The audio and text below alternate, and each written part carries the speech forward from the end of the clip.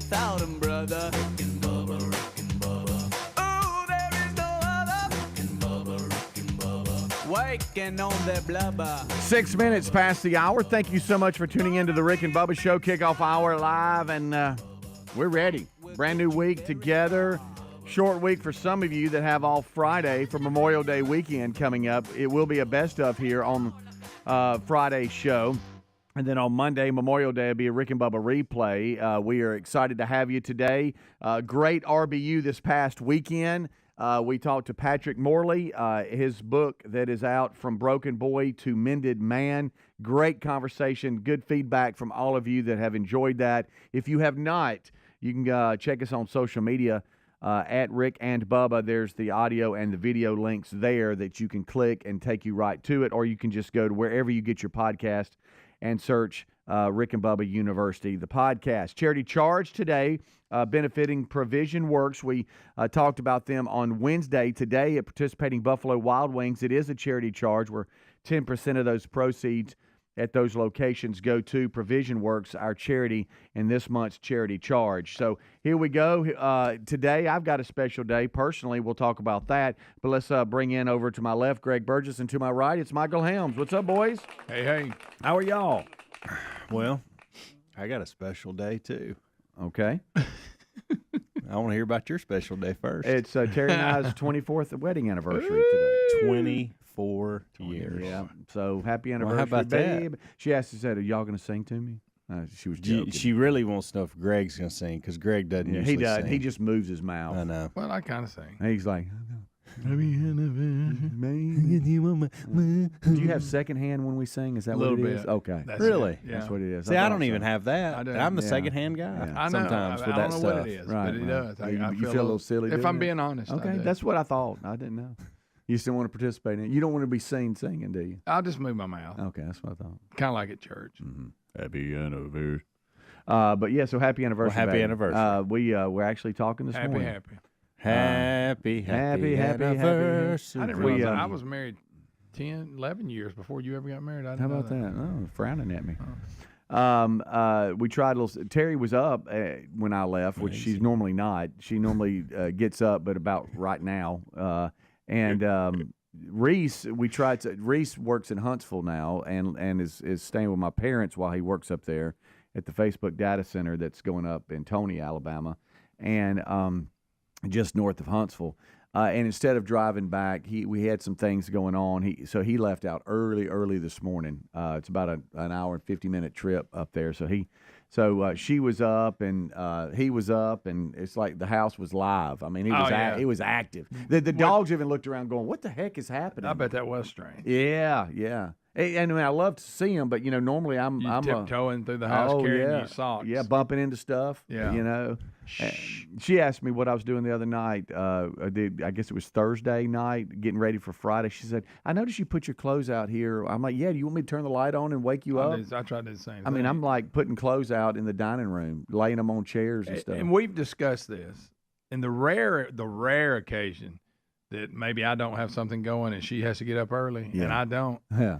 Those rules are off. Oh, you kidding me? Lights on, blow dryers wide open. I mean, it doesn't. There's no tiptoeing around There if I'm the one. No tiptoeing around. Y'all's and I told her, don't tiptoe around? No. and I told her, I was like, "Honey, I love you so much, and I'm so slamming cabinets. I feel like somebody's just let a tiger loose in ours. And I'll be tiptoeing.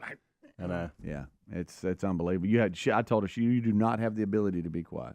And boy, you bring a lot of stuff with you everywhere we go. Like I go in the bathroom and I quietly shut the door before I cut the light on.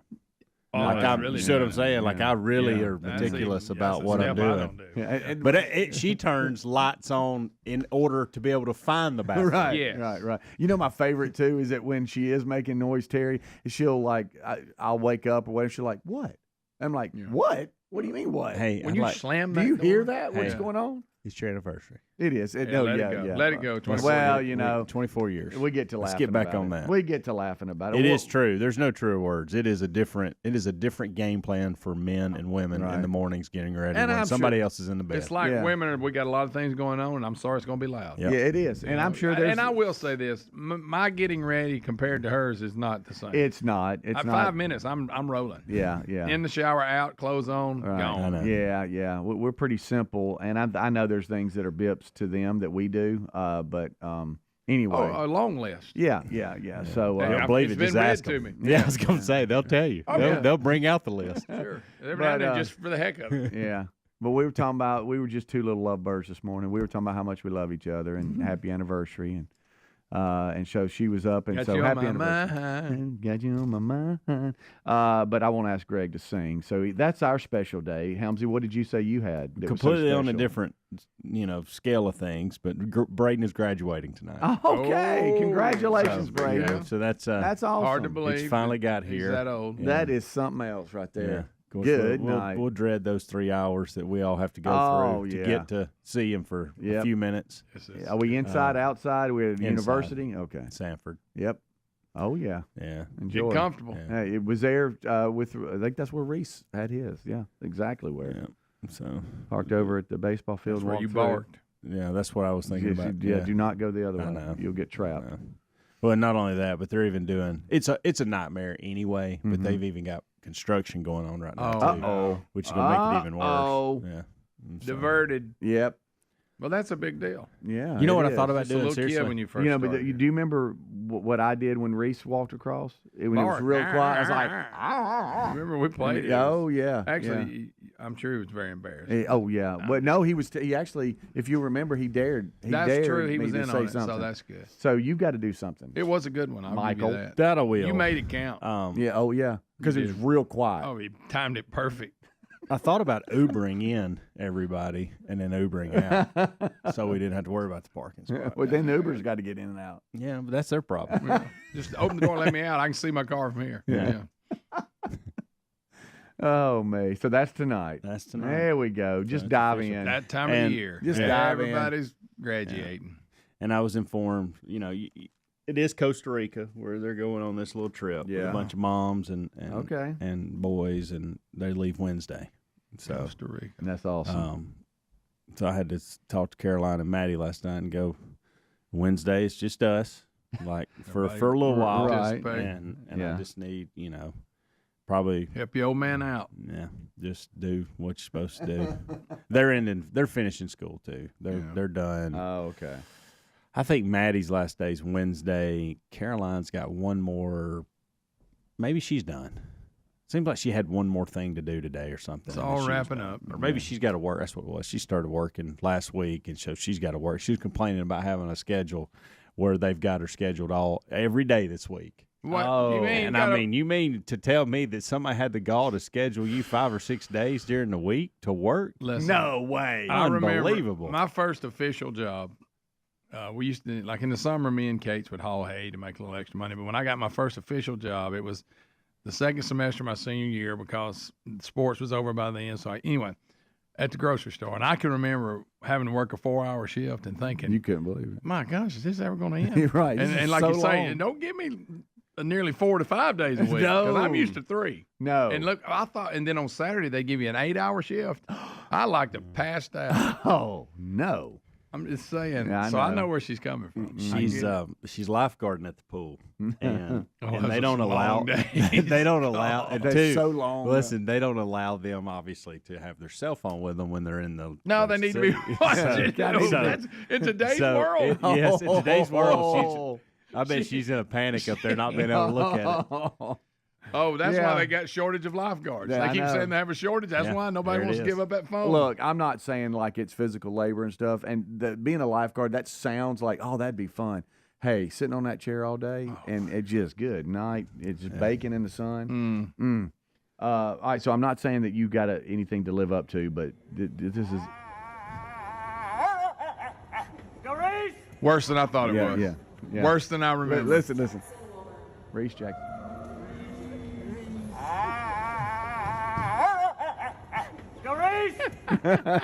So I'm not saying. So you're that guy. I When they mean, tell that's everybody where to be Brady's quiet. going to be. That's the funny. stage that's set up. Everything. I'm not saying that you have anything that I mean, you need to beat, but Brady needs to hear you. Nah, I'll probably. tell you that. He's got to hear you. Now I know you over the mountain people, y'all kind of uppity. And we're that's just what we are. We're just poor old Helena. but you gotta. I may give at a kid real loud, Etiquette. but that's about all you get out of me. Oh, come on. First of all, I can't bark. That is funny. The Go Reese at the end of the bark was even good, too. Whoever did that. Yeah. I like how he held it out. Rick and Bubba.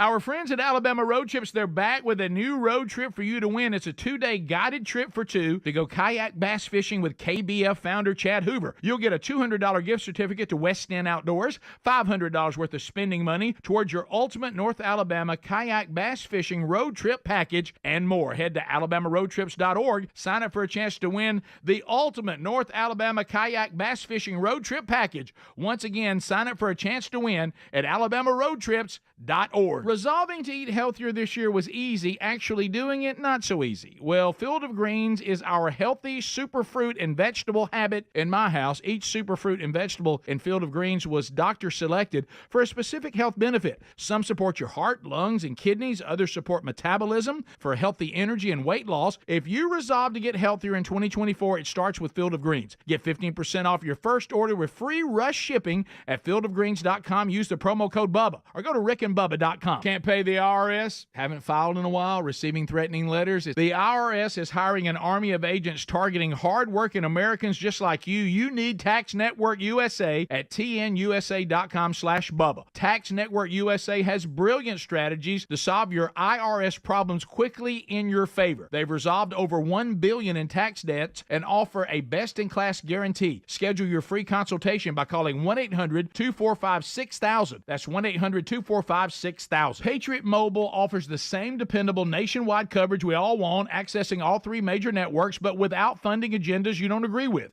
Switching sends the message you support free speech, religious freedoms, our Constitution, as well as our military, veterans, and first responder heroes. Their 100% USA-based customer service team makes switching easy. You can keep your number, keep your phone, or you can upgrade. Your choice. Check them out at patriotmobile.com/Bubba and get free activation, or find the link at rickandbubba.com. So what are you missing out on that you'd be doing if you felt better? That's where Relief Factor comes in. Relief Factor is a daily drug-free supplement developed by doctors. It doesn't just mask pain. Relief Factor uses a unique formula of natural ingredients that work together to help reduce or eliminate pain, whether it's neck, back, joint, or muscle pain. Relief Factor can help. Give it a try by visiting relieffactor.com or calling 1-800-4RELIEF and save on your first order, or visit rickandbubba.com. Here's to less missing out and more living life with Relief Factor. Debt keeps you tossing and turning at night. You can't get away from it. Insanely high interest credit cards and loans make it nearly impossible to pay off your debt. There's a new way out of the debt trap: Pivotal Debt Solutions. Pivotal Debt Solutions can cut or even eliminate interest. They can find programs to write off your balances.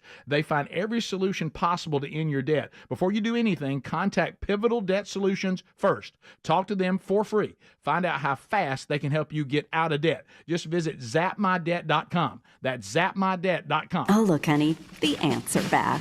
Wow. We leave one itsy-bitsy speck of food out, and they appear out of nowhere. Yeah, it's pretty hard to believe we used to try to get rid of these guys. Now they're just part of the family. To be honest, I liked our family the way it was before they came. I guess it's time to call Cooks.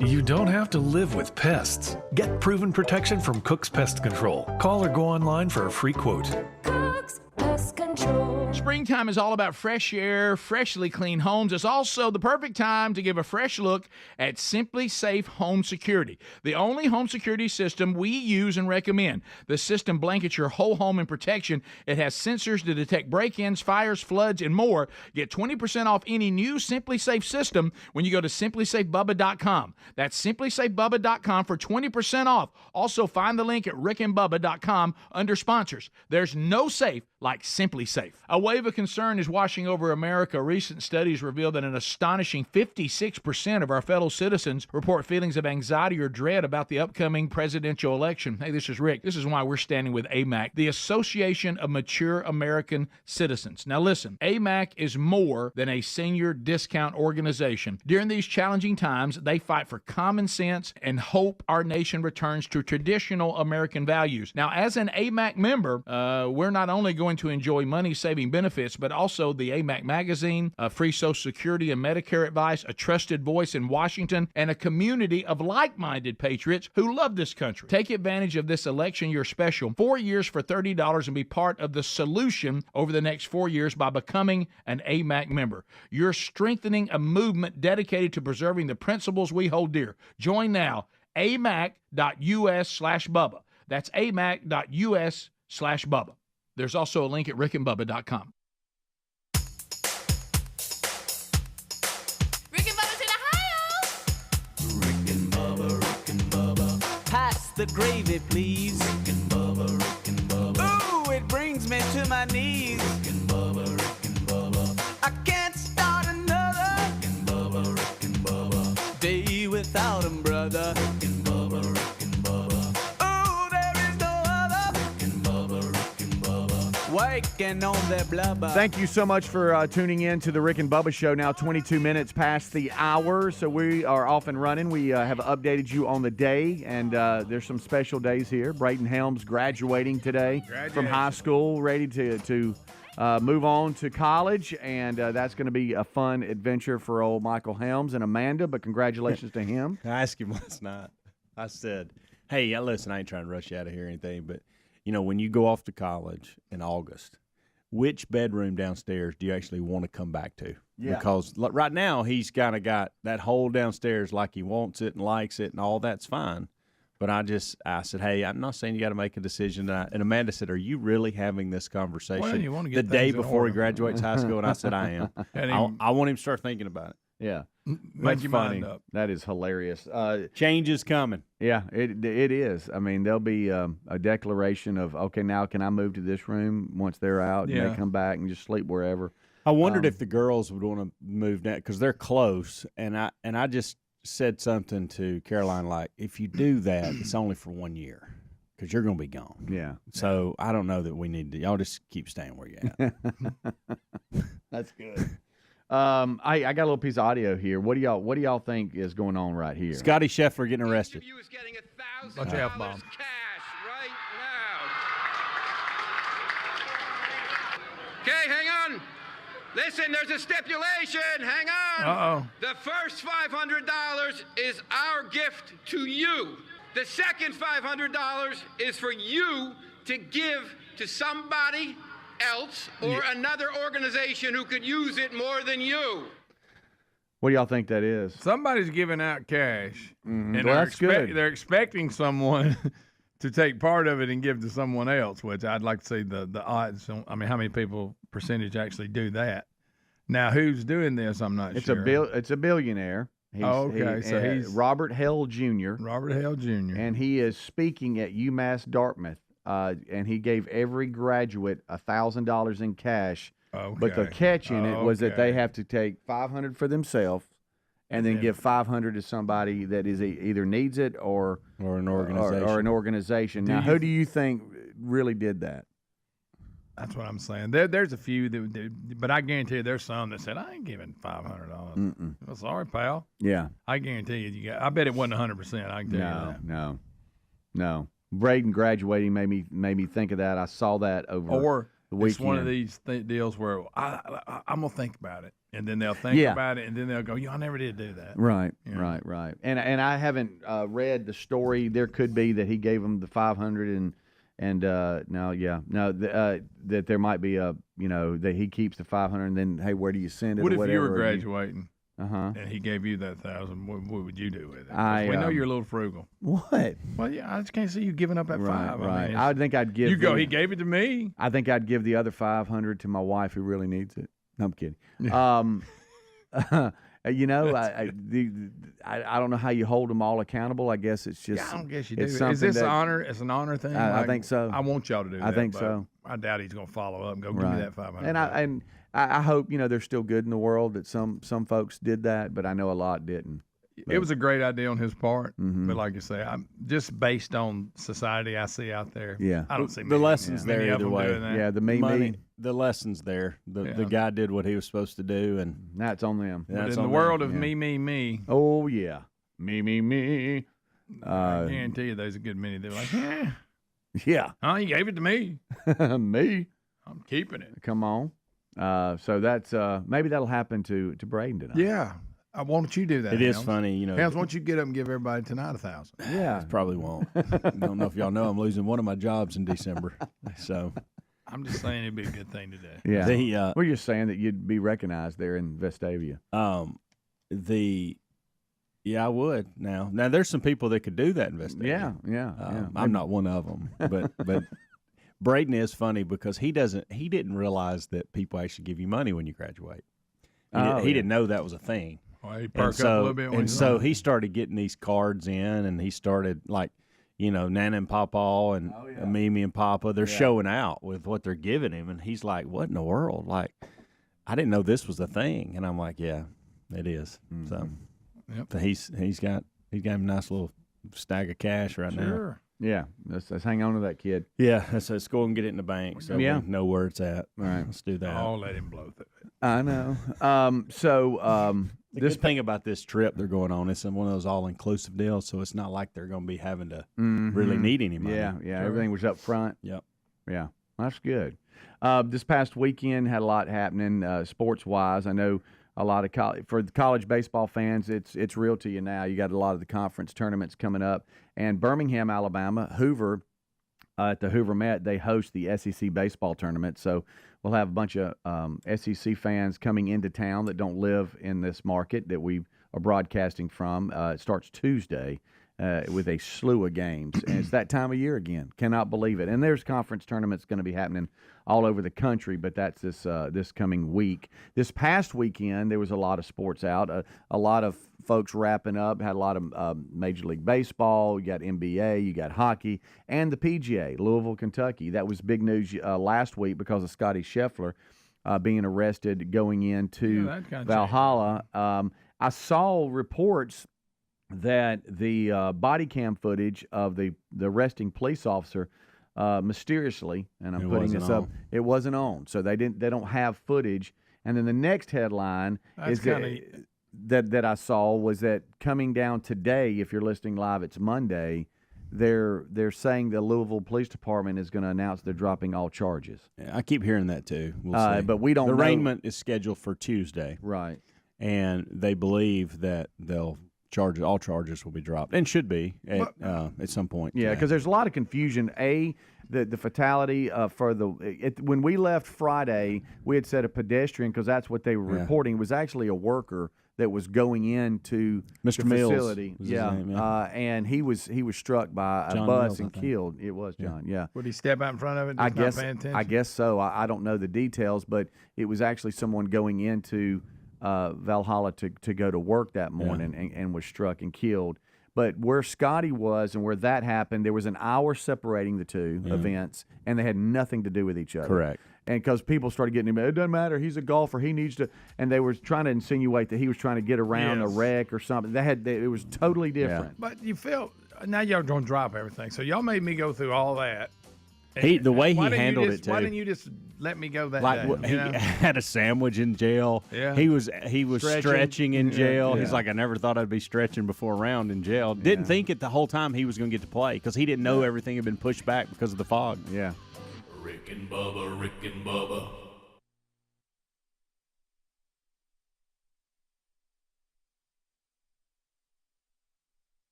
For anyone living with everyday aches and pains, I got a question. What are you missing out on in your life? What would you do if you felt better? The answer is likely a lot.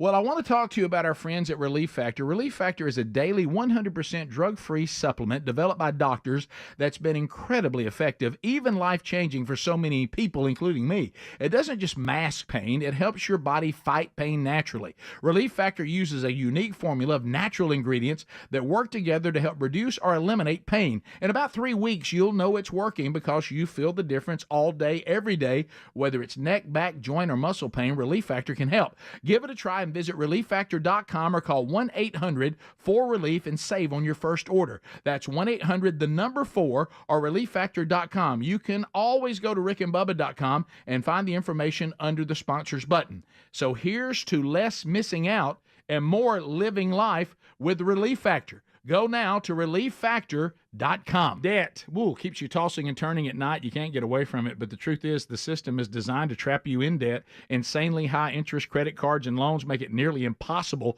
to pay off your debt. There's a new way out of the debt trap. Pivotal Debt Solutions. Pivotal Debt Solutions isn't like the old school debt relief companies that string your debt out for years. They have new aggressive strategies that can end your debt faster and easier than you thought possible. Pivotal Debt Solutions can cut or even eliminate interest. They find programs to write off your balances so you owe less. Pivotal Debt Solutions can stop those threatening phone calls without bankruptcy and without a loan. The bottom line, they find every solution possible to end your debt permanently. Before you do anything, contact Pivotal Debt Solutions first. Talk to them for free. Find out how fast they can help you get out of debt. Just visit zapmydebt.com. That's zapmydebt.com, zapmydebt.com, or rickandbubba.com under the sponsors button. A wave of concern is washing over America. Recent studies reveal that an astonishing 56% of our fellow citizens report feelings of anxiety or dread about the upcoming presidential election. Hey, this is Rick. This is why we're standing with AMAC, the Association of Mature American Citizens. Now listen, AMAC is more than a senior discount organization. During these challenging times, they fight for common sense and hope our nation returns to traditional American values. Now, as an AMAC member, we're not only going to enjoy money-saving benefits, but also the AMAC magazine, free Social Security and Medicare advice, a trusted voice in Washington, and a community of like-minded patriots who love this country. Take advantage of this election year special. 4 years for $30 and be part of the solution over the next 4 years by becoming an AMAC member. You're strengthening a movement dedicated to preserving the principles we hold dear. Join now. amac.us/Bubba. That's amac.us/Bubba. There's also a link at rickandbubba.com. Folks, the people of Israel need our help. I want to talk to you about something serious and how we can all help. Lives are being destroyed in Israel by the horrors terrorism has brought and now world pressures that are impacting so many people. The facts are people have been hunted down on the streets, kidnapped, slaughtered in their homes. Terrorism knows no boundaries and spares no one. Soldiers, women, elderly, children, entire families, innocent lives are shattered and communities are in despair. Emergency war relief is needed, and we're asking you to check out IsraelNeedsMe.com today and make a positive impact. You can provide immediate relief along with support to Israelis affected by the atrocities of war. The pain and the reality is going to last for years, but in our own small way, we can help folks rebuild their lives, have necessary food to survive, regain hope, provide medical supplies and needs for children in school. Standing with the people of Israel through this Messianic Jewish organization of Israeli believers will send a message they're not alone. Go to IsraelNeedsMe.com or rickandbubba.com under the sponsors. Amoxicillin is the Swiss Army knife of antibiotics because it treats so many types of infections. So how is it possible that America could run short of amoxicillin? Antibiotics come from China and India. So if you or a family member gets sick and there's no amoxicillin, then what? That's why we have a medical emergency kit from the Wellness Company. It's ready to go. It comes with amoxicillin and other essential prescriptions to treat over 39 medical issues, plus a doctor's easy guide so you know exactly when and how to use each medication. This is not, I repeat, it is not a first aid kit. It's like having urgent care in your home with these essential prescriptions. You've got your medications now, so there's no waiting to see a doctor and no lines at the pharmacy only to learn that they're out of your medicine. Every home should have at least one medical emergency kit. Order yours in minutes and get 15% off by going to twc.health/Bubba. Use the promo code Bubba. That's twc.health/Bubba with the code Bubba. Rick and Bubba's in Ohio. Rick and Bubba. Pass the gravy, please. Rick and Bubba. Ooh, it brings me to my knees. Rick and Bubba. I can't start another.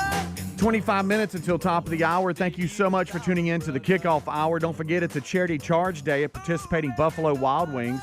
Benefits Provision Works this month. It's a nonprofit organization in North Alabama that fundraises and purchases food for distribution to those that need immediate need, taking into consideration number of people in the household, any intolerances when it comes to allergies. Their team does their best, too, to shop and deliver items the same day that assistance is requested. They do a lot of great work, and that's who is benefiting from this month's charity charge.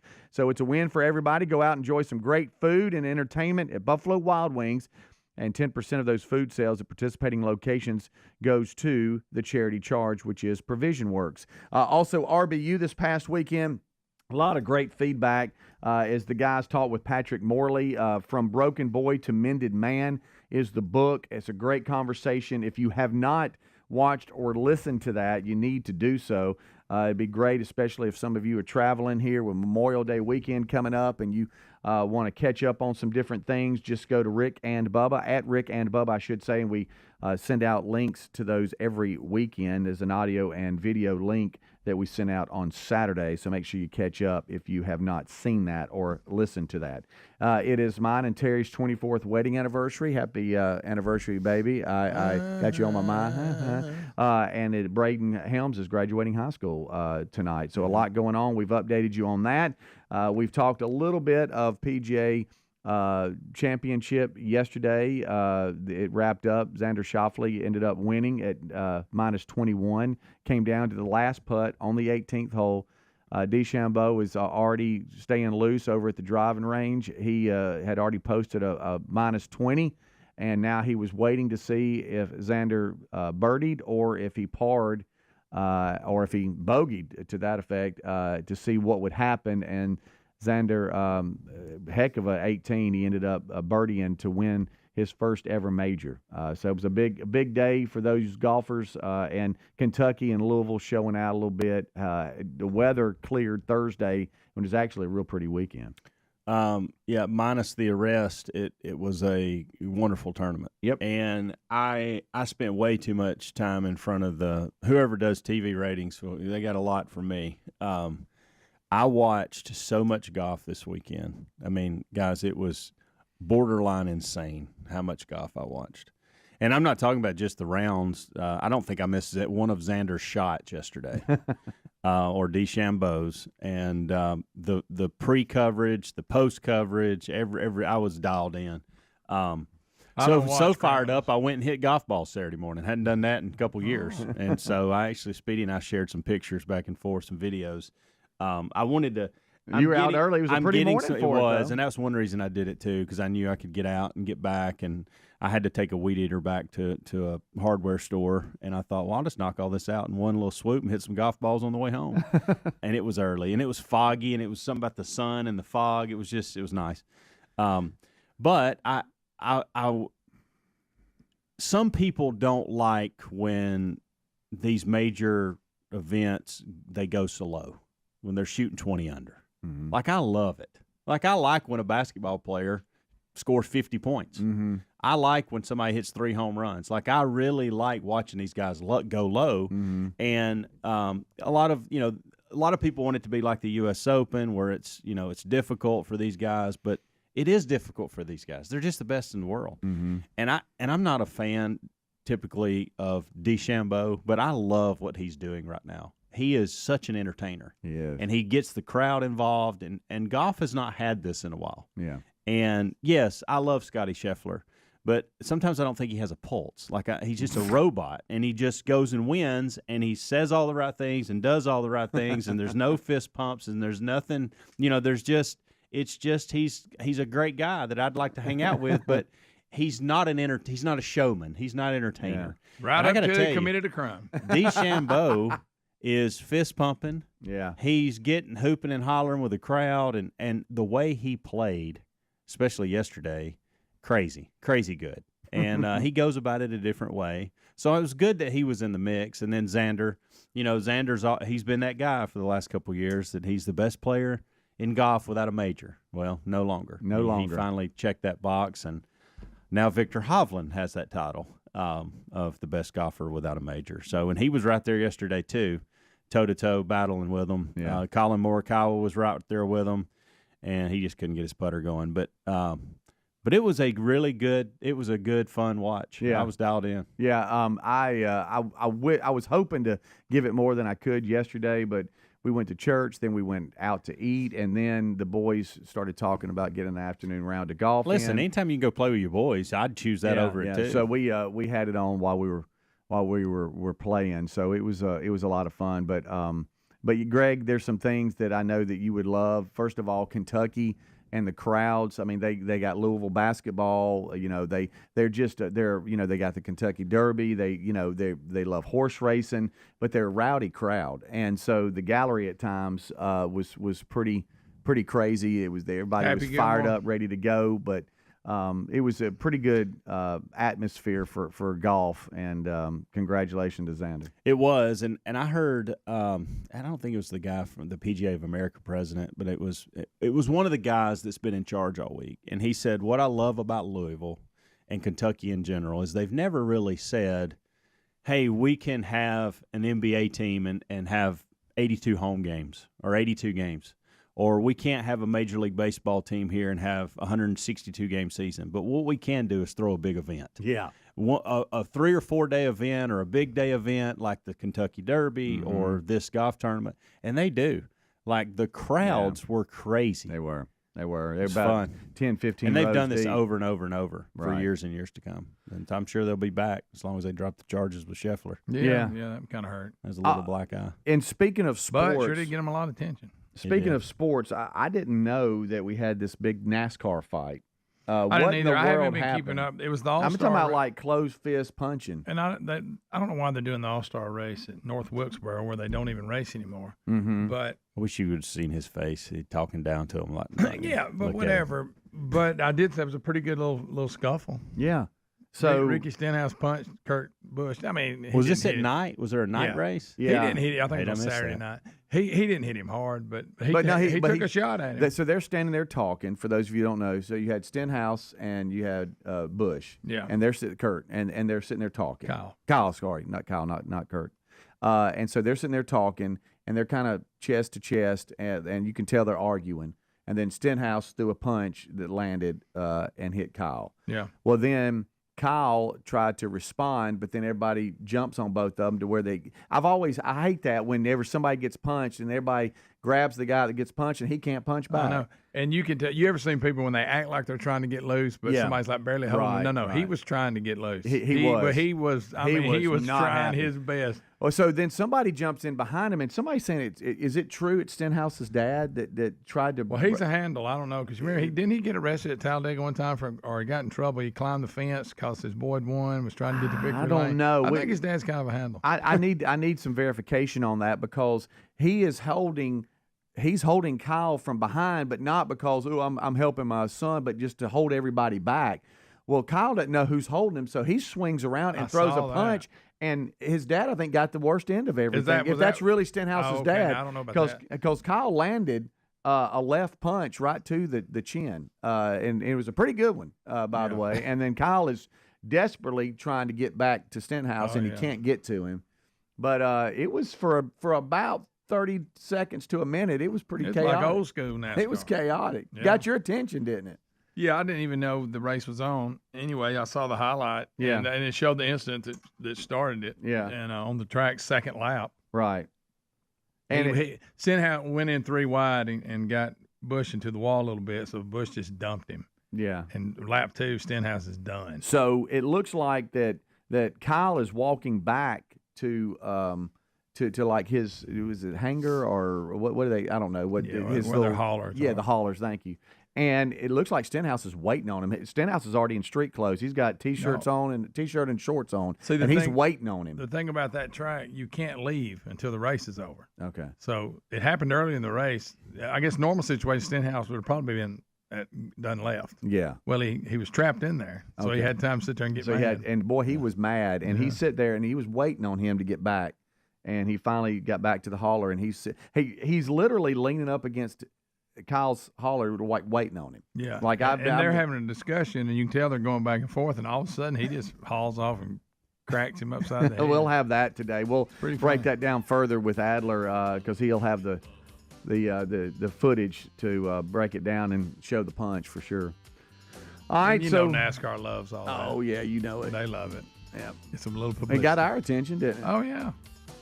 We're like, oh, wow. We throwing punch. It wasn't just like, we got to rest in golf and fighting in NASCAR. I mean, come on. What's next? We'll be right back. Rick and Bubba, Rick and Bubba.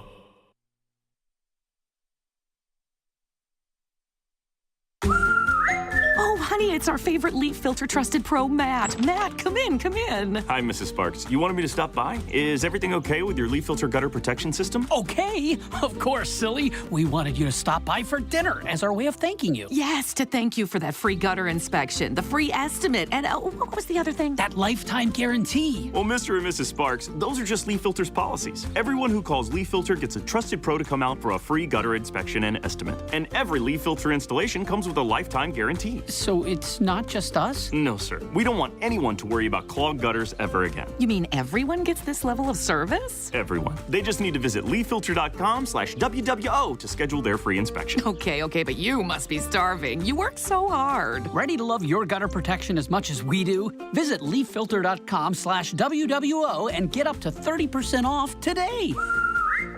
See representative for warranty details. Promotion is 20% off plus a 10% senior or military discount. One discount per household. What's holding you back from learning the language you've always wanted to speak? Too hard. Takes too long. Not with Babbel. Babbel's lessons take just 10 minutes a day. 10 minutes isn't long. Nope. And they're fun. Fun isn't hard. Right. Babbel's interactive lessons, podcasts, games, and more make languages fun and engaging. You might even forget you're learning. And Babbel's lessons are built around real life.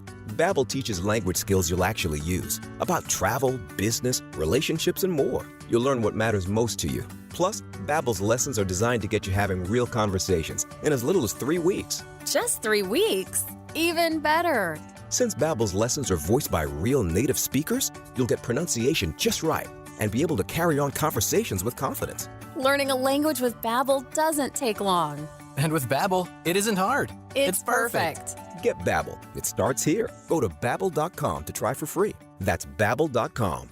Babbel.com. Babbel.com. Paid for by Christian Care Ministry. Let's see, if something costs less, but people are happier with it, that sounds like something to look into, and that is MediShare. Maybe you've heard switching to MediShare to pay for healthcare can save many families up to $500 a month, and that is huge. But it's also true that people are way more satisfied after making the switch, too. The member satisfaction rate for MediShare is double that of the typical health insurance plan.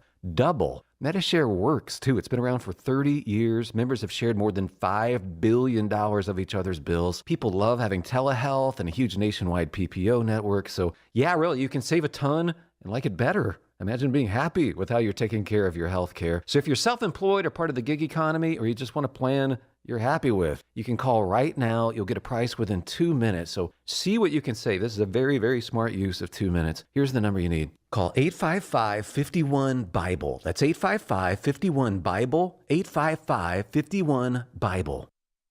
Resolving to eat healthier this year, that was easy. Actually doing it, not so easy. That's where Field of Greens comes in.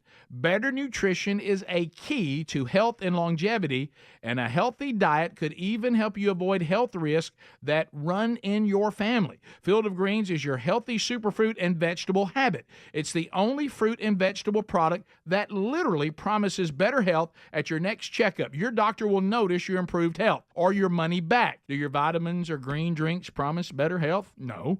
I love this stuff and definitely feel healthier taking it. Each superfruit and vegetable in Field of Greens was doctor selected for a specific health benefit. Some support your heart, lungs, and kidneys. Others support metabolism for healthy energy and weight loss. If you're resolved to get healthier in 2024, it starts with Field of Greens. And we got you a 15% off first order with free rush shipping. Visit fieldofgreens.com. Use the promo code BUBBA for 15% off. Or go to rickandbubba.com. Find the link under sponsors. A wave of concern is washing over America. Recent studies reveal that an astonishing 56% of our fellow citizens report feelings of anxiety or dread about the upcoming presidential election. Hey, this is Rick. This is why we're standing with AMAC, the Association of Mature American Citizens. Now listen, AMAC is more than a senior discount organization. During these challenging times, they fight for common sense and hope our nation returns to traditional American values. Now, as an AMAC member, we're not only going to enjoy money-saving benefits, but also the AMAC magazine, free Social Security and Medicare advice, a trusted voice in Washington, and a community of like-minded patriots who love this country. Take advantage of this election year special. 4 years for $30 and be part of the solution over the next 4 years by becoming an AMAC member. You're strengthening a movement dedicated to preserving the principles we hold dear. Join now, amac.us/Bubba. That's amac.us/Bubba. There's also a link at rickandbubba.com. Rick and Bubba's in Ohio. Rick and Bubba. Pass the gravy, please. Rick and Bubba. Ooh, it brings me to my knees. Rick and Bubba. I can't start another. Rick and Bubba. Day without 'em, brother. Rick and Bubba. Ooh, there is no other. It is 9 minutes until top of the hour. We thank you so much for tuning in to the Rick and Bubba Show. This portion of the Rick and Bubba Show is sponsored by taxnetworkusa.com/Bubba. Can't pay the IRS, haven't filed in a while, received threatening letters maybe. It's about to get worse. If you haven't seen the news, the IRS is hiring an army of agents targeting hardworking Americans like you and us, and you need warriors on your side like taxnetworkusa.com/Bubba. This team has brilliant strategists to solve your IRS problems quickly in your favor, too. And so make sure that you go now to taxnetworkusa.com/Bubba and let them handle what you've got going on. They have preferred direct lines to the IRS, and more importantly, they know which agents to work with and which ones to avoid, too. It's kind of like your college professors, people that have had professors before you, and they're like, I'll tell you which ones to avoid and which ones you need. Same way here. So let them work for you. They can get things going and hopefully resolve your situation and give you peace of mind. Schedule your free consultation today by calling 1-800-245-6000. That's 1-800-245-6000, or visit taxnetworkusa.com/Bubba. There's also a link at rickandbubba.com under the sponsors button. All right, guys, I know how y'all love new shows. Sure. I don't know if you've heard of this new TV drama, but I was wanting to play, and I think it works for radio as well. This new TV drama that's coming out. See what y'all think. Tell me if y'all would binge watch this. Coming to Fox this fall. Oh man, dadgummit. Dagnabbit! Set it up and everything. Hey, check this out. Here we go. Take a listen to this. To Fox this fall. Right now, he's going to jail. A new drama from the producers of Prison Break and Oz. He's going to jail. Scotty Scheffler is prison golfer. And it ain't nothing you can do about it. Sent to jail for a crime he didn't commit. Presumably, they didn't know that was the world's #1 golfer. This two-time Masters champion is about to learn in lockup it's anything but a gimme. Tried not to think about golf, but it was increasingly difficult. Can he survive the hazards without getting cut? It was a long morning. Glad to be sitting here now. When a riot breaks out, does he withdraw or grab a club and tee off? There's no way around it out here. You can't play too defensive and you can't play too aggressive. You just got to hit the right shots. Prison golfer. That's a pretty special feeling. Watch what happens when one man is pushed to par. To par, you get that? Par, Would y'all watch that? Yes, that's good. Yeah. That's funny. Prison golfer. That new TV drama headed to it. Didn't take them long to put that It together. did not. It did not. Good. There's some very creative people out there. Speaking of fighting and surviving, I understand you, Taylor, Lee, and was that it? Yeah, and there was a bunch of people. From Little Lee Oxford. Hubbard. Okay. Little Lee Hubbard. There was a bunch of people there. So y'all went to some MMA fighting, Yes, and grappling Saturday night, Yes. close to where I was, right and there actually at it. saw people at the UFL game where the Stallions beat Houston in a really good game that saw you and screamed at me. I just saw Greg. Yeah. So tell me about it. We were. Was it in the main arena? No, I was in the exhibition hall. Okay. So kind of one of the. I think we used it one time for the expo part of it. Okay. Yeah. But anyway, they just set a ring up and all this, and chairs and tables and stuff. And anyways, a friend of Taylor's, he does these MMA fights, Eric Lehman's, and so he was on slate to do one. And he's a fireman from Oxford, so all his buddies come, and I know all them. So we met Taylor downtown. That's funny. And then we went to eat at Mugshots, me and him and Lee. Yeah. And then we just That's where you were saying one of them. Yes. And so we walked across the street to the exhibition hall. That's where the fight was. Well, and I like MMA. It's fun to watch. First of all, Eric was into grappling. You got grappling, which is basically what Adler and them do, that rolling stuff. Brazilian You got jiu-jitsu that. and stuff. Yeah. And if nobody taps nobody out, it just is a draw. Okay. So we got through that, and it was a draw. Eric did good. Anyway, so that is a lot better than he lasted. Yeah. So then we get to the full contact, and these people. I get they're not considered upper level, but they're working their way up. Okay. And but the thing, and this is even when you watch it on TV, and all of Taylor's buddies, they love it, and they're purists, and they hate when I say this, but we waste so much time on the walk-in. We got the music. Yeah. We got to walk in, and then they check you out. Then you get in. Then the guy who thinks he's Michael Buffer, and they give a speech about. Like that? Oh yes, they do. How quick did you make fun of him? He was fine. I did. But listen, hey, into it. He's doing all his jumping around. And we go through all this, and each one of them, Tommy, from Birmingham, Alabama, they introduce who all's there. They hit the bell. It happened twice. Less than 10 seconds, somebody's on their back, knocked out cold as a tater. The intro I'm thinking, we did all that. Yeah. Really? And then we get out. So let's get the next one. Well, I got to go sit through that every time. Here comes the walkout. I got some music. And he yells like, when he introduces both of them, you think, well, this guy must be the world champ. But there was some How many good fights total did they have? Oh, my goodness. 10. Really? It was a good many. And now I will say this. Watching it on TV when somebody gets hammered, but when you're there, and it's pretty rough. You can't turn away. This one guy laid You're in down it. on the ground. Yeah. And walking in the door here, I'm sitting there at the event, and it's getting close to the time we were getting ready to leave. It's getting late. You're not I ready think there for was this. one, and there's a crowd there. There's people walking all around. Excuse me. Oh wow. I look up, and he's got his back to me, and I went, no way. And now I said, that looks like Adler.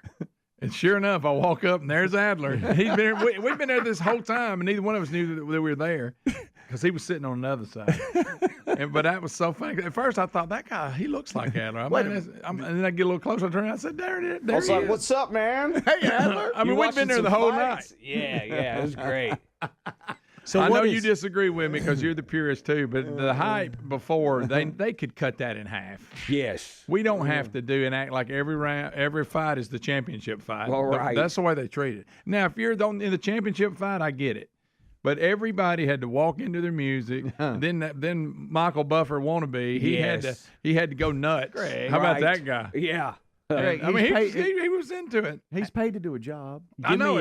Give me some perspective here. So so I can understand it. So is this say the Barons or the AA team? Yeah, it's probably something like that. So are they like when they what do you think, conquer Adler? this area? What is their next step? Yeah, you're trying to get to the next level when you're fighting it. So, but is their next level hey, we see you on pay-per-view, we see you Probably on not. Well, I've seen the guy that is one, Eric Anders, he was there. Yeah, Eric Anders. He wasn't fighting. Oh, okay. He wasn't was just fighting. there A former watching. Alabama player that's actually legit. Oh yeah, UFC yeah. fighter. I know who you're talking about. But there were some amateur fights, and then there were some actually professional fights, meaning it would be on the last two on or your three. professional record. It would Right. stay on your record, and you're trying to move up. Okay. Kind of Yeah, thing. that's right. The last few one. So neither one of you knew that y'all were going to be there? No, it was hilarious. I was running to the restroom. Honestly, I thought that guy looks like Adler. I was like, Greg, what's up, man? The night's nearly over. Yeah, and so you were heading out, and I was like, stop by, say what's up to Aaron. Yeah, Aaron was there. You got Aaron. I went on a date with Aaron. Yeah, I was like, Hey, Aaron, let's go on a date. Man, Adler's neighbor. His neighbor was with him. yeah, so it was a double date. So. Oh, okay, Yeah, my cool. neighbor does jujitsu too, so we're both really cool. Oh yeah. Bubba, Rick and Bubba.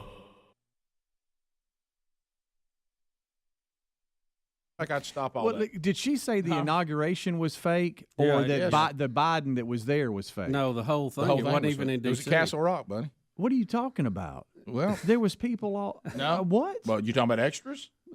Well, there's extras of all the Remember, former. because of COVID, not just anybody could come. We were spaced out. I know. Easy to get Yeah, extras. but even if Bernie you, was there. But even if you No, don't not have really. Rick, even if you don't have That's why I had them mittens on. a I ain't ticket really am. or a pass to go to it, you're in the neighborhood and you go, there should be a large crowd there, but why is there nobody there? I'm just Look at all the flags. I'm just gonna tell you something. This phone bank right here. Well, that's joy. Rick, run through a few of these. Hope of America, right here. All right. I'm wanting to be enlightened. Please educate us. All right, Q, go ahead. Yeah.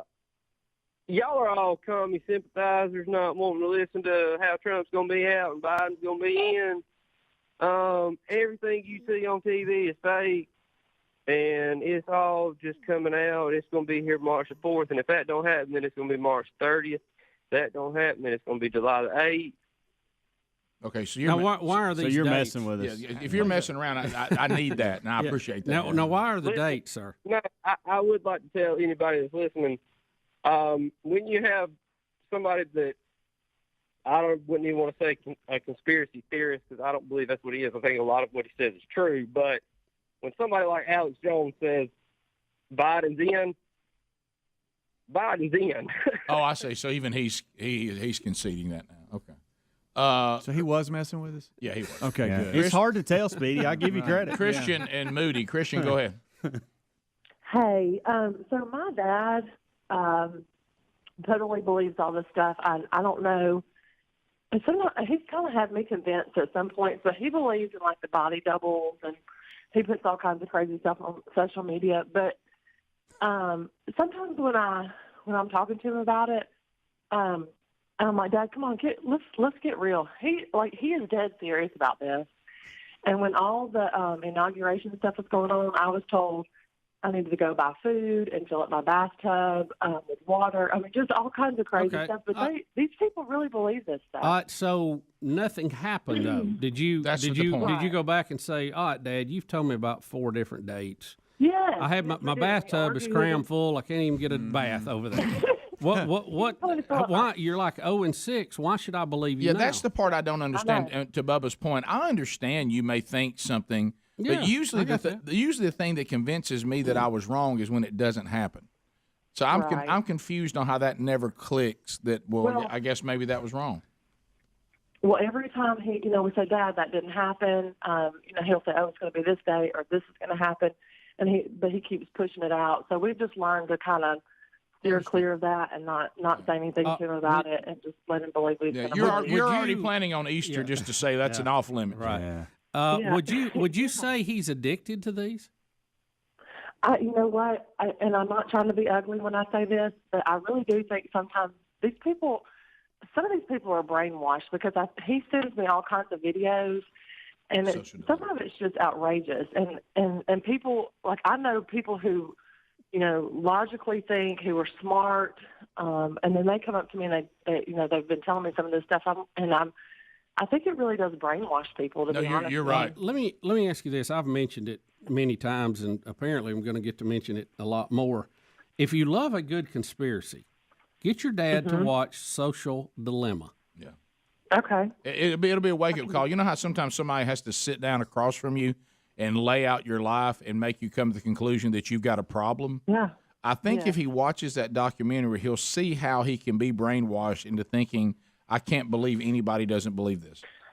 Well, and I also think that some people just don't want to accept that, and I'm probably going to get in trouble for saying this, but, Biden is president. And I mean, it's hard to say. Whether you like him or not, I just think that, they just can't accept it. No, trust me. It was hard for me to say as well. But I don't believe it's a body slept double. real well either. Think about what she just said, though. She almost said, I'm almost fearful to say this. I know. I'm scared to say this. Have you seen the way we get treated if we don't get in line? I know. On either side of all this? Unreal. Out here in the middle, some of us we're trying to just realize that we live in the reality of the good and the bad and the ugly. But there's extremes right now out there that are, man. Welcome to Rick and Bubba's world's largest classroom. Teachers and students all over the country that are joining us right now as part of Read Across America. and Dr. Seuss's birthday. And it's good to open up a good book and to read and to educate yourself and to grow. And we're going to read a book today called Green Eggs and Ham by Dr. Seuss. Bubba, this book only has 220 words in it. Yeah, wasn't it written on a dare? It was. It was. It went back to him talking to one of his buddies or whatever, Mr. Seuss, and he was told that he didn't think it could be done for him to write a book using only 220 words, and he did it. And it's a very famous book, well known. So I will read that to you, kids, and those. Do you think that's his most famous book? That's a great question. I think so. Yeah, I think it is. I think it is. So we will read Dr. Seuss, Green Eggs and Ham. So if you're teachers, if you're ready, or if y'all want to watch, if you're watching, we'll turn the pages for you. It starts out. You see Sam is riding on some creature here.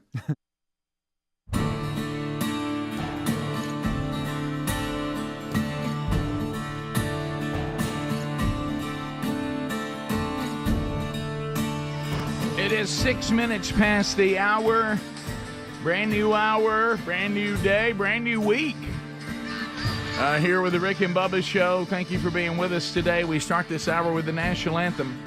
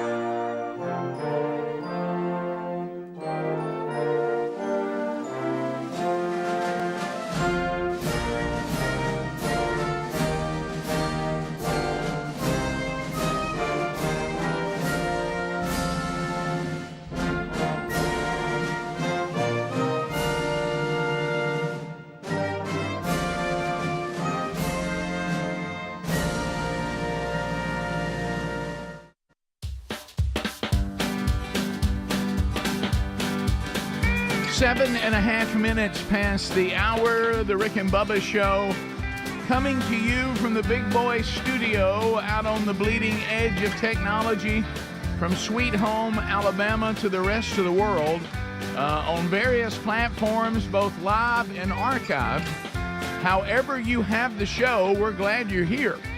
And you can find all the different ways to do that by going to Rick and Bubba, spell out the word and.com. Speedy, the real Greg Burgess, and Helmsy, they've given you the kickoff hour. So if you missed that, it'll be archived later today. Eddie Van Adler settles in for the YouTube experience. Tubers were tailgating on Friday. We hope they all got back home safe. If you're a part of that group, or you just watch on YouTube and it's a little more casual for you. Hello to you on the YouTube option today, both live and archived, whichever works out best for you, or like a lot of you do, kind of a hybrid. I watch some of it live, and then I catch what I didn't get live a little bit later on when I have more time. So that's the beauty of modern technology. There's no reason to miss even a minute of the Rick and Bubba Show, either while it's happening or on your own time. So we're missing one, the silver tongue one, the man with a golden voice, professional lunch eaters, man of the year, the inventor of pizza in a cup, Shakespeare's worst nightmare, and the master of the King's English. Ladies and gentlemen, put your hands together for Bill Bubba Bussey!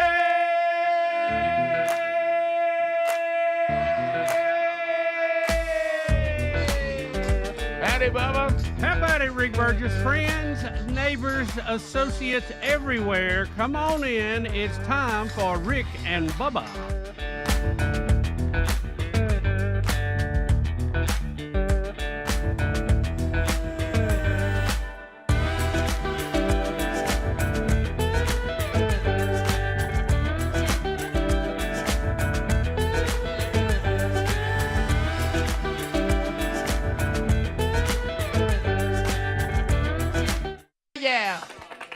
Rare Earth. Bubba, how do? I always like to call that group rare earth magnets. That's good. So much to unpack today. So much to unpack. A lot has happened since the last time we were together. It is a short week. There'll be a Rick and Bubba Best of show on Friday, and then a Rick and Bubba replay on Memorial Day as everyone is off. So we are heading into that time of year. I know that we've got, if you still have kids in school, whether that be college and high school, there's all kinds of graduations going on. Kickoff hour discussed. We got one of our Rick and Bubba kids graduating tonight. How about this?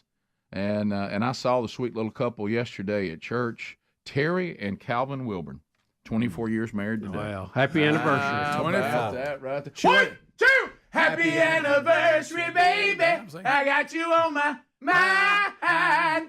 Wow. 24, but, let me tell you, when she threw that lasso and tried to get that wild stallion. That stallion. Just under tried control. to see if we couldn't get that one broke. Yeah. But Terry did ask one question today. Will Greg sing? And I got to tell you, honey, he kind of didn't sing that. I haven't told y'all about that.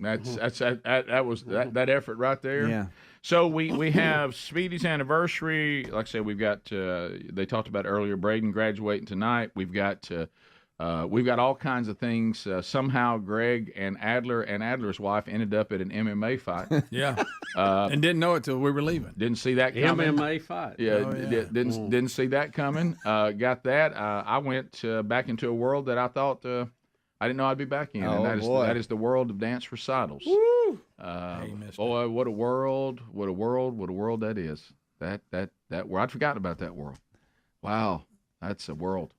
So we'll look back. We'll look back at that. How about the Iranian president? I know. Dead, huh? Yeah, that's a little over a month after ordering a drone attack on Israel. Yeah. His helicopter crashed into the mountains. You were telling me the Israelis were quick to say, "Look, we didn't do this." Yeah, but, by all accounts, it looks like it was just an accident. Yeah, he was I'm killed. Sure it is. Till the movie comes out, and we know the truth. He was killed. The foreign minister was killed. The governor of an eastern province was killed, and several other security officials were also in the crash. Mm-hmm. Of course, those on the left today say if only it could have been the kicker for the Kansas City Chiefs. Right. Yeah. But the world's evil man. And how do you say it? Everybody, is it Bucker? How do you say it? It's Butker. Butker. Butker. Butker? Mm-hmm. Butker. Okay. But anyway, so that Butker. Button. Hey, watching that circus is Ain't that something? Good night. But so, Bubba, are you familiar with how the government set up in Iran? I'm really not. So how big a deal is the president? That's not the Ayatollah, right? The Ayatollah is like the spiritual leader of the country, Yeah, I got you. and then this guy would be like the actual administrator. So it's a biggie. Minister. So it's a biggie. Yeah, it would be, we don't have the Ayatollah part like in our government, but it would be equivalent to the president. Okay. All right. So I got you. So it's a pretty big deal. Yeah. So I hear you. He's the one that's really been pushing their nuclear program. Mm-hmm. Also, the longer. the circus that we saw on the subcommittee on Friday, that was big news over the weekend. Babylon B having a blast with that. I sent you all a bunch of those. And it spilled over into NASCAR. And really? What happened in NASCAR? A big fight, Rick. Oh, got a fist fight. Yeah. Okay. Everybody's punching. Like old school. Oh, yeah. that's good. There were guns and knives and Ricky somebody made Stenhouse them eat a Jr. and beer. Kyle Busch. Oh, good. He took a poke at I him. figured there'd be a bush in there somewhere. Oh, yeah. There really wasn't guns and knives. That was just the beard thing. Babylon B over the weekend after the subcommittee fight, support for the 19th Amendment decreasing sharply across America. That's the right, give women the right to vote. Congressman builds special soundproof girl Congress next door to the men so the men can get work done. Yeah, that's good. Greg, I tell you what sounds like a Babylon B title, but it's not, is the fact that Fetterman, of all people, said it looked like the Jerry Springer show. He was offended. And then AOC got on him and accused him of bullying. Of course, yeah. That's of course. You remember the guy that shows up with a hoodie on to do his business in Washington? By the way, I know y'all probably didn't have time over the weekend. I sent it on your own time, and it might even be worth showing today. The Babylon Bee, because they also do skits. The devil talking to the left, tell him to tone it down. I did saw what you sent. Hey, listen, whoever wrote it, and what he's saying is, we're not going to win this election if y'all don't tone it down. Right. And then he said, Don't hey, show your hands he so much. said, But it's Satan saying, it's Satan telling the left, hey, That's too much. too much. Hey, Greg, the guy's like, love what you're doing. but That's funny. So he goes over to the right to Morris. He goes, I mean, we're really full term, really. I mean, is that making us look good? Look at it. And he's sitting there holding court with them, saying the election's coming up. Y'all got to tone it down. So it might be worth playing today. It's really funny. They're sitting in a conference room and everybody represents us. And he got the pro-Palestinian person there, and all of them. He's like, hey, he goes, you want to kill the Jews? I'm all about that. But I mean, well, we got to play that. He said, let's don't be that open about it. So I think it's worth a play. We'll be back. More Rick and Bubba coming up. Rick and Bubba, Rick and Bubba. And it says, very simply, he introduces himself, I am Sam. There he is. And then we go to the next page. You see he's going past a guy who notices him now. I am Sam. So he's digging. Yeah, he's establishing. And then he'll come back and mix it up a little bit and say, Sam, I am. So you could say, Rick, I am, or I could say, I am Rick. And I will tell you, it does hip it up a little. Now, what's he riding there? Well, Bubba, now he's gone to a different creature. This is like some kind of tiger or something now. Some kind of cat. All right, so this guy is not thrilled that this person named Sam keeps rolling through here. It looks like he already knows he doesn't like him, so there must be some previous relationship. That's Sam I am. That's Sam I am. I do not like that Sam I am. Something about him gets on his nerves. Sam comes back with probably an unexpected question. Do you like green eggs and ham? So this is going to establish the whole conversation, students. I do not like them, Sam I am. I do not like green eggs and ham. Now, that should be the end of it. Right. Right? I mean, do you like them? I don't, and we should be moving on. But Sam's a good salesperson. So listen to what he says. Give him some options. Would you like them here or there? I would not like them here or there. I would not like them anywhere. I do not like green eggs and ham. I do not like them, Sam I am. No, these options, no, I don't. He just really doesn't care for it, does he? He doesn't. But Sam, again, Bubba, should be in radio sales, as we say every year. Would you like them in a house? Would you like them with a mouse? But what do you think their motivation is here? Does he think one of these is just going to click with him? I'm not sure. I don't like eating with mice. I don't either. And apparently he doesn't either. Or a mouse. I do Which not. would be multiple mice. It would. You're right.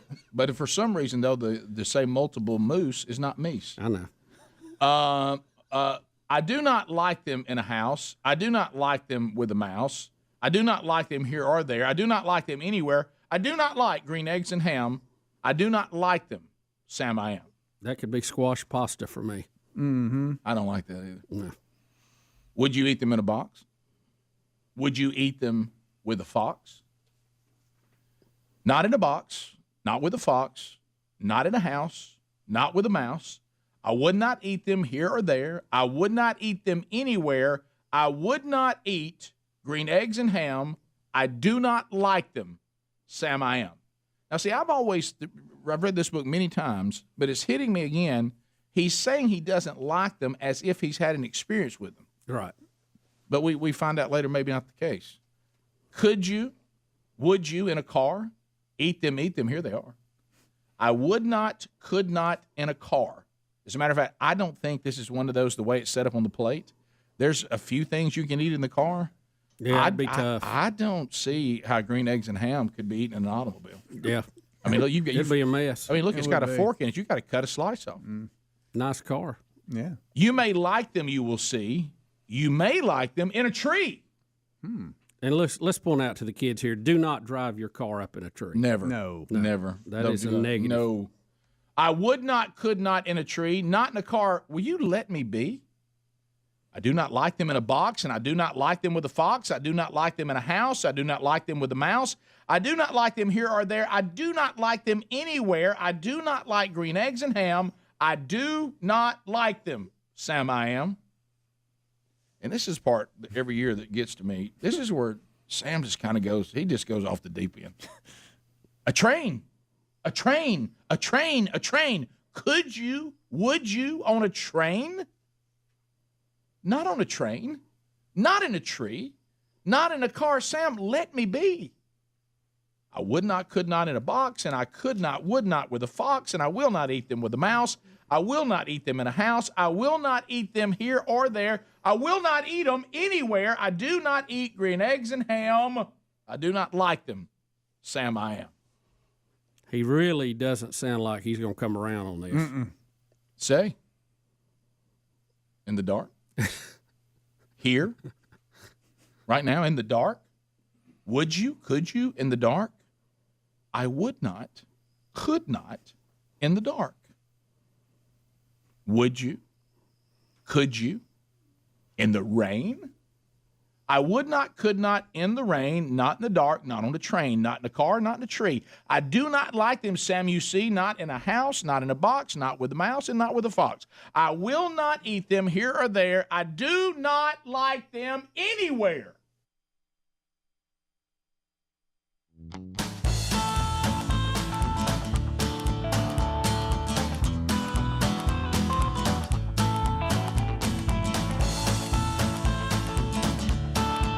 "21 minutes past the hour of the Rick and Bubba Show. Thanks for being with us today. Rick and Bubba Buffalo Wild Wings charity charge underway again today. Another opportunity for you to enjoy delicious Buffalo Wild Wings while benefiting Provision Works, a nonprofit organization that purchases food for distribution to those that have an immediate need. And let me tell you, there's so many times that we don't like to think about it. In our own country, there are people that don't know where the next meal is coming from. Provision Works tries to resolve that problem to get people back on their feet, but helping them during that time. Anyway, all participating locations are in Sweet Home, Alabama today. If you are out and enjoying those locations, you, once again, are making a difference. So, Bubba, we talked about Babylon Bee, and their satire has just become hilarious. Sometimes I think that they're like, listening to the show. Oh, I know. And we're definitely on the same page. Yeah. So anyway, but this one, they have this ongoing series where they have a guy pretend like he's Satan, and he's doing different things. This time he's in a boardroom and he's meeting with those that are representing a lot of leftist organizations, and he's telling them to tone it down. So just listen to this. Even if you don't have the YouTube option, just the audio is enough. So here it is. Thank you all for meeting with me. You're all doing some wonderful work destroying the world, but I think it's probably time for us to reevaluate. Yeah, sorry for the interruption, but I think we're in the wrong meeting. We're not here to destroy the world. We're here to save it. You see, we are some of the leading leaders of liberal causes, and I'm with the Human Rights Campaign, who focus on LGBTQ+ and trans rights. You see, I have the equal sign to let you know that I'm a good person. Oh, excuse me, women's reproductive rights. Climate. Free Palestine. Open borders. I misspoke before. You guys are not destroying the world, okay? You are saving the world. Whoa, what's up with those scare quotes? Pretty sure I didn't use scare quotes when I said saving the world. The important thing to keep in mind is that there's a big election coming up, and you and I, we're all on the same page, okay? So if we want Biden to win, he needs to win in order for us to save the world. If we want Biden to win, you folks, how can I say this? You might need to tone it down just. Tone down what? Oh, that's a good question. You're women's reproductive rights, right? Okay. Excellent branding, by the way. It's much easier on the ears than baby murder, so kudos to you on that one. But opposing any restrictions all the way through to the 9th month, I mean, you see how you're kind of tipping your hand, right? Makes people think, wait, maybe they actually want to kill babies. And we do, obviously. No, we don't. Oh. No, we don't. We don't. Right. We don't. But you see how it can kind of look that way. So that's all I'm saying. Let's tone it down. And you, immigration, clearly we don't want a completely open border that undermines any sense of national sovereignty, driving down wages for the working class and overtaxing the welfare state. So let's go a bit easy there too. I mean, why not something like this? Why not something like diversity is our... Are you trying to say diversity is our strength? Yes! How do you say that without laughing? Oh my God. I can't even get through it. This is head and moi. My sides. My goodness. Okay, what about you? Pro-Palestine. You are, I'm gonna say this, you're kind of coming across like you just want to wipe Israel off the map and kill all the Jews. We do want to wipe Israel off the map and kill all the Jews. Of course, yes, and that's awesome. I'm all for that. I love that. But you need to pretend like you don't want to wipe Israel off the map and kill all the Jews. Why? Excuse me? I mean, we're pretty clear in our position, and most young people and everyone on college campuses, and half the Democratic Party, of course, still support us. Yeah, it's cool now. You may have a point there. You might be the only person in here that can be as evil as you want to be and get away with it. All right, still, let's think about tactics. Okay, do you think that occupying bridges and blocking traffic is somehow winning people over to your cause? Yeah, and making people hate us by blocking traffic is our thing. He's stealing our thing. You're not stealing your thing. You must die. We will kill you all. See, this is what I'm talking about. I mean, okay, I love the homicidal thing that you got going on there. I really dig it, okay? But maybe market it just a little bit differently. Like the serial killer that everyone thinks is such a sweet guy, you know? He's got 27 bodies in the basement, but he's like, coaching Little League. That's what I want. Be that guy. Death to America. You know, the funny thing is, you don't even look Middle Eastern. Am I wrong, people? Am I wrong? I'm not. I actually grew up on Long Island, but my parents sent me to college. Death to America. HRC guy, you have been going over the top as well. Well, it's important for us, they, them, to be accepted just like everyone else. Yes, of course. And convincing people that they're intolerant for not wanting men to get naked in women's locker rooms. I guess that's genius. I mean, come on. It's next level stuff. All right, but insisting that your children be mutilated. I mean, come on. It's turning people off, you guys. I mean, not everyone, obviously. But until the election, can we just all pretend for a few months not to be crazy, lunatic, homicidal extremists? No, it's my body, Donald J. Sounds like a subcommittee. You will obey me. Sorry. Glad we're all on the same page, though. So there you go. So a lot of truth in that. Too good. Yeah, a little truth. Yeah, you almost have a hard time laughing at it because it's so real. Yeah. But wow, it's real. Yeah. Well, and you keep thinking. I think the thing that which this satire actually covers. I think there was a time when what the left's doing right now would have been overplaying their hand. And I keep expecting everyone to say they're overplaying their hand. Yeah, you don't hear it. And they're not. You're not. And they're not. And they're not. Yeah, so that's how far we've... the things that they're doing now would at one time been the end of any hope. Oh, yeah. Of anybody supporting this agenda. And I think the shocking part is how many people still do. Yeah.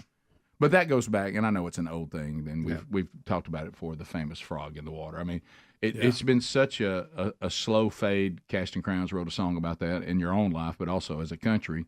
And, you just take a little more ground, and a little more ground, and a little more ground. See, that's what that's what the conservatives need to learn. Instead of you're right, stone wall, we're going to have it this way or break, and you're not getting anywhere. Well, you look at even like the entertainment. You got to be wiser. The entertainment, you go from Ricky and Lucy are in twin beds. Yeah. Oh, yeah. To they're just in one bed, to they don't have space between them, to they're next to each other, to they have full-blown pajamas on, to they don't have much on, then they don't have anything on, and then they're rolling around on top of each other, and then all of a sudden porn and soft porn just become normal entertainment. But it started out with people in twin beds. Yeah. Mm-hmm. And it just keeps it just keeps going. It's just you start out with, hey, you man, get comfortable. It starts out with, hey, man, let everybody just live their life like they want to, and let's all just kind of get along. To no, then before you know it, you're being asked to celebrate and affirm something, and if you don't, then you could lose your job or lose your place in society. And you wonder how this happened.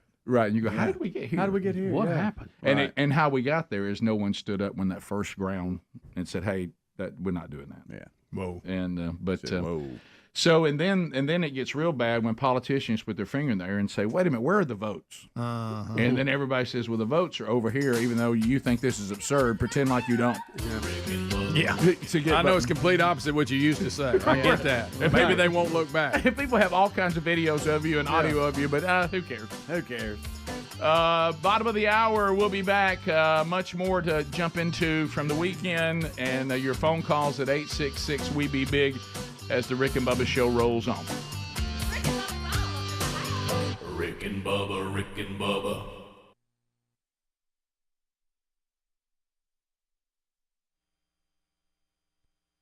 Goodness, Sam. And I love this. I think I would have given up by now. Let me tell you something. This is such a great mind game that Sam plays here. You do not like green eggs and ham? But you got to love this guy almost like he thinks he has hope now. I do not like them. He's calm now. There's not even an exclamation point. I do not like them, Sam. I am. Don't you think he thinks it's over? That railroad trestle looks dangerous to me. Yeah. But then he cranks again. Could you, would you with a goat? I would not, could not with a goat. Would you, could you? On a boat?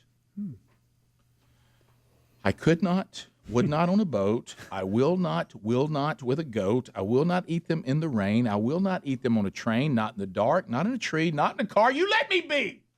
I do not like them in a box, and I do not like them with a fox, and I will not eat them in a house, and I do not like them with a mouse. I do not like them here or there. Everybody shout with me. I do not like them anywhere. Come on, man. I do not like them. Sam, I am. Speedy, here it's Underwater Man. Oh, boy. And here's Sam. He said, look, let's get down to it. You do not like them, so you say. Try them. Try them, and you may. Try them, and you may, I say. Wow. Sam, for the love of all that is good and kind, if you will let me be, I will try them, and then you will see. Okay. All right, here's the moment. Look, kids. Look at this. Everybody's watching. Oh, baby. Everybody that he won't eat with is watching. It looks like Gary. Look, sometimes, kids, you try things that your parents are trying to get you to eat. Just at least try it. So he tries it, look, and he says, look, say, I like green eggs and ham. I do like them, Sam, I am. And I would eat them in a boat, and I would eat them with a goat. And I will eat them in the rain and in the dark and on a train and in a car and in a tree. They are so, so good, you see. So I will eat them in a box, and I will eat them with a fox, and I will eat them in a house, and I will eat them with a mouse, and I will eat them here and there. Say, I will eat them, everybody, anywhere. I do so like green eggs and ham. Thank you. Thank you. Sam, I am. There we go. Wow. Woo! Let me tell you, that's getting it done right there. That's a big turnaround. That's a big turnaround right there.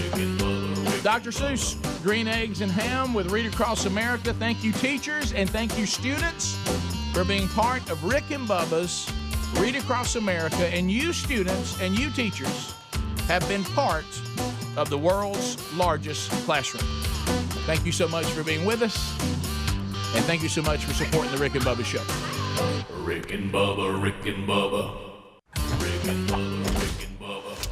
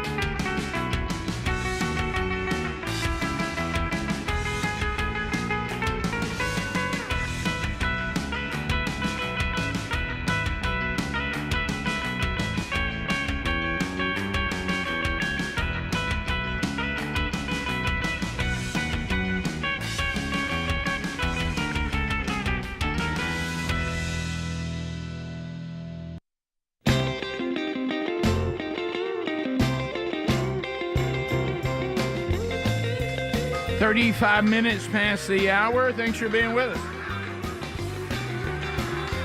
All right, so zapmydebt.com. A lot of you are taking advantage of this. I like it. I like hearing your stories.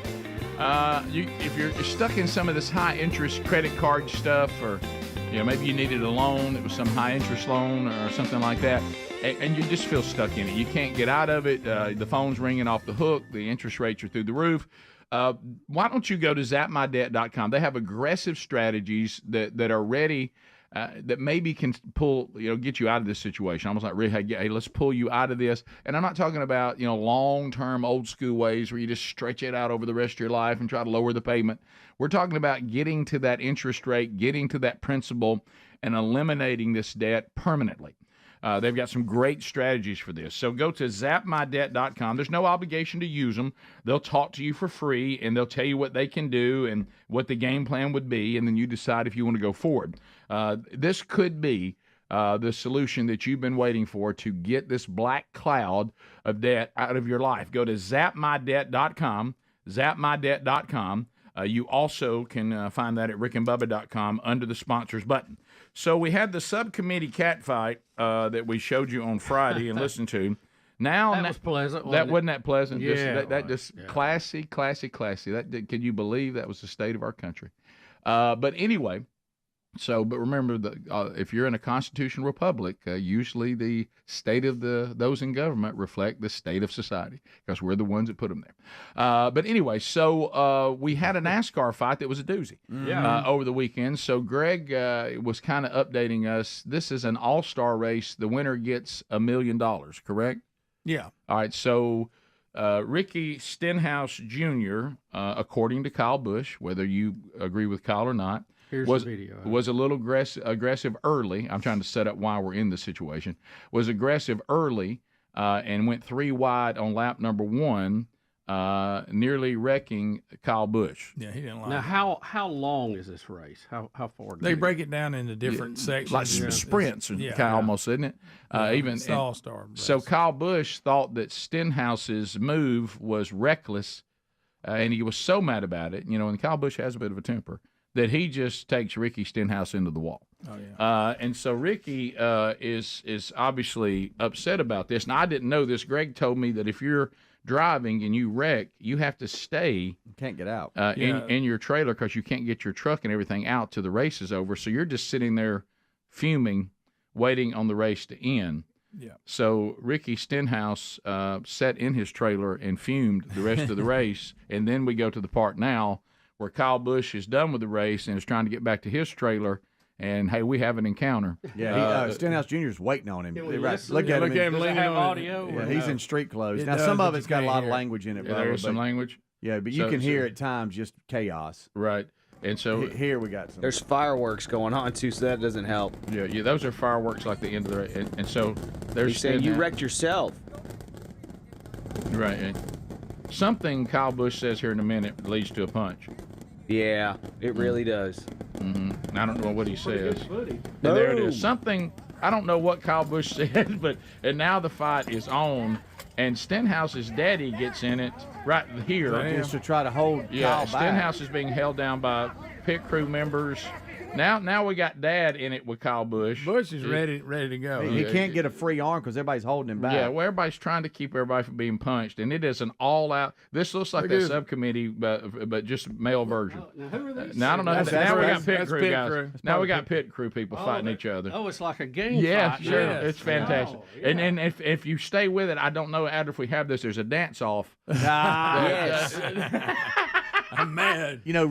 Greg brought up a good point in the kickoff hour. A lot of times there'll be somebody wanting to fight, and they're kind of getting fake, held back, like they really don't want to be let loose. Kyle really wanted to be let loose. He really was trying to get loose. Yeah. He wanted to punch him so bad. So is this kind of the NASCAR version of a drive-by? Is that what this is? Yeah, this is but just think about when you're mad about something. See, it would be NASCAR might leaning up against NASCAR might want to. I know maybe there's no way because of all the trucks, but it'd be nice to let somebody mad go ahead and leave as opposed to sitting there and you the rest of the race? Well, this is North Wilkesboro where they don't even race anymore. They brought it back for this, and you can't cross the track. Oh, I see. There's no tunnel. No way to leave. There's no way to leave. Anywhere so else what do y'all think got that right cross was? Something happened right there. Yeah, what was the last comment? So they got Stenhouse Jr. is telling him, "I didn't touch you. Yeah, you wrecked yourself. You wrecked yourself.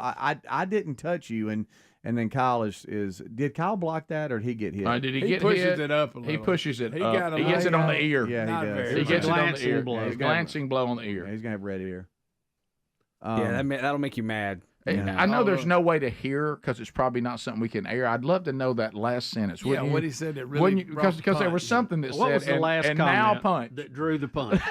I mean, do we attempt to read their lips? I mean, I don't know because they're talking and something said and now a punch. And that'll do it. Is this legit or is this just marketing? Because NASCAR's falling behind. I mean, they're not fighting like they are in Congress. Yeah, right. You know? Yeah, that's true. They're not. trying to they live look up to that soft. standard. So it sounds like Stenhouse Jr. is going. Why he said? Why would you do that to me? Why did you do that? You know. And Right. Then, Okay. And then Bush and then- basically said because you ran me in the wall. Right. And then Stenhouse Jr. is trying to plead his case, and apparently Kyle was done with it and said something. Who went into the wall? I'm confused. All right, Kyle now. scrubbed the wall. Stenhouse went 3 wide. It forced Kyle to scrub the wall. He didn't wreck, but it made him mad. Right. So then when Stenhouse, he gets behind him and he just wrecks him. I mean, he turns him completely. He said, "Hey, you made me scrub the wall. Now I'm putting you in the wall." Yeah. And ended his Stenhouse race, is done. screaming, This is Rubbin's racing. Yeah, right. Well, Stenhouse is saying that was your own fault. You rubbed the wall, not me. Yeah, I didn't touch you. And then Kyle Busch did not agree with that, and he obviously. I mean, put it him was in an the wall. aggressive Kyle always move. wins a lot of I friends, think doesn't he? Oh, I think isn't he? Stenhouse's dad got the worst end of it because Kyle got him good. Which one is he? Where was that? You'll see him come in. Is that Daddy over here to the left, over his shoulder behind his in the white shirt? No, he's got a hat on Okay. and a bright blue shirt. Okay. I think Kyle Busch. Okay, Stenhouse says I didn't do it. You hit the wall before you hit. Go back and watch it. Is what Stenhouse just said, and Kyle Busch, I believe, says I don't believe that, and that was it. Okay. I mean, he really. It seemed like Stenhouse escalated things pretty quickly. Boom. He knew he was going to punch him right when he said that. He's like, go look, go watch it. Go watch it. I don't believe that. Go back and watch it. Boom. But he added something after. I don't believe that. He There said was a little Rubbin' something right at the end. He said Rubbin's racing. Oh, That's what he okay. said. That's right. That's right. Rubbin's racing. Well, I mean, honestly, let's be honest. NASCAR fans love this. Oh, yeah. I mean, it's been right, missing. Right? Sure, yeah. This is the. I mean, yeah, they've become. Well, golf got on board this week. They arrested the #1 player. So this is the kind of stuff you have to do. Whatever happened to him? Whatever happened to Scotty Scheffler? He finished the tournament, but there's reports that they're going to drop charges today on it, Rick, but who knows? All right, so hold on. I'll tell you, his dad comes in. He's in the blue. This angle here. There's another one that focuses more on. Here he is. Is that Dad right there? He's already been punched. So his hat's already come off. Yeah. Okay. Find the other. It's kind of a gray shirt, isn't it? Yeah. Yeah. Kurt Busch was really trying to get loose. Yes, he was. Really wanted. Yeah, he wanted to. Yeah, you're right. Sometimes people don't want to be let loose. You act like you're holding him back. I You think look. Stenhouse did too. He'd been Oh, pulled yeah. over. I think they wanted to fight straight up. Yeah, Both of they them. did. Yeah. This probably goes back. There's probably more to it than just this wreck, don't you think? Well, it There's has to kind be, of a I little. think. Yeah. Hey, I don't really like you anyway. They've kind of. Well, Kyle Busch, let's just call it. You said it already. Kyle Busch, he's not making friends ever. Ever. And doesn't care. All right, so how many think fights this has is he it been here. in? So I think I didn't even know it was his dad till people started saying it was. So right there. Okay, Yeah, that's no, Dad it's with the got- hat on backwards. Yeah, right here. Yep, that's him. Oh, Right there. well, That's now him. we popping Daddy. Yeah, Oh, we hit Daddy again. yeah. Dad And I don't know. Daddy took a couple of hits. Yeah. but he's old I school. thought his didn't dad bother. had blue on. It was actually gray. Yeah, that was Oh, him. look at that slam up top there. The pit crew's fighting in their uniform. Hey, I'll tell you, the guy in the bright green, he's pretty stout. Yeah. Well, a lot of these pit crew guys are former athletes, they've and got athletes. I mean they're They train they're just studs, man. Well, So- they got to be strong to Yeah. do what they do. Yeah. Mm-hmm. That's it. You know, that's that right there. And let me tell you though, these things where things get heated, you put $1 million out there and say, "Go get it, boys." Yeah. Everybody gets real upset. But the problem is, and I understand the anger is, well, I guess it's the same way in any contact deal. I guess football can be, of course, it's not going to kill me. Usually, you wouldn't think, but if somebody decides to wreck you, it could be really bad. Yeah, I mean, it's it can. But I know those cars are really safe, but it's still not good. No, you don't. All right, so that's Kyle hitting Stenhouse Jr. Just went to the wall there. Okay, is that Kyle in the blue car? Right. Okay. Yeah. 17. I have that right, Greg. Which one is Stenhouse? Stenhouse is 17. No, he's not. He's 47. Well, he's not in that. That may not be the right. In that first part, right? I didn't see him in that group. Who, Kyle Busch? Oh, No, goodness! Stenhouse. I played that from 2018. Yeah, I'm sorry to say that ain't the right Greg. Well, there's just so many. Stenhouse was in the 17 in 2018. Okay. That was Ricky Stenhouse getting a little too close to Kyle Busch, but back in 2018. So it's been going on. It's been going on a while. So everybody's mad. Everybody's mad. That punch looked like I've got something that been built up. Everybody's angry. Everybody's upset. Look how mad Kyle Busch is. I mean, that's just like, I'm gonna kill you. And I'm going to punch your daddy. I can't get you, but I'll hit your daddy. Yeah. We'll be back. Daddy's 15 a pretty minutes. big guy. He is. He hung in there pretty good. It is 14 minutes now to the top of the hour. More Rick and Bubba coming up right after this. Rick and Bubba, Rick and Bubba. Rick and Bubba, Rick and Bubba. The hour of the Rick and Bubba Show, 866 We Be Big is our number. Thank you for being with us. This hour starts with a national anthem.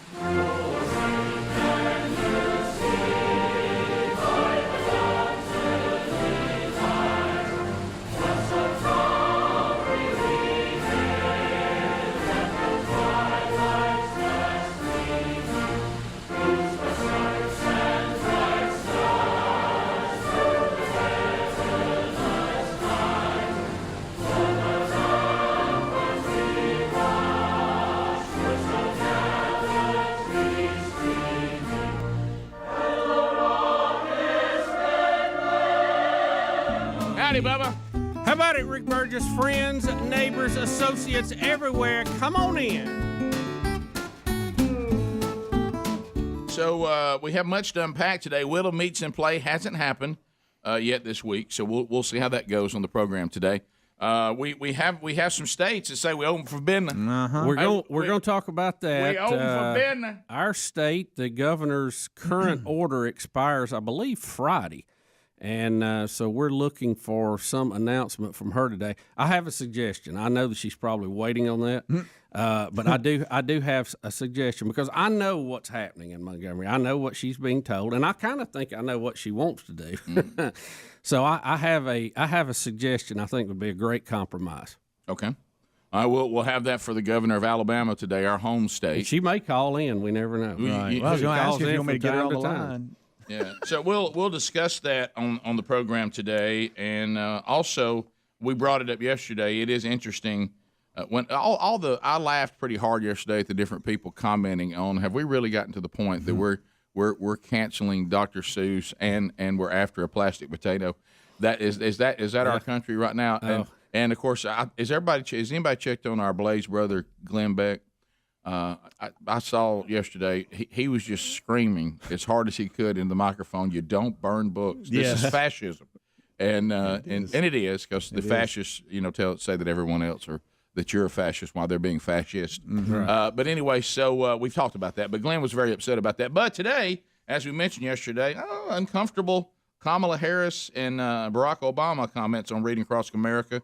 In 2017, they seemed like they were all about Dr. Seuss. Yeah, so what changed? What changed between now and then? Were they not woke enough? They must Was not. that the problem? Bubba, they must not have been woke. They must not have been woke to the Seuss. Also, we have some very disturbing numbers today about the damage that the lockdown has caused on America's youth, the 13 to 18-year-olds. I don't know if y'all saw that. Yes. And also... They call us problem child. A new poll that's out that talks about the cancel culture and its threat to freedom. You're canceled. The good and bad about that. Also, I took Betty out to eat last night. I have to tell you about that. We had a hot date. So I bet you didn't eat spaghetti squash. No, we did not. No, we did not. But I'll have to tell you all about that. She was very excited. So we had a great time. Of course, we're getting ready for tomorrow, March the 4th. Yes, and we will. We're in our March. We'll be standing by. We're in our March 4th prep, and we unpacked that a little bit later in the show yesterday. as things like that seem to always be unpacked later in the show. But we, and I have a few more questions. I want to know what time I need to be standing by tomorrow. I also want to know why 3%ers are called 3%ers. Somebody needs to close 3% of what? I mean, and I'm not saying that to be mean. I honestly just don't know. Right. I'm not making fun of it. I may hear the term 3% and go, well, that's a good name. Yeah, I just don't know what they're 3% of. Right? So a lot to cover here today. A lot going on. You know, there's some 10%ers and 15%ers. Of course, they're all in sales. You're right. Right.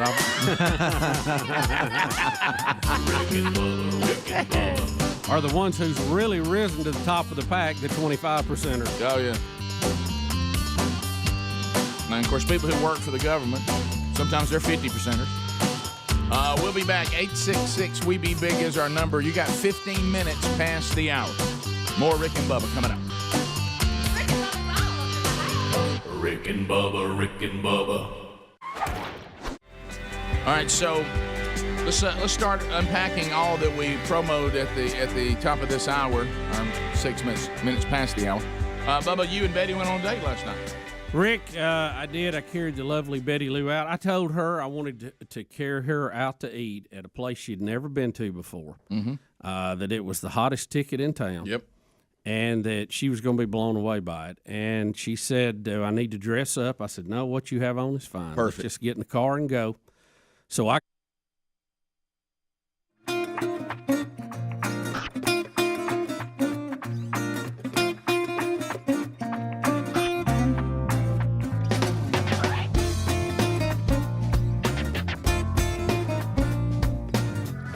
It's 9 minutes to the top of the hour. The Rick and Bubba Show. Thank you for being with us today.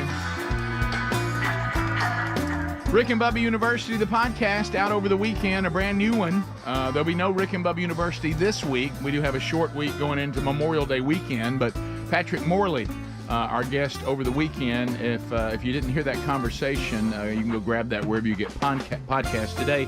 He's written a new book dealing with the wounds of maybe growing up in a dysfunctional home and things you can do to break the cycle and not repeat that in your own home. So all of that available wherever you get podcasts. So you were telling us, Bubba, that we have Fetterman of all people. Now, if you remember on Friday, and it became, like I said, we read some of the funny stuff that Babylon Bee put out, but what people were saying, everywhere I went over the weekend, people were like, did y'all see that show at the subcommittee? And I was telling Sherry about it, and she was like rolling her eyes going, good gracious, that is not the presentation that our country's looking for. It's not the presentation for the advancement of women. We went backward in so democracy. many, I don't think it's good for it. It was so embarrassing, so very, very embarrassing. How far we've fallen.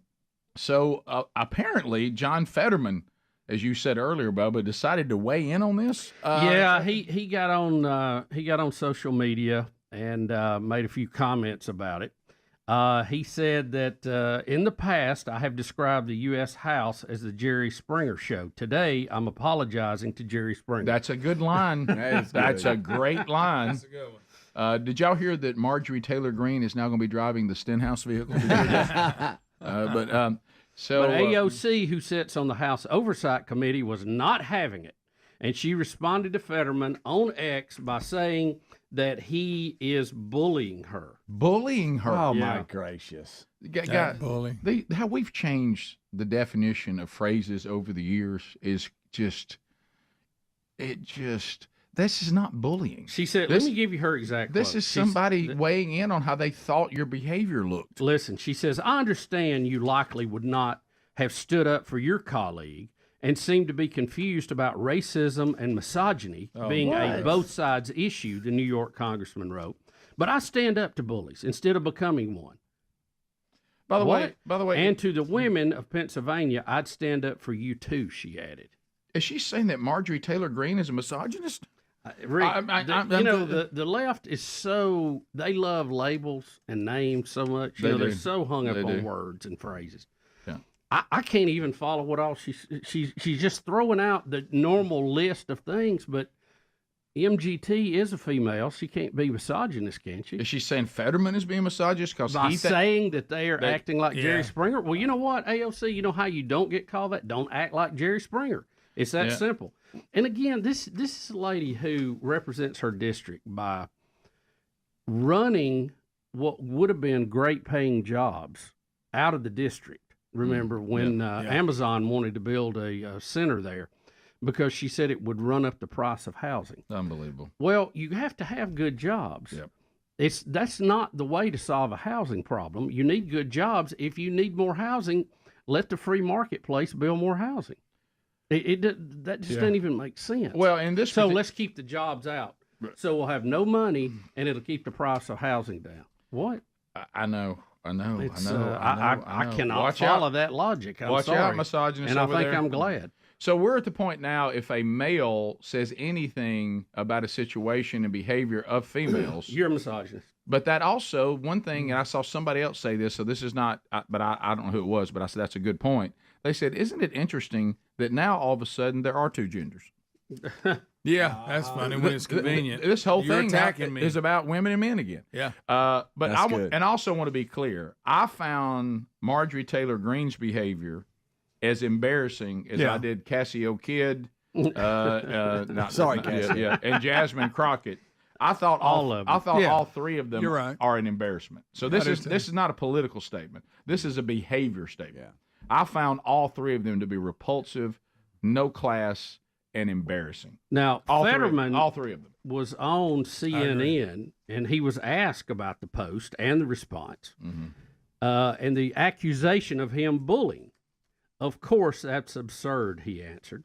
Now, he's wearing a pullover hoodie. That's all right. With his dog tags. That's all right. That's perfectly okay. He said what you said, Rick, I was simply responding to the kind of chaos and everything the House Representative Green started as well, he went on to say. Mm-hmm.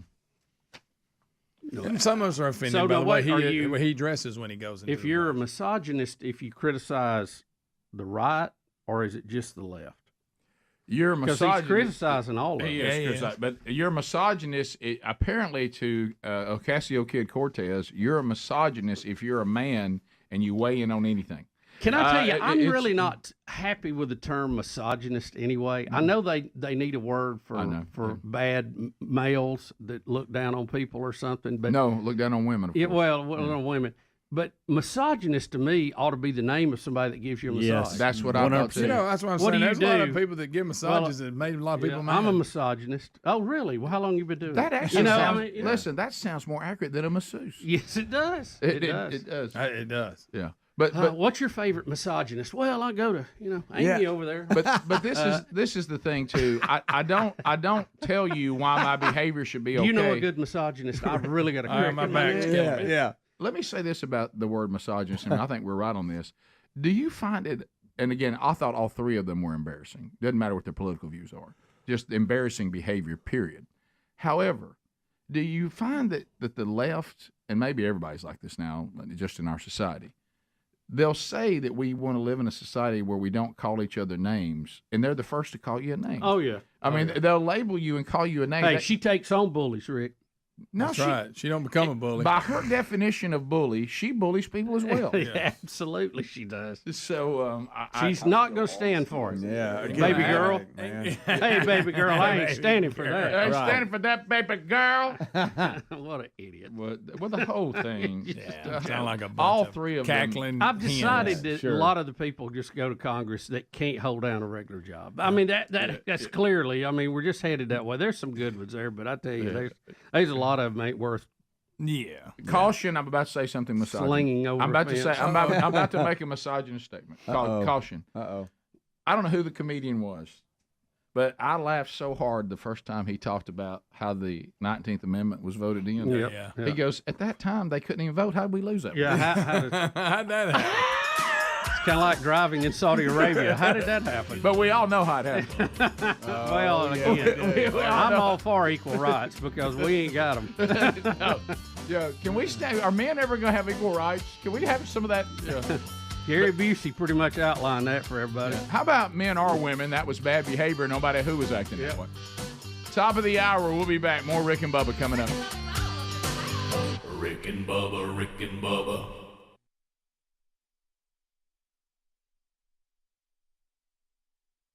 down. Aww. Oh, girl, baby girl.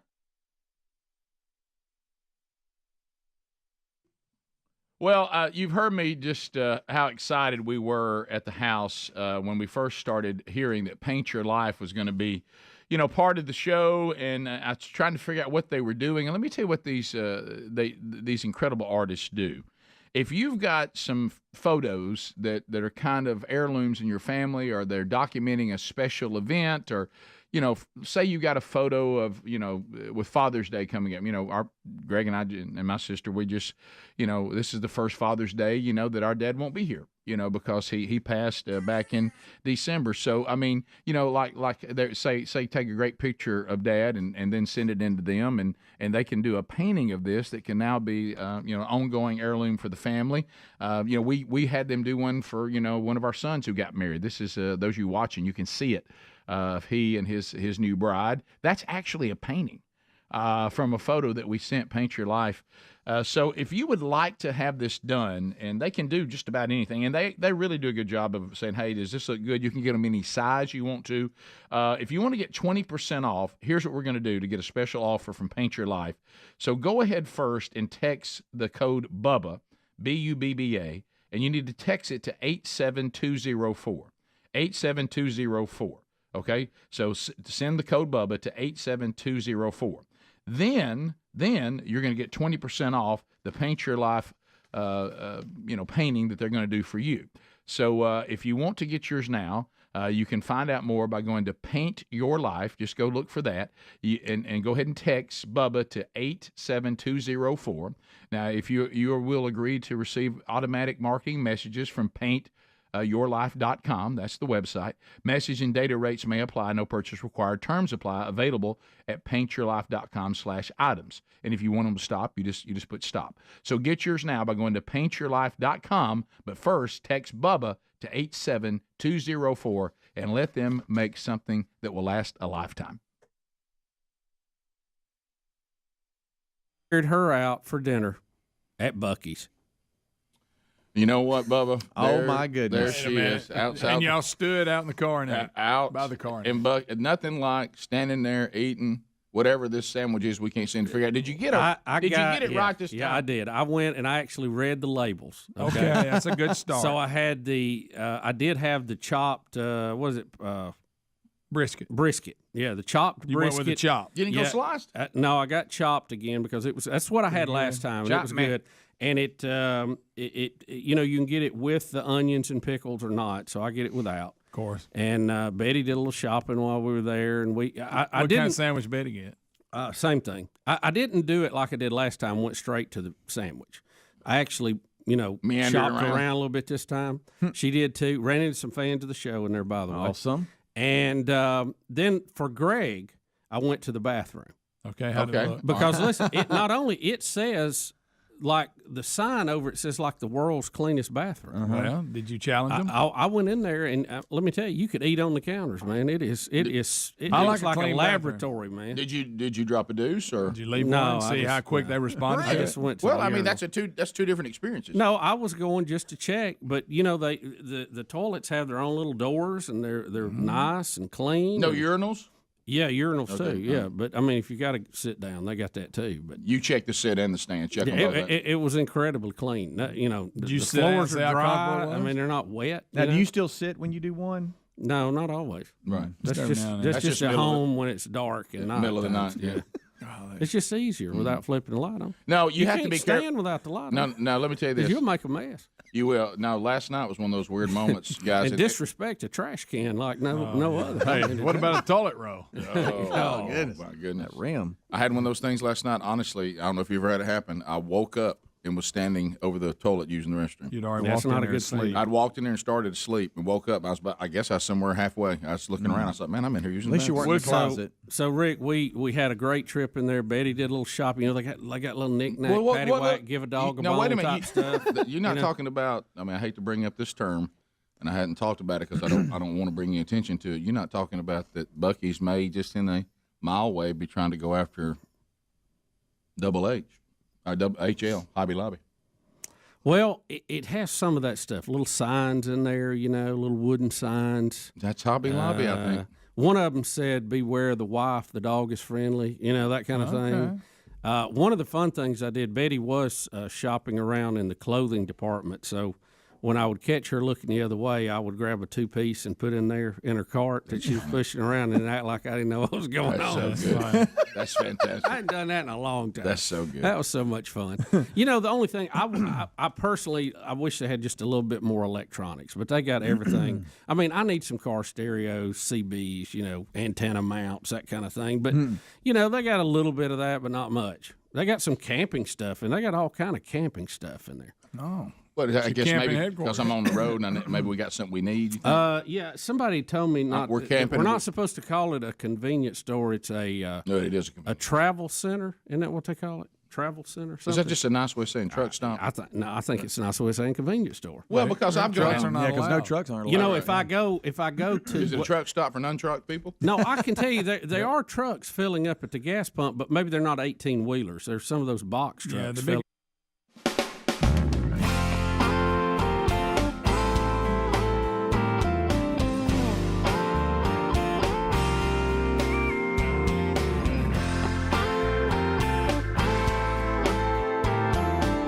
Here we go, 6 minutes past the hour. Thank you for being with us today. Speedy, the real Greg Burgess, Helmsy, Eddie Van Adler, the gang, all here for a brand new hour as we go forward. We'll get some of your phone calls in this hour. Welcome back, Bill Bubba Bussy. Rick, glad to be here. Thank all of you for joining us. It's the little show we call Rick and Bubba. And also, don't forget today, things to celebrate. Braden Helms graduating high school.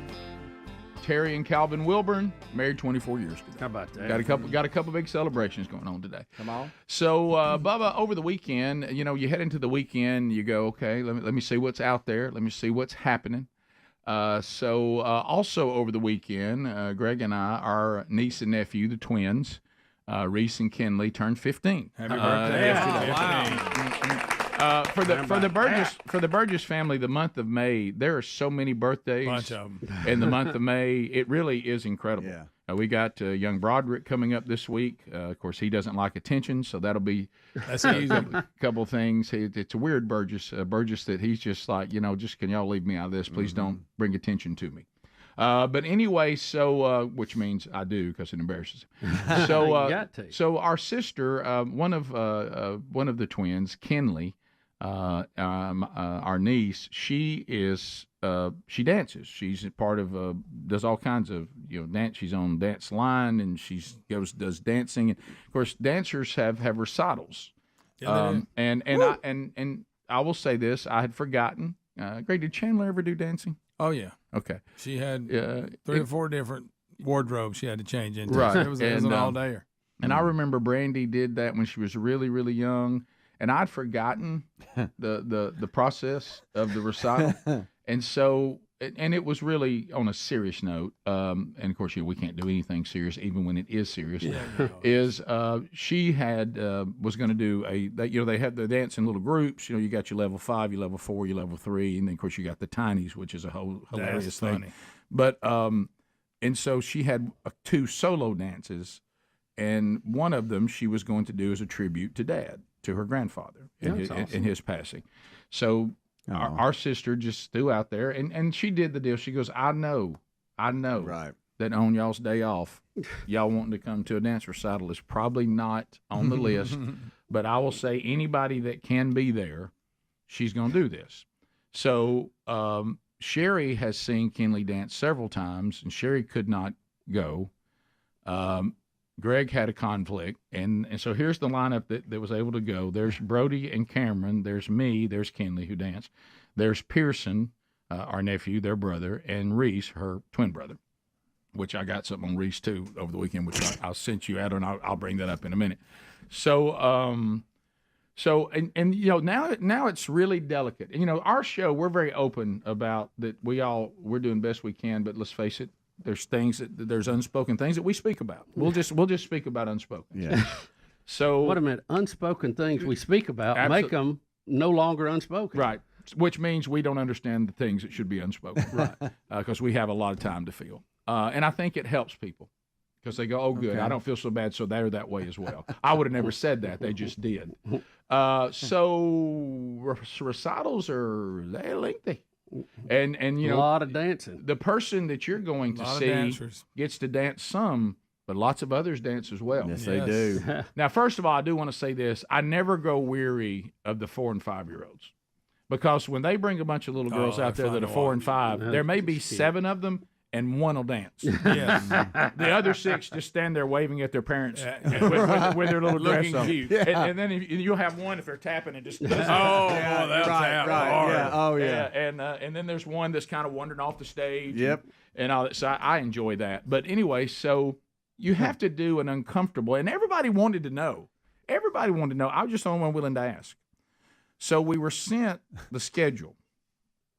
Now, the dance for Pop is crucial. That's a no miss. Right. The other stuff, you know, if you see enough of it, you know, you get you. Now, there's apparently there's different flights. Like, hey, my kid's in the 12:30, and then there's a 4:30, and then there's a 6:30. Okay. Well, she was both in the 4:30 and the 6:30. 6:30 had more dancing of her in more numbers, but what I wanted to know is the number in the 4:30. Yeah, and that's okay. Is that all right? Everybody wanted to ask. I think so. I said to my sister, I said, I was the only one bold enough to do it. I said, I see the numbers, and I know Let me ask you a question. I know the higher the number, the longer away it is. Am I accurate? Yes, you are. I really need to know, is the dance to honor Pop, is it number 17 or 46? It's so crucial that I know that. And I said, and I know what I'm that, dealing that's completely inappropriate for me to ask that. Yeah. But everybody wants to know it. I'm just the only one willing to ask. Like I say, I do things that everybody agrees is uncomfortable. I'm just willing to do it. Yeah. Get it okay. over with. Yeah. And so when she sent back 17, you said, "Oh yeah." That's a big, that's a big number. Hey, 46 is a long way away. Rick, that's a long way. 17. So do seems you big, get up but- and leave after your dancer has danced? Easy. Do you? Yeah, wait. Well, about dance etiquette. If I mean, I'm just saying if as you a can, whole, if, I haven't been to If one. you can vapor, Right. But this is and it was But a so whole row getting up and leaving. That's while not somebody else good. is dancing. Here's Not good. proper dance recital protocol. Now, unfortunately, most people don't seem to know it. Okay. The protocol is you may get up and move when one number ends before the next number starts. Okay. But it is bad etiquette for obvious reasons. Yeah. I mean, my own sister almost missed her daughter at the most moving dance of the night because some idiot comes walking out right when she's up there and blocks the view. Look, while people are on the stage, sit down. Sit down. And you can move when they darken everything and they get ready for the next people. Now, they keep it moving so you don't have a lot of time, but get up and go. Yeah. You don't move while somebody... You got to be ready to. You don't move while people are literally on the stage because you're blocking the view of people when Yeah, to that's right. That doesn't seem right. Right. So that's the proper etiquette. Yep. Now, of course, in a brilliant move, because I also you have to have the picture. Oh yeah. So Got that early. So didn't you? I weighed in on that. What's the first shot of the picture? And Angie said actually she has a big break after she does the dance for Pop, and she will be out in the lobby. And so I tell everybody in the group, I said we're on the back row. Let's all get on the back row. And then as soon as she finishes, we move to the lobby And he's like, what? for pick. And you could tell that Brody was learning. Now, Brody, unfortunately, unlike me, his wife decided to come. So he's a dead man walking. Yeah. Yeah. Okay. And I even told him, I said, there's nothing I can do for you. No. I said, you're here to the end. When I saw his wife stay in and watch, even after we were all taking a break and walking around the lobby when none of the dancers were people we knew, and she stayed in there, I said, buddy, I don't know how to break this to you. And I love you, and this is marriage. You're here to the end. And he looked at me almost like, when sometimes you see movies where somebody said, we can't help this man. Yeah. But for the good of the rest of us, we have to leave him. Go on without me. Yeah, he did. He looked at me and he said, Dad, this was his quote, vapor without me. And I'll hold him off as long as I can. Y'all just go. Y'all just go. Y'all just go. I've lived a good life. I'll watch dancing. I'll even do my job of convincing everybody else stay longer than you did. I mean, But go. You can go. I'll hold you up. Y'all just go without me. And I told Pearson, don't look back. Let's keep moving. There's nothing we can do for him. Do not turn around. Just keep moving. He's here all day, no matter what we do. And so This man's going to jail. there's nothing we can do. Nothing we can do. Man. And so her dance was absolutely beautiful, Yeah, I saw the absolutely video. It was moving. nice. Yeah, she sent a video to everybody, couldn't come, and I watched Sherry cry watching that yesterday. It was really, really beautiful, and she's really, really good at what she does, and there was some wonderful dancing. Speedy, this is not for you. It's not? Dance recitals are not for you. No. So you good thing you had all you boys. and Andy Blanks. Yeah. There's so many things that would be the end of you. Oh, really? Like when two little ladies got out there and apparently their little skirts were supposed to light up and they didn't. Oh, and they're holding the little light thing that's supposed to cut it on. They just stop dancing and it won't work. That can be emotional. Yeah, and Johnette did. I didn't even bother the helms. Johnette was in recitals, and then she ran dance groups that she did the whole so much choreographed dancing. it all and everything. So I've been at them. I know what you mean. So very much dancing. And I was sitting there, and I remember it vaguely because it didn't happen past when she was just little, but I just watched one group after another, and they all have the outfits on, and you're just like, Oh yeah, absolutely. ooh, there's another one.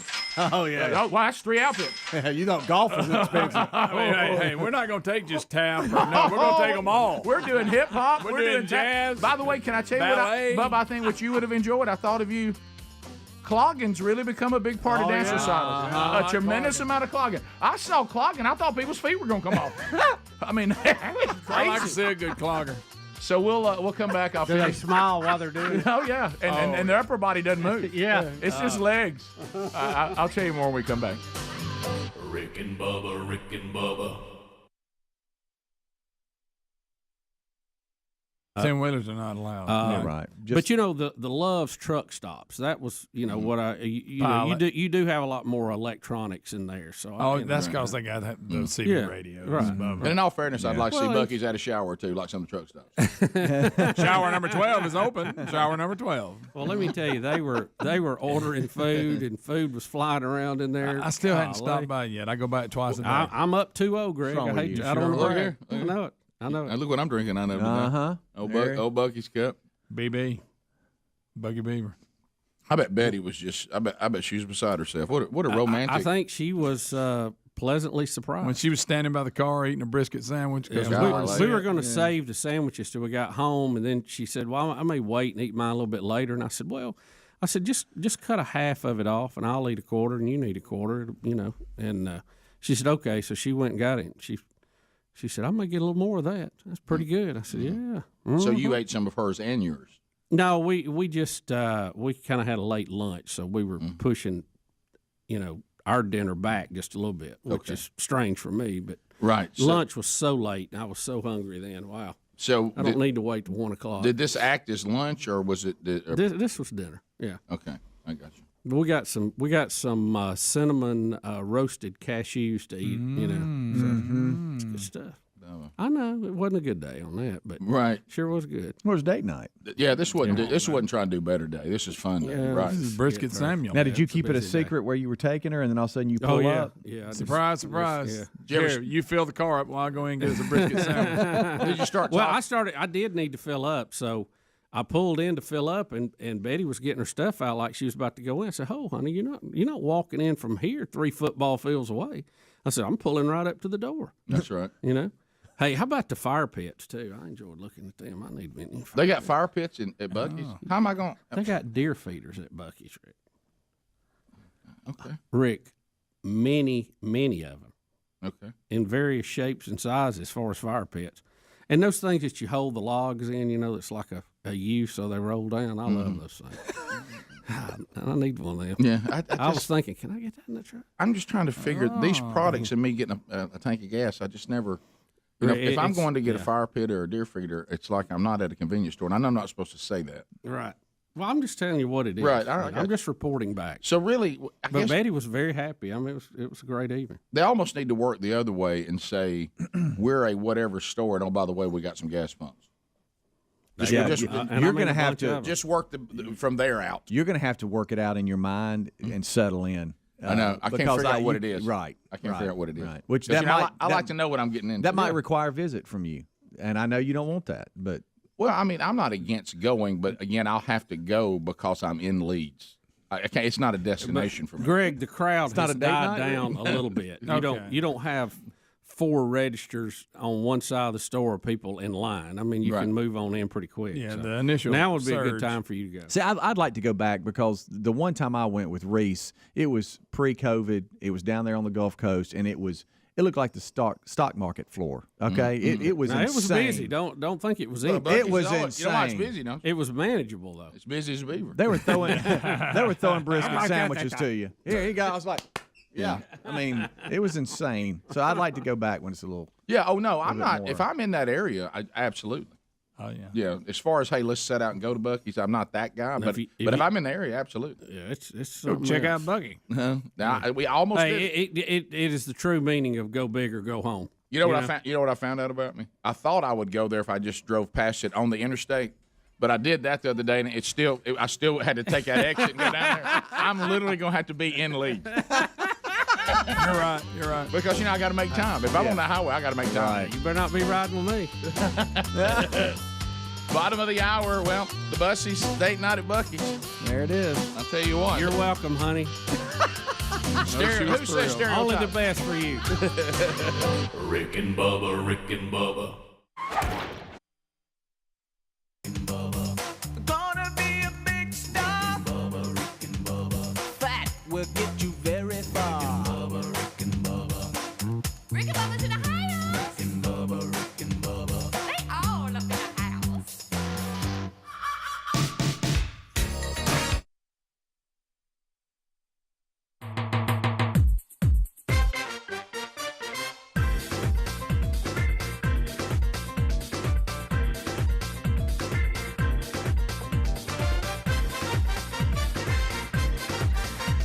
We're back 21 minutes past the hour. The Rick and Bubba Show stations our apologies. All of y'all but ZZK got to hear the Rick and Bubba theme for 2 minutes.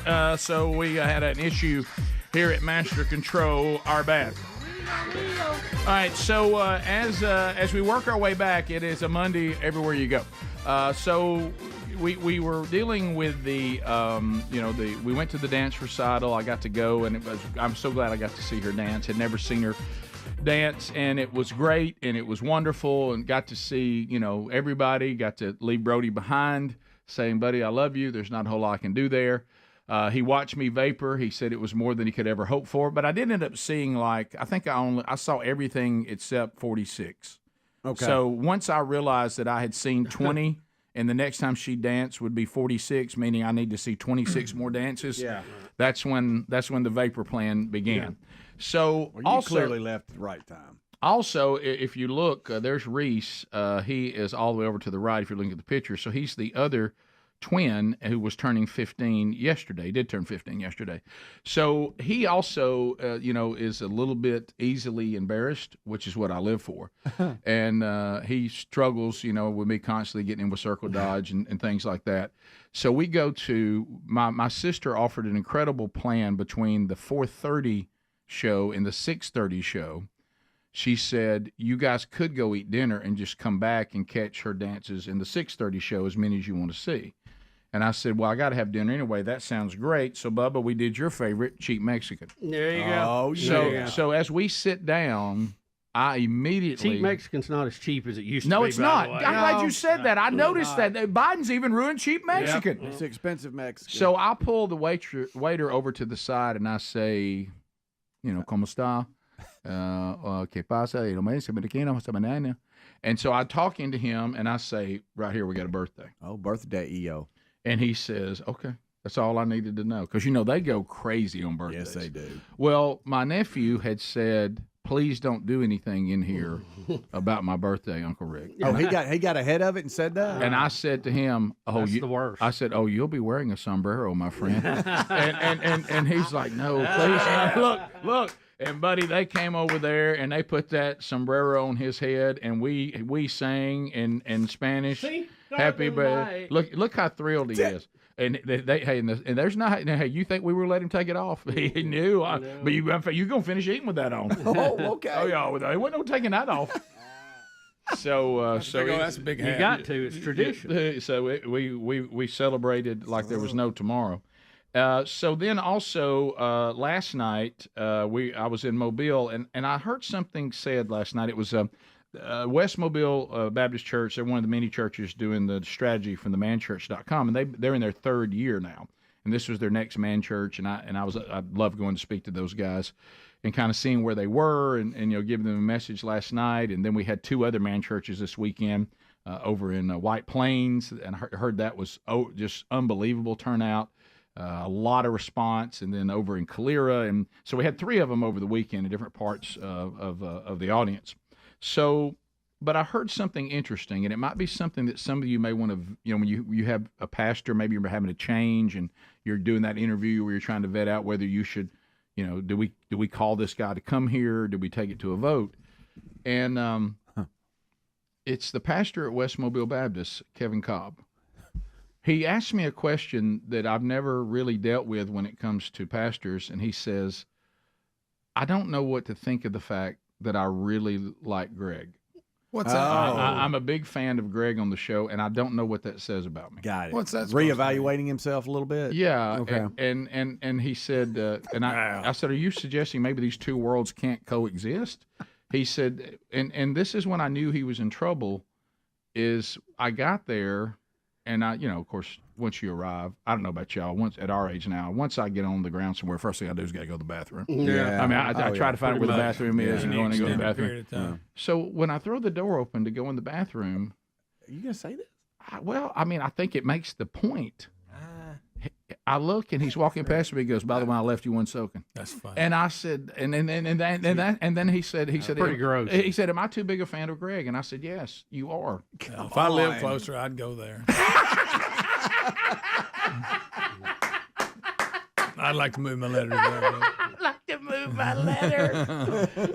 But it went great, and they had that's a guy. That's a funny guy. So you said it. Well, here's another thing too, and I know we've talked about this before. If y'all ever have some kind of, like, I know you do the stadium stuff, Bubba, you've done going, made speeches, places, done things. Are you an eat before guy? No. Never. No. I might have a pack of crackers just so I don't get hungry. Yeah. Not real food if I can help it. Good old now, like this last thing I was at, they served the meal before dinner, so you didn't have much choice. But yeah, and did it work out okay? Yeah, it's fine. Yeah, because all good. Where would you be on gumbo? No way. That's dangerous. That'd be good. They had, I don't know if I can resist that. They had gumbo. Tear it up. They had gumbo last night, and I had. Well done, Mobile. Yeah, I did have like a small bowl. Okay. Not a lot. I didn't do more than petite one. bowl. Yeah, and everything was fine, but I will say that the gumbo. You have that moment where you thought, I'm not sure that was the right thing to do. It was very, very May good. come back on you. That spice. And you know what? Because no 2 gumbos are the same, so you don't know, is it highly spicy? What's the sausage content? Mm-hmm. It had a lot of the, the andouille sausage in it. Oh yeah. And be careful. Oh, yeah. So if your stomach's not used to that, I love good gumbo. No, it was delicious, and I proceeded with caution, but I did go in. Usually, if it's the right thing, I will eat before, and usually it's okay. But gumbo, it was. I was afraid I may have to make a joyful noise, but I did not. I did have a little bit of, hey, I'm not sure I should have done that, but I got through it pretty good. But made it. Yeah, I don't know. I've never had that happen, but I can imagine if you have a speedy going to the Titans game while you're speaking, what do you do? Rick, we're talking about worst case scenario. Is that what you're talking about? I'm sure it's happened before. Oh, I'm sure it has too. I hate to be referenced a lot imaginable. with that, but I do think about it a lot. I can't do anything, and Terry even knows. Like, I'll be going somewhere, and she's like, "I know you don't want to eat right now, but I'm making something or whatever. I just can't because of the unknown." So when you you're going to do the Stallions, yes, like you did Saturday. Now they're still 8-0. You wouldn't do anything then. I did not eat. No. Okay. No, I ate a late lunch, and that was it. Okay. Wow. Yeah. But anyway, hey, great weekend. Enjoyed all of it. Good to see a lot of you out there at all the different places, too. I realized, too, dance recital people are very much like travel ball people. They know how to survive. They know what's going on. You got to. Yeah. Long days. Yeah. Shouldn't stand up while people are dancing, though. Bottom of the hour. We'll be back. Rick and Bubba, Rick and Bubba. The square footage is now available because of businesses that just could not survive it. And here is Governor Abbott in Texas.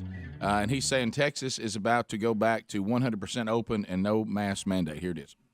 For nearly a half a year, most businesses have been open either 75% or 50%. And during that time, too many Texans have been sidelined from employment opportunities. Too many small business owners have struggled to pay their bills. This must end. It is now time to open Texas 100%. And so there it is. So Texas is open.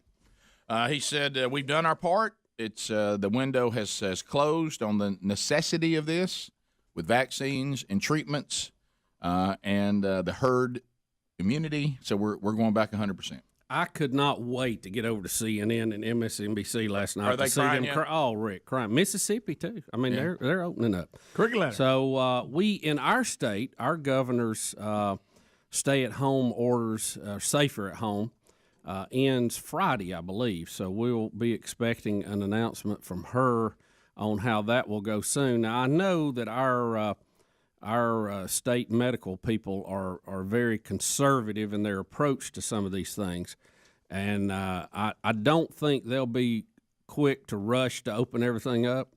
But I think if I could give the governor a bit of advice, and she certainly doesn't need any from me, but if I could, if you're going to extend it, give us a drop-dead date and say it will be over at that point. If it's going to be a week, 2 weeks, another month, I don't know. I don't know what you're planning. I don't know what your numbers show us. But say this. At certain date, let's just say 2 weeks, Rick. We're going to take another 2 weeks just to be safe because the numbers are falling. And God bless all those people that work in hospitals. I know you have had a year from hell last year. I got that. And thank goodness the numbers have fallen back now, so it is very manageable. And we don't want to return to that. But, you know, Rick, when we get people out, like we were talking about with the doctor, it actually causes people's antibodies to go up and for them to be have a stronger immune system when they're out moving around, even being exposed to it on some level if you've had it or you've had the vaccine. So if you're going to extend it, Governor, for a week, 2 weeks, say we're going to do that and then it's over unless something changes. You know, you leave it open. You might need to make an adjustment. I got that. But unless something changes in the negative direction, tell us when this is going to be over. I would also I can put up with that. I can meet you halfway on that. Well, honestly, what do you think? Well, honestly, in my personal life, I've already opened 100%. Anyway. Well, yeah, I mean, I've got the antibodies. I'm really not living my life any differently than I did before COVID right now.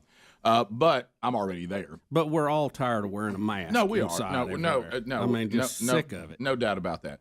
But other than the mask, but makes my face itch. Can't breathe. Here's what I would propose to our state. You know, it's hard enough for me to breathe normal. Right. In our state, I would propose, like Bubba's talking about, my plan would be called "Fool Me Once, Shame on You." and what I would do is I would set the date as April 1. That we're going back 100% open, no mask mandate. Well, that's a whole month. And then on April 1, I would say April Fools, and then really do it on April 2nd. No, I'm with you. I don't know what the research says. Now, I'm going back to what Speedy has said on this show 1,000 times. Mississippi and Alabama is just a line. It's all it is. So if Governor Reeves... Matter of fact, you could be hunting in Mississippi and not know it. Yeah, well, thank you. Yeah, you can. Yeah, well, you just don't let anything go, do you? Well, I'm just telling you. I mean, I did that one time, and now it's all I ever hear. So Governor Reeves said our hospitalizations, this is in Mississippi, and case numbers have plummeted. The vaccine is being rapidly distributed. It is time. And he said there are some public health specialists who disagree with him. Now, here's who we're not going to hear from, but of course he's making sure we do. We're not going to hear from Gavin Newsom in California. You've all but destroyed California. You can't get kids into school still. No, he calls. Even we're doing that. Yeah. He said directly to Governor Abbott in Texas, "You're absolutely reckless." We're gonna hear from Gavin Newsom. Well, let me see. Do they have signatures to recall Governor Abbott in Texas? That'd be a no. Right. Do they have it in California? A yes. Mm-hmm. They're going to recall him. I mean, he's going to get a vote on that. They're just a few signatures short of proving they got what they need to do that. Come on. Patriot Mobile phone troll, the first one of the week. It's rolling now. 866-WE-BE-BIG. All 10 lines are available. America, join us. At the end of 30 seconds, the buzzer will sound, and your time will be done. No meaningless shout-outs, no shameless plugs, no baby predictions. You're bringing something to the table. Make your phone money matter with patriotmobile.com/Bubba. As you are calling, a good night's sleep, we're hearing this over and over and over again, is how much sleep we get really goes a long way to with our health. It's the foundation. That's where your body repairs itself. That's where it gets reset. That's where your immune system is strengthened. And some of the problems may be that you're not sleeping on the right mattress. Now, what about a mattress that would be customized to the way that you sleep? Well, helixsleep.com/Bubba. Go there right now. They're going to ask you a couple of questions about how you sleep. You know, if you sleep on your side, do you sleep on your back? Do you sleep on your stomach? Is it a combination? And with Memorial Day coming up, we're going to get you up to 25% off. 25% off if you go to helixsleep.com/Bubba. Your new mattress will ship right to your door, and you'll be saving 25% by going to helixsleep.com/Bubba. You can truly get amazing sleep. And look, you get to sleep on it for 100 nights. If you don't like it, you can send it back for a full refund. Also, you can find a link at rickandbubba.com by going to the sponsors button. There's always a direct link there. So 866-WE-BE-BIG is our number if you want to join us, and we'll run through the rest of other stories that have happened since we were gone. But first, we want to check in to see what's going on with you. And if you dial us right now, not only will you be able to get in, Greg's getting those ready to go because of the troll, you won't have to stand in line very long, and you can help us get the week started at 866-WE-BE-BIG. Hey, and by the way, I'm looking at the cuts that we have for today. There's some doozies coming from Biden. Santa from Florida on vacation. Wow. Santa, go ahead. The off season. Hello. Hey. Hello. Hey, good morning. Hey, buddy. So my thing was, and I could relate, I am a pastor, but I'm also Santa.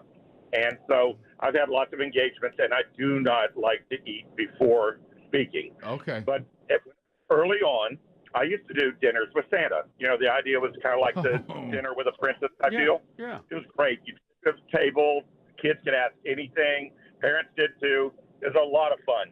And then... I kept looking, but no takers on the timeout. We'll never know what happened with Santa. If it was closer to Christmas. Yeah, James in Alabama. James, 30 seconds. Go ahead. All right, real quick. I worked at a school up in Memphis. We had Ron Polk up there to do a fundraiser for our baseball team. Apparently, whatever we served pre-speech got on his gut. He had an issue in one of our bathrooms and then bolted. Just so you know, there was a pair of underwear left behind. It was so significant. No! Ron Polk! And you called in and told us? Coach Polk. Well, I guess you have to just leave the stage, right? You do. Do you just leave? I've never had. Praise God, it's never dead happened. underwear walking. Yeah, is what it is. 866-WE-BE-BIG. 30 seconds a pop if you want to join us. Lines are available. Greg taking calls. Jason, go ahead. Yeah, so the skit that you guys played earlier that had, the devil with all the, left leaders and everything playing, I think they left one very important role out. All they needed to make it complete was a ventriloquist with a little Biden doll sitting on his knee, and that was the only thing that was missing. Yeah, the more we see the Jeff Dunham Walter, the more we realize that he was some sort of prophet or something, maybe with not even knowing it. Dead on. Huh? I mean, it's like Biden is now trying to morph into Walter. Yeah. Because Walter's just a puppet. He's not changing. And he was there before Biden, really, in this condition. Shane's in Opp, Alabama, listening to us on 107.7. Shane, go ahead. Yeah, I just want to make a comment about the skit you guys are talking about with Satan holding a meeting with all the liberals. Yep. I thought that was hilarious, but I think it would be even funnier if Satan was played by James Wood. Yeah, if you see him on social media, he's fired up. Well, he holds nothing back. He doesn't. Wes in Huntsville, 100.3 The River. Wes, go ahead. Wes? Hey, Rick. Hey, buddy. Hey, sorry, I'm in Gadsden. Gonna ask. There's a guy, professional baseball player with the Indians. He's in the minor leagues. He's 6'2", 270. They call him Tugboat. Yeah, the pitcher? Is he a pitcher? Yeah. I wanted to see if you guys heard about him. I haven't. No, you need to see it. I like what I'm hearing though. I mean, you give me a fat pitcher named Tugboat, I'm in. You're gonna love it. Is what you're gonna do. Right? Yo, you are. Does he have pretty good stuff? Yeah, he does. Can the Tug throw it? Yeah, you love it. Is this him right here? Yeah, he brings it. He's got a lot of emotion. He's good, but he's not what I guess your traditional pitcher you would see. Well, look, he's a little heavier, but I guess that's the only thing that's different. But he still has good stuff. Does he have? Was he someone that's trying to overpower me, or is he moving it around a little bit? I haven't. He looks like a power pitcher. Sure. Yeah. Big lefty. Yeah. Yeah. Also, there he is, right there. And he can't keep it tucked in, which is funny. Well, look, but he's good though. Yeah. I mean, anytime you're at that level, you're not bad. What team is it? Looks like it's in the system for the Guardians. Is that the Cleveland bunch now? Mm-hmm. Are they the Guardians? I can't keep up. Everybody's changed mascot now. I think that it is the Guardians. Am I the only one that every time I think of Guardians, I try to put it over on Washington when I don't need to put it on Washington? I need to keep it in Cleveland. And which Washingtons do you name? Commanders? Yes. The football team. You see how close that is? It feels too close to me. Right. Yeah, I'm a Guardian. I'm a Commander. Let's go to Florence, WLAY. Lisa standing by. Lisa, 30 seconds. Go ahead. Hey, guys, I just wanted to tell you about the impact you've made on many lives. My little granddaughter, Blakely, I was taking her to school the other day, and she said, Nana, this is Rick and Bubba's last year on the radio, and it's really sad because that's the only radio station that my papa listened to. See there, when y'all send us over the years all these little ones singing the Rick and Bubba song. Oh, I know. How about that's one of those things that never gets old. Yeah. No. I mean, it never gets old, and it makes me feel good about our future. And trust me, I'm looking at our present. We need a bright future.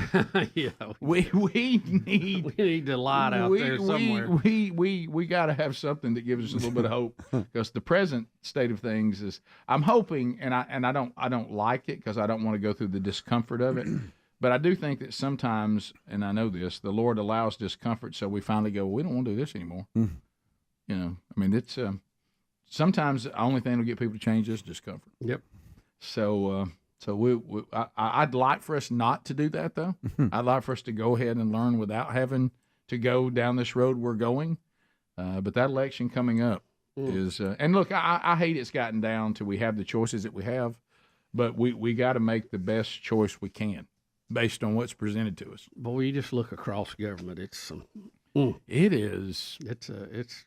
Well, we may be at low tide. We are, and it's on us because we've allowed it to happen as a people. Because we've allowed this thing to go on, and now we got to get two spoonfuls of it. Mm-hmm. Paul in Mobile, where I was last night, had a great time there. Paul, go ahead. Morning, Biggins. Hey, buddy. Hey, sorry I missed you at the man church last night. I had work and couldn't get out of it. Understood, man. Was wondering, Bubba, if you saw my email I sent you about Tommy Tuberville and some of his stock picks. Kind of concerning. I've seen that floating around. I have inquired about those, and I'm told all of that's handled through a blind trust. And I think most of the representatives do that on some level. But I don't know what else to tell you. Yeah, I've heard the same thing. I think that some of this starts, and I haven't looked at the specifics of what he's talking about, but if it's a blind trust, and most of them do it that way for the very reasons that, we concern you. Yeah, and whoever's handling their account, I mean, they're going to make decisions based on what they see happening in the news and forecasting, and sometimes that may coincide with things happening in Congress, so I don't know.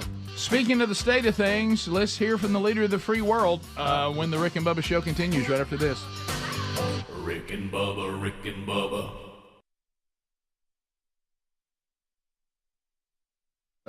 So anyway, I will say this because I want to be fair on the story. These governors and some public health folks, they're not all in line. There's some disagreement out there. Oh, yeah. So anyway, I'm kind of... We have people who thought we should have been barred to our house with a chain for the whole last year. We would come out now to nothing.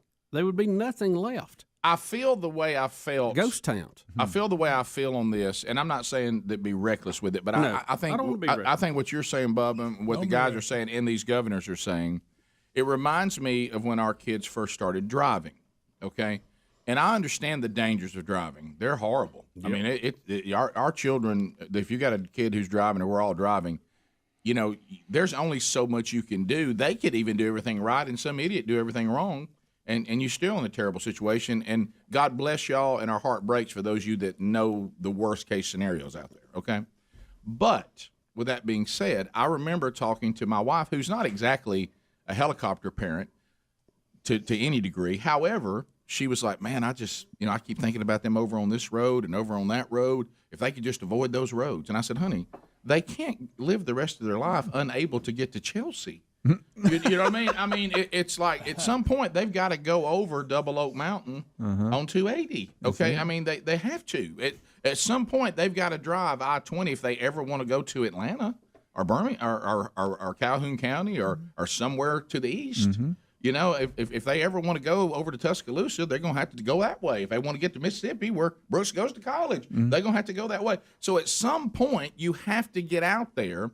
Even with, there is never in this fallen creation, and there's not going to be a day with this pandemic or this disease, or we say, okay, everybody come out. It's completely gone. It's completely gone. But at some point, you have to say we must learn to live with it, and I think we're there. Yeah, because we've got treatments, we've got vaccines, and we also have the herd immunity. It's time. Yeah, I agree with the governors, and I will tell you this.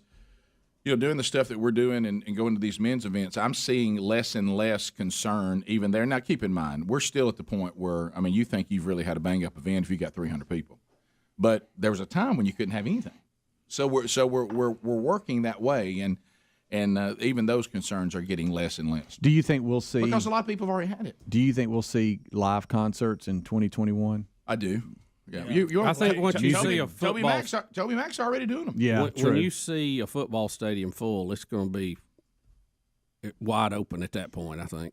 Oh yeah, and the outside stuff to me is not near as dangerous as some of the inside stuff. And think about this too, Rick. We know the last pandemic we had in the early part of the 19th century, that it lasted a year and a half. And that's what we'll be looking at coming up in the fall. They had 3 waves. The third was by far the less of the waves from what I'm reading. So we may have a little peak this summer, but I don't think it'll be anything like what we saw. Top of the hour. Rick and Bubba, Rick and Bubba.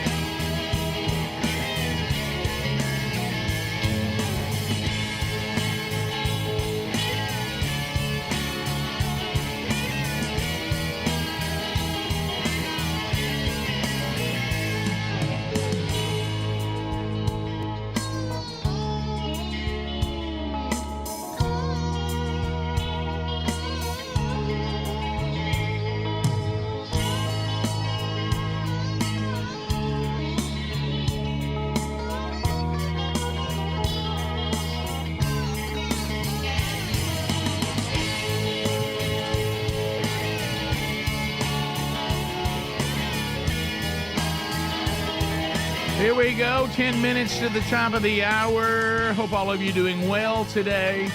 And thank you for being with us on this edition of the Rick and Bubba Show. So we now have more Biden stuff. It's almost like we're in the middle of a bad act. You know, it's just, so here we go. More Biden stuff. Where to go? Where did he go? Everybody. In the basement. Does anybody know? Basement Joe. Yep. Basement Joe. Well, if you've got a president that is in the cognitive state of our current one, somebody needs to say, just tell him to not try to say the word surrectionist. Let's just remove that from his attempts. Let's don't even have it on the board anymore. I know we're trying to convince the country that if these Trump people get their candidate, that they're all going to overthrow the government and declare Trump is king. Right. But I don't think it's worth it when we keep having these flubs. Plus, nobody's buying it anyway. But here he is. He's going to claim, Bubba, those that were coming in with their cell phones to take selfies, storming the Capitol. I think he means surrectionist, but not what he said. No, but insurrectionist. So here he goes. He calls the insurrectionists who stormed Capitol Hill patriots. He calls the insurrectionists who stormed Capitol Hill patriots. The call He calls the insurrectionists who.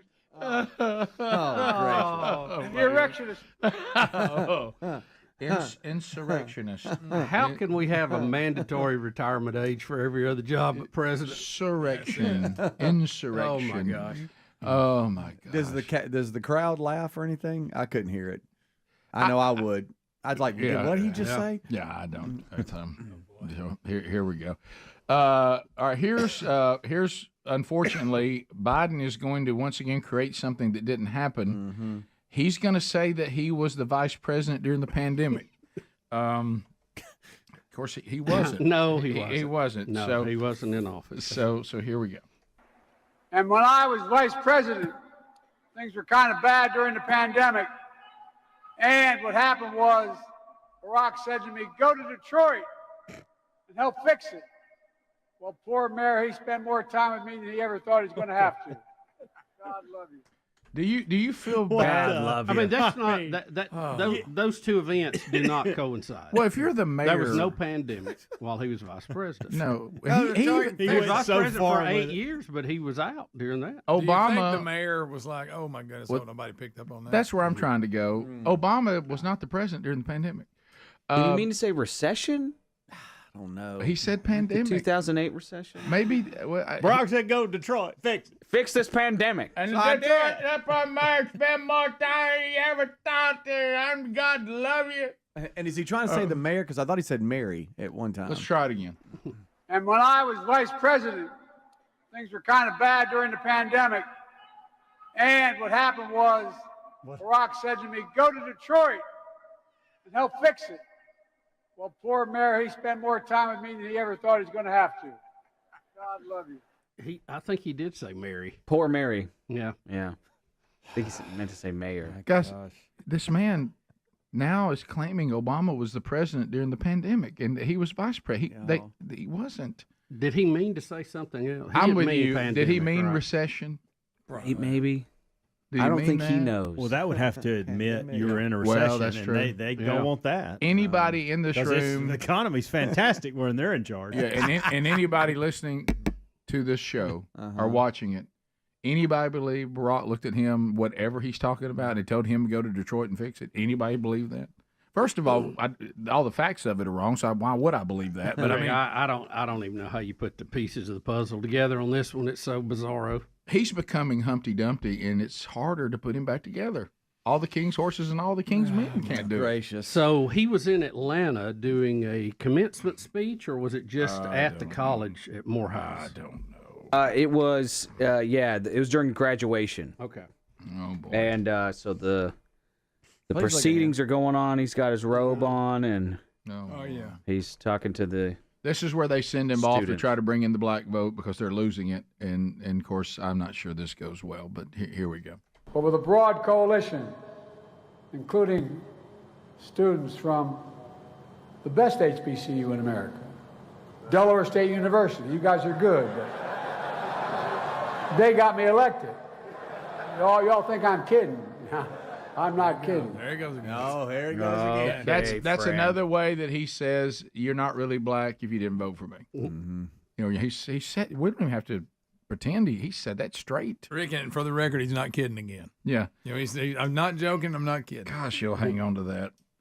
So, and he's now going to yell at them about them feeling the oppressed. Is that right? He is. All right.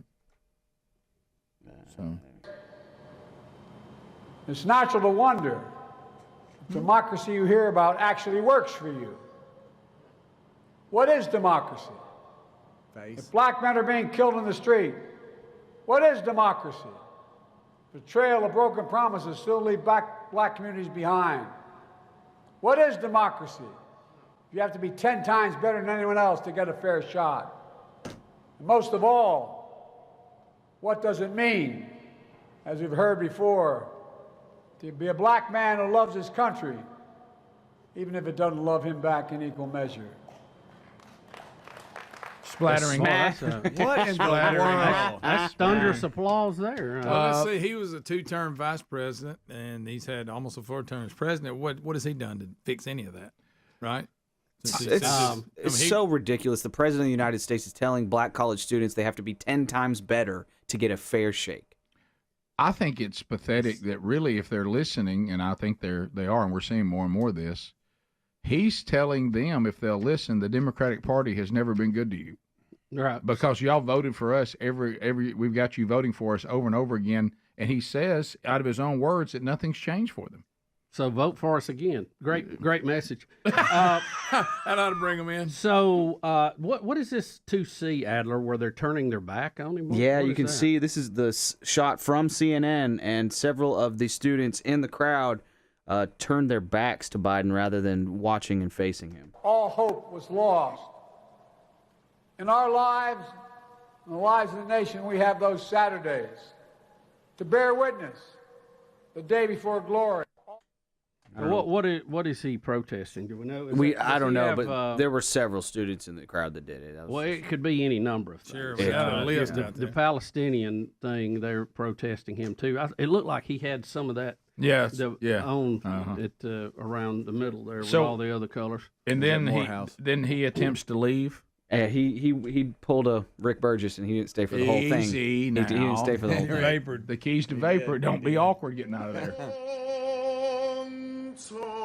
That's him singing. What if it was? God's weary yet. There goes Biden. Oh, okay. Selfie.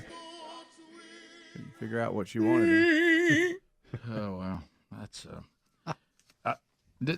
if you're one of our historic black colleges, could this feel any more like the Democrats trying to pander to you right here when they know that the election looks rough coming up? I mean, it's just so obvious. I don't know if we have time, but Rick, on 3, this is what everybody's saying. We got 20 seconds for the election. He was juiced on something, man. He didn't even blink. I don't know if y'all have seen this. We played this actually when the Biden White House put this out. We played it back then, but it went super viral again this weekend because of just how disturbing it is. It's insane. You can't be pro-insurrection and pro-cop.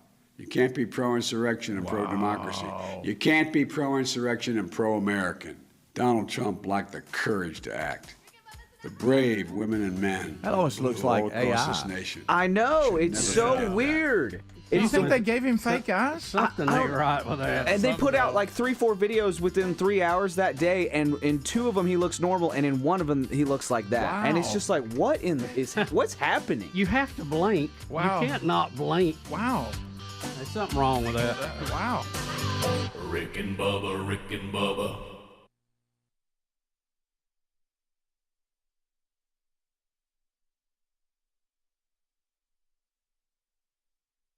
Hey, this hour of the Rick and Bubba Show brought to you in part by our friends at firstcup.com. Use the code Bubba right now. Save 10%, and then you'll get an additional 10% if you become a subscriber to this incredible coffee. It's a Christian-owned patriotic coffee company. And you know, they take these roast and every single one, you can look at it on the bag, and they have themes marking moments in Rick and Bubba, in our country's history. Bubba, you know they have one called The Buzz, and it's named after Buzz Aldrin? Really? Yeah, they talk about appropriate. And Neil Armstrong, first man to walk on the moon. The Boston Tea Party, it's a decaf. I think that's funny. But anyway, you can learn a lot about American history while at the same time enjoying delicious coffee. Sign up today at firstcup.com. Use the code Bubba. Save 10%. Get an additional 10% if you become a subscriber for the life of your subscription.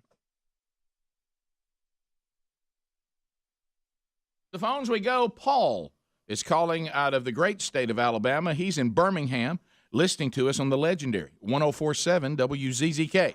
Paul, go ahead. Hey, Rick. How you doing? Good. A little out of breath, but I'll get quick to it.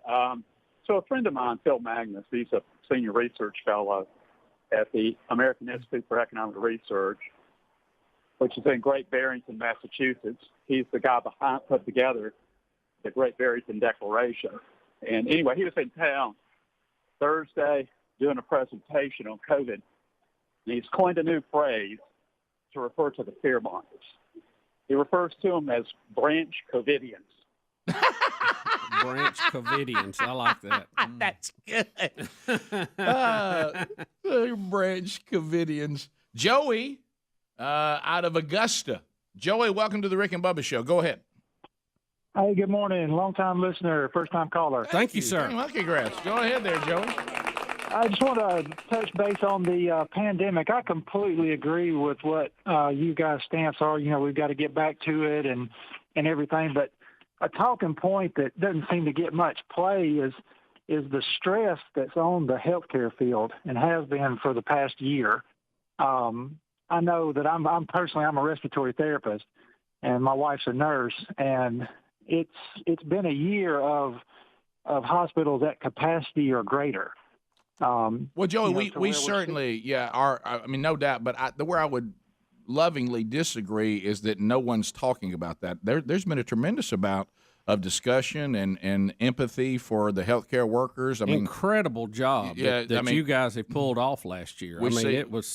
It was a fire all hands on deck kind of situation. There's signs, and you've made it through it. Signs out in front of hospitals calling y'all heroes, and what about the frontliners and tickets to the Super Bowl. So I agree that you've been through a horrible, horrible time, but I have to kindly disagree that no one's talking about it or cares or seems to have empathy for you. I would disagree with that. I think your citizens have talked about that quite a bit, and hopefully you felt that we appreciate it.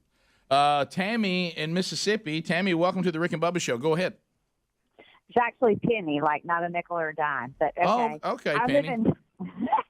I live in Hattiesburg, and even though our governor has lifted the mask mandate, our mayor thinks that he owns us, and he's not lifting it. So, unfortunately, we're still going to have to wear ours. Here's where we learn the different levels of government and who has the ultimate authority. This is so I don't even know how that does the mayor trump the governor. Rick, I think the argument could be made that, and you're going to have different legal people argue this. We've been arguing it since it started.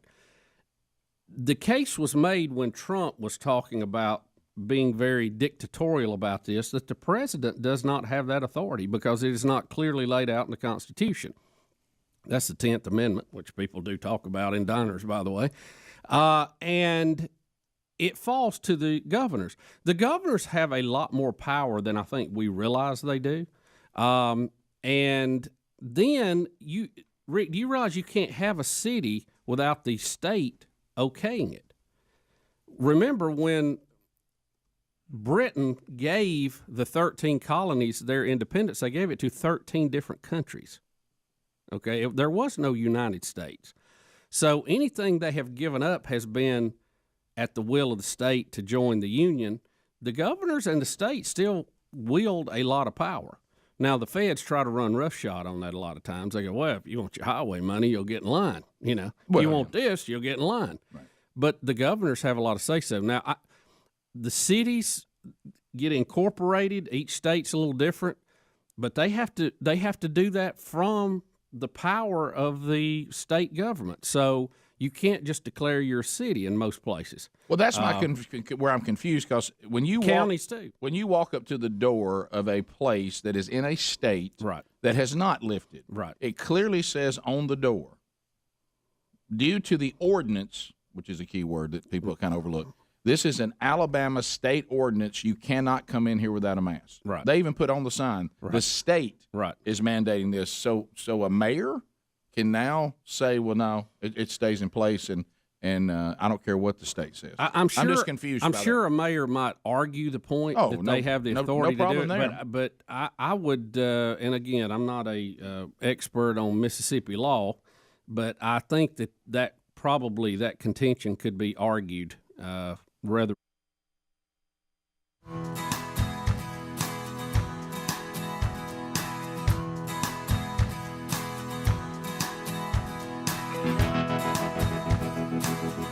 Six minutes now past the hour. Everybody in. Everybody in.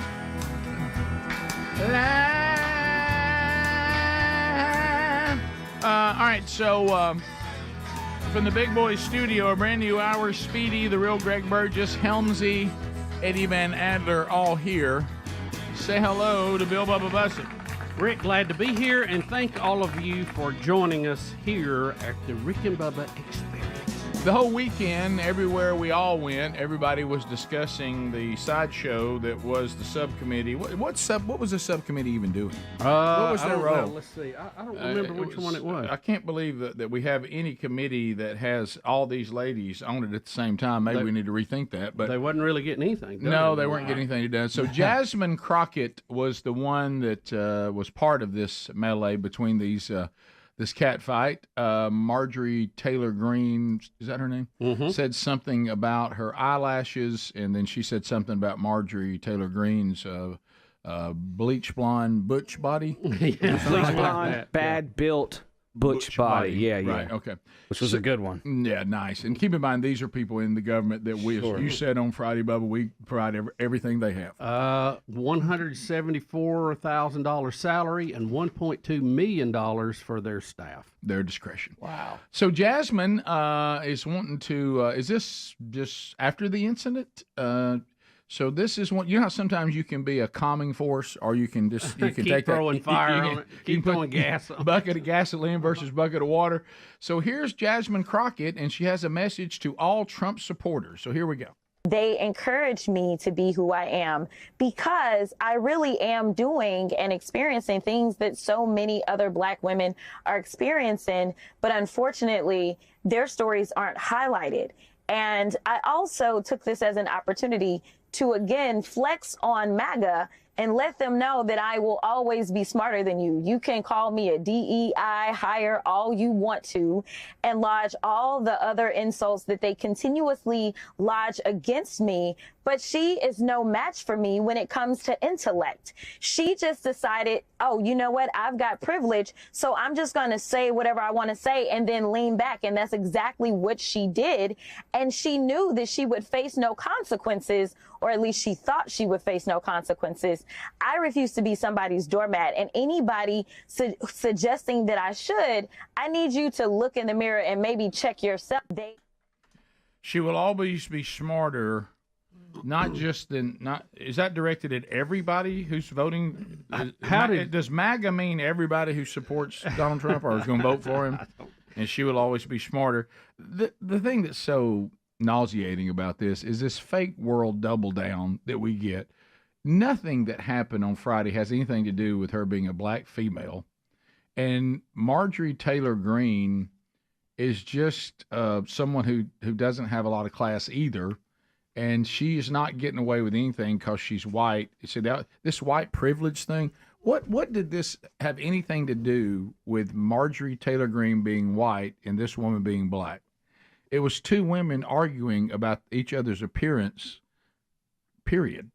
which is one of the funnier parts to me was after she called Marjorie Taylor Greene. What was the term, Adler? She was a bleach blonde. What was the bleach blonde? Bad body, butch built. Something like that. Yeah, bad built, butch body. After she said that, the chairman of the committee said he didn't hear her and asked for a repeat. His face. Remember his face? He was like, I don't know what that is. What'd she say? What? That was gold. But it always has to be this. I'm a black female and she has white privilege. That has nothing to do with this entire thing. No. And hey, I'm fighting for black women because y'all know how it is. No, I mean, this is all so tired and so. If Saturday Night Live does not do a skit of that with that guy interviewing her, did you see the guy with the white beard? I mean, they would have a field day with him. If you think they're not going to recreate that fight? I'm sure they're going to recreate. Did they do it this weekend? I don't know. I didn't see it. Oh yeah, did they? No, I didn't see it. They certainly will. Y'all want to hear that fight again?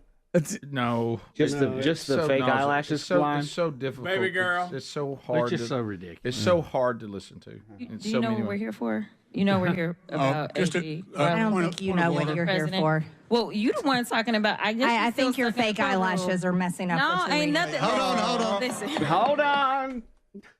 There's no need to talk about that. I like when we're going to strike it from the record. Yeah, I've said it. Everybody heard it, but we're going to strike it. She mentioned being what called. What are y'all doing for the American people during all this? Yeah, right. Good job. Way to represent. She mentions being called a DEI hire.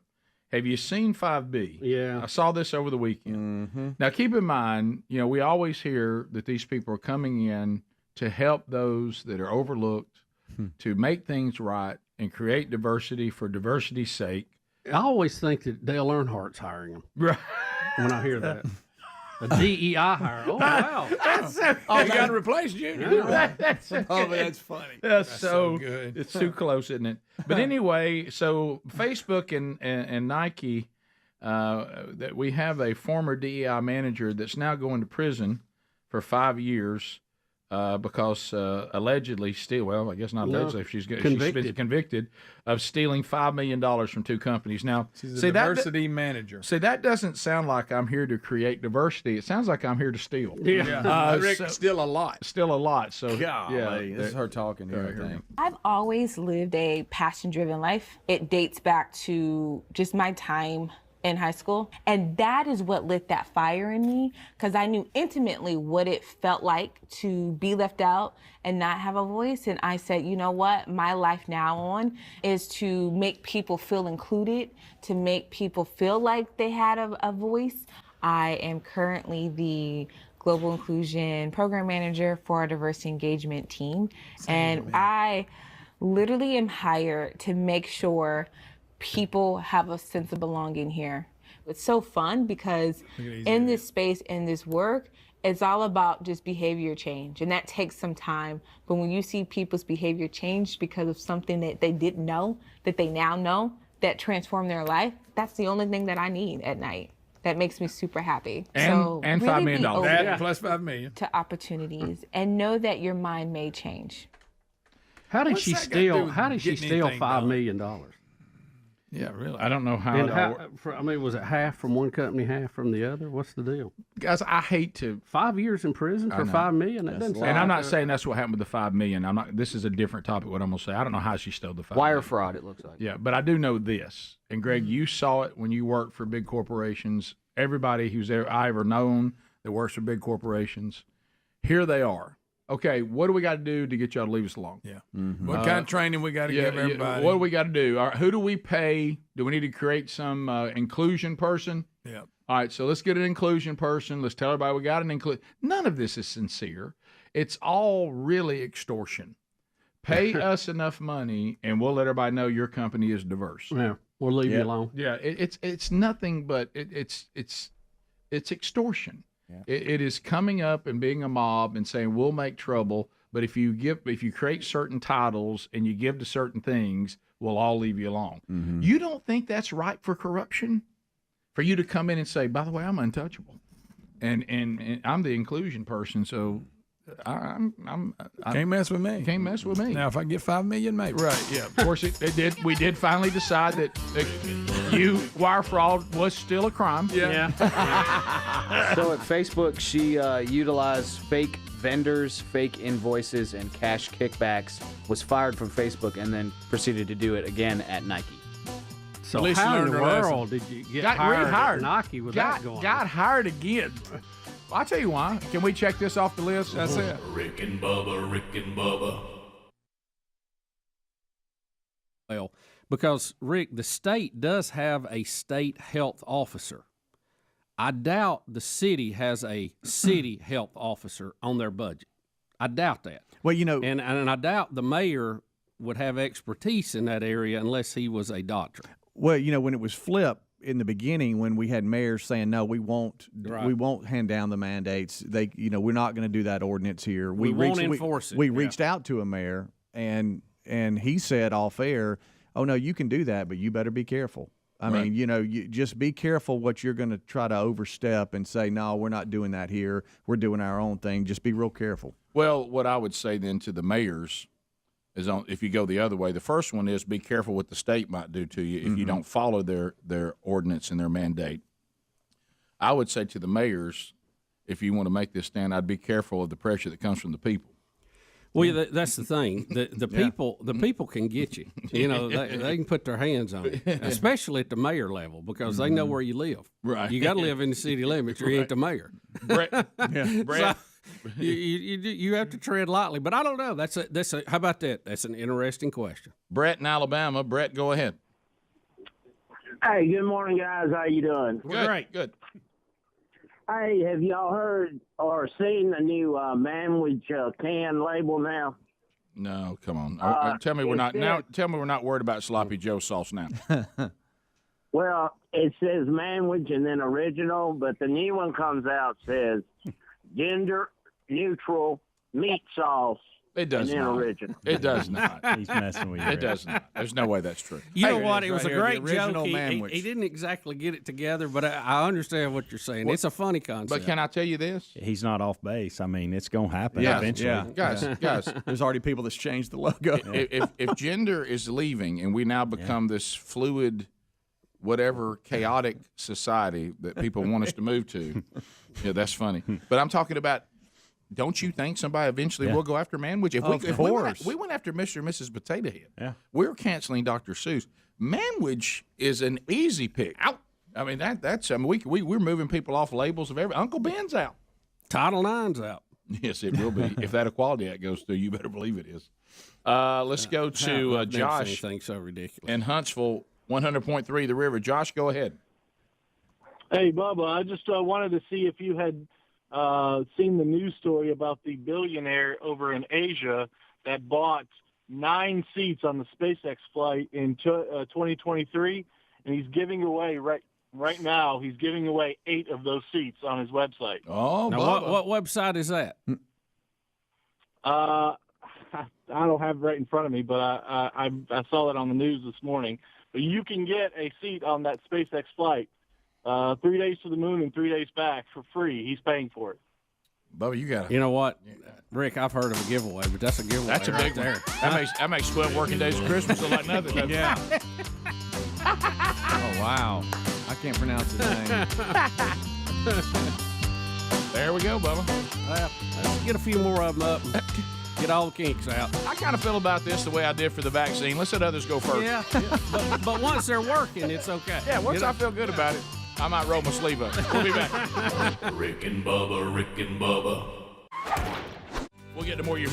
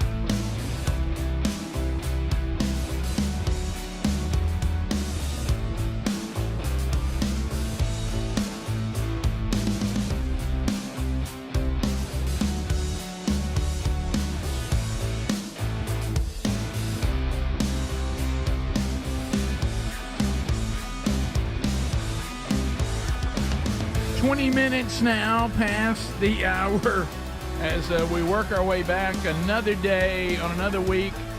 Programming note, Rick and Bubba Best of Show coming up on Friday. Some of the more historic moments in Rick and Bubba history. And then on Monday, we'll replay a show in its entirety. Sykeston, Missouri, looking ahead to the weekend of June. It's almost here. June 7th, 8th, and 9th. My wife Sherry and I will be there, and man, they are really, and they want me to pass along to you. This is open to anybody who wants to come. You don't have to be a member of Minor Baptist Church there. They're going to have a men's event Friday night, honored to speak there. They'll have a women's event with Sherry on Saturday morning, and then Sherry and I will do a marriage event on Saturday night, and then I'll be preaching on Sunday morning. So a lot going on that weekend. You can go to any of it or all of it, and it doesn't matter whether you're part of the church or not. Find those details at rickandbubba.com under upcoming events, and we look forward to seeing all of you in beautiful southern Missouri coming up the weekend of June 7th, 8th, and 9th. Bubba, a couple of things. I don't even know what Tyson Fury is.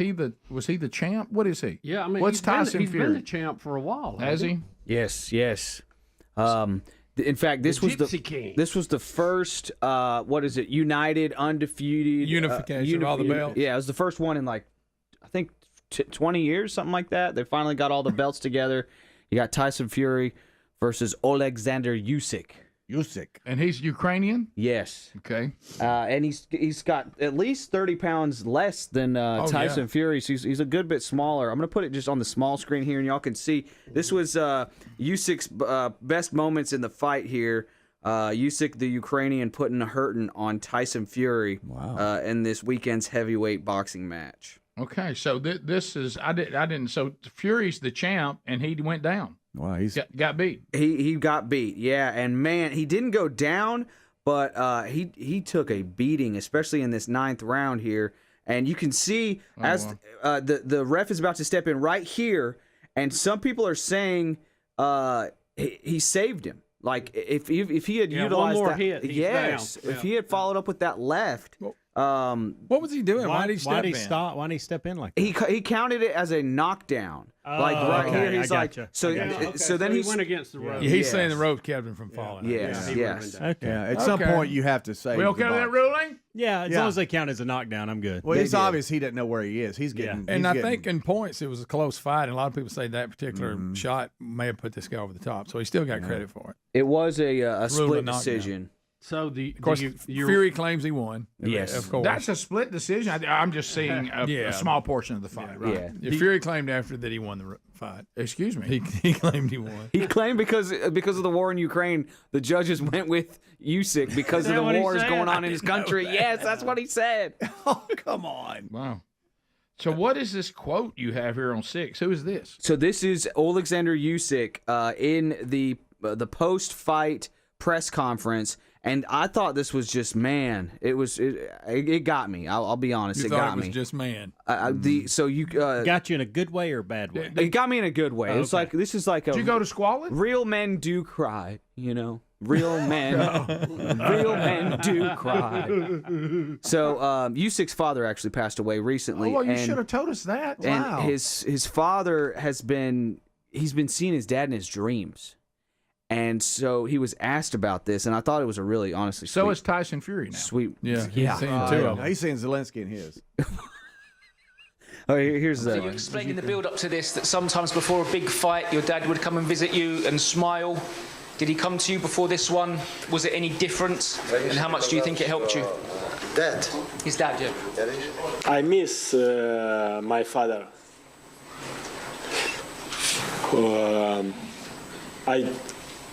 I say my father, hey, listen, you live that, I live here. You okay, Speedy? No. Please. No coming for me. I love you. Real men do cry. Now, I'm going to say this. It would have been a lot more heart-jerking if I could actually understand what he was saying. Greg, don't be like that. The terrible accent hurt it. Real men do cry.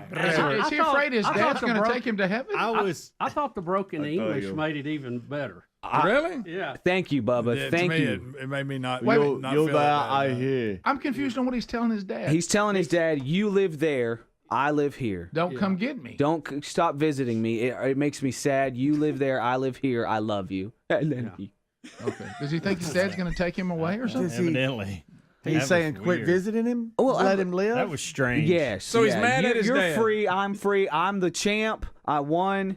I'll see you when I move on. You stay there. You I stay stay there. here. I live here. I love you. I'll see you before He's the saying rematch. it's almost too much when you come. Yeah, It's gonna be something. too much. I thought it was gonna be something you might read in a Hallmark card. Me too. I didn't get it. Yeah, the fact Sorry. he couldn't even speak the language he was trying to speak kind of took a little away from Like him. I feel like Dad, when things away. like this happen, I'm a pretty emotional guy, and I was Sure. expecting I thought you'd something. squawk. I really did. I was expecting something better than that. I should have given y'all what it was going to say first. Then you could have dealt with the language barrier better. So that's on me. Well, look, subtitles don't make me cry, so that wouldn't have helped. Greg, you're right. Dad, boy. Dad, died. boy, I hear you there. I box you heaven. I'm impressed. He gave I Fury win, such you a, dead. such a Still. good fight because he's such a massive. Oh yeah, big time.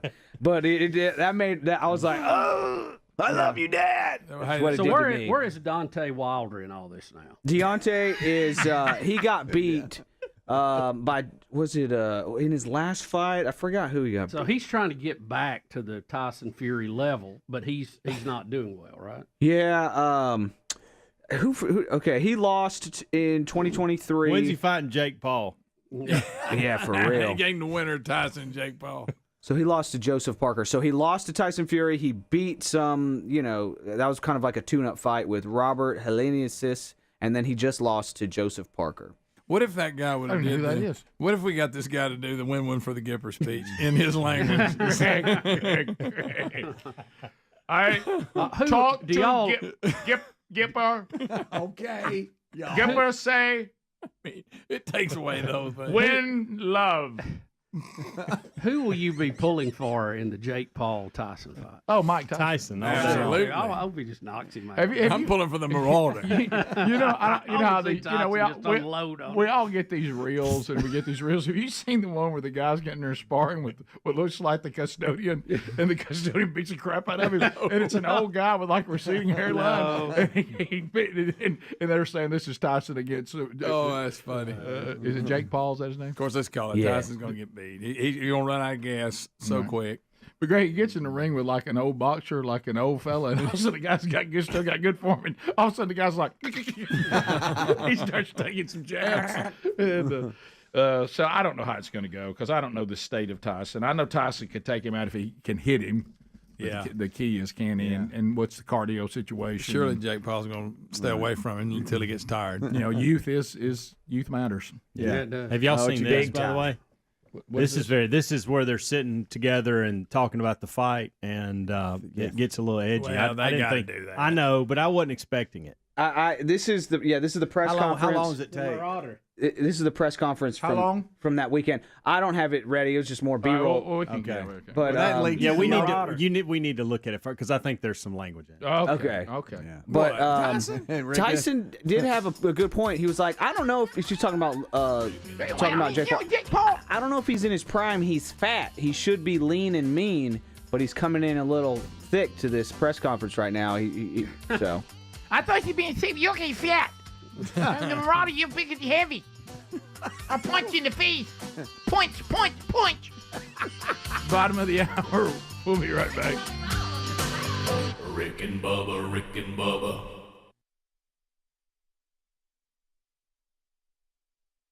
Calls coming up at 866 We Be Big. So I put this under the category. I mean, we can't go anywhere. You know this, Mike. How many times over the years have we told a story? There's just something about this group of guys. It's like we just can't. Nothing can just go normal for us. We end up getting ourselves into handles. We end up sometimes just because of our personalities causing issues. And I want everybody to know we don't try to do that. I mean, it just seems It's unintentional. It just really. seems what happens to. I don't know if we draw this kind of stuff or what. So y'all know that I've referred to my truck now as Lift Kit. I'm in the Ram 1500, and it's the first time I've ever driven a Ram 1500 from Hendrick that has the lift kit in it, and it's keeping me young because you got to be a little spry to get in and out of it. And there's going to be a moment y'all going to get a call from me saying I can't get in it anymore. Yeah. Well, because it's not just a couple of inches. That lift kit's on it. No, I promise you, today I want you to try to get in the Jeep. Right. I want to compare it. We nearly lost Helms, in Mississippi because he forgot he was in the lift kit and just took a step out like he was going to step on the ground. I may have to have an epidural block because of it. And I've had to follow up with the passenger and said no, he had not been drinking. But anyway, so yesterday I went to a graveside service. For a dear friend of mine was laying his mother to rest, and she's was I think 2 months from being 95. Wow. So a powerful woman, and he did nothing but bring honor to his Lord first and to his mama second. Mark Garnett, he did a great job. It was wonderful. So anyway, but they were just going to do a graveside, and he even said, "Look, it's wet, it's raining. This is more. Y'all don't. I know y'all want to take care of me, whatever. If you don't feel knob, you know how that do." I said, "Yeah." No, I just think it's one of those things. You got people that you go. If there's any way for me to be there, I'm going to be there. And so we all were trying to change work and get there and all that because we didn't know that when she was going to pass. So you're in there. First of all, when it's graveside only, I don't ever really know where to go. Or do you meet at the funeral home first, or do you drive around out in the cemetery looking for a gathering? So I was a little gray on that. So like an idiot, I start texting the person who's laying his mom's to rest. Hey, Rick, he didn't have time to tell you where to go. Okay. So then you start trying to get with your buddies that may be going too. So luckily, I see. Already been in one story here in the last couple of weeks. I see what everybody calls in that group of friends of mine the calming force, and that's Doug Travis. So once you see Doug, you're all right. And so. Hey, where are we supposed to go? And then I wasn't ready for this. Well, I don't know. I thought we're just going to walk in because Doug is actually Mark Garnett's brother-in-law. So Lynn is Doug's sister. I knew that, but I'd kind of forgotten about that. Mm-hmm. So anyway, I just followed them in and became part of the family. Not sure if I was supposed to be there or not. Rick. Okay, so anyway, but we're there, and I got to talk to Mark and his kids and the family, and pay final respects, and all this. So then, the person in charge comes in and says, "All right, everybody, we're going to go out here, and then I will process, meaning they're going to get the body and put it, in the vehicle, and everybody follow me to the gravesite." Okay. I think that's good, and I saw the direction he pointed, and you all going to wind back there together. Yeah, and I thought, well, that's good. That's calming. I now feel pretty good about that. Now, remember what I'm in, okay? I'm not in a subtle vehicle at all, no, okay? Right. So I guess I just thought everybody would move a little quicker on that instruction because, I'm a man of action. You know what I mean? I'm like, let's go. And so I go out there and struggle in my suit to get up into the – you ever got up in a lift kit with a suit on? and you shaped kind of like we're shaped. You so split your pants. I'm grabbing the thing, I'm pulling, and so I get up in there. So here I come. It's making the lift kit's making noise. So I come around because I mean business, and I realize I see nobody, and I'm like, where is everybody? I was ready to line up, and all this, and Mark describing his view of this is so funny. So I'm there, and I realized pretty quick, I'm looking around, and I'm like, I know I'm in the right spot, or at least in the right area. There's not a lot of choices. Right. And I pick up the road, and I admit that when I went in, I'm worried about how to park something that big or where I'm going to be. And all of a sudden, I realized pretty quick, I'm the lead car. Oh. Now everybody's lining up behind me. I beat everybody over there. And you don't really want that to be the lead vehicle. And I look, and now everybody thinks I'm the guy that knows, and everybody's lining up. And I think I was a little off, not even where I was supposed to be, and everybody's lining up behind me.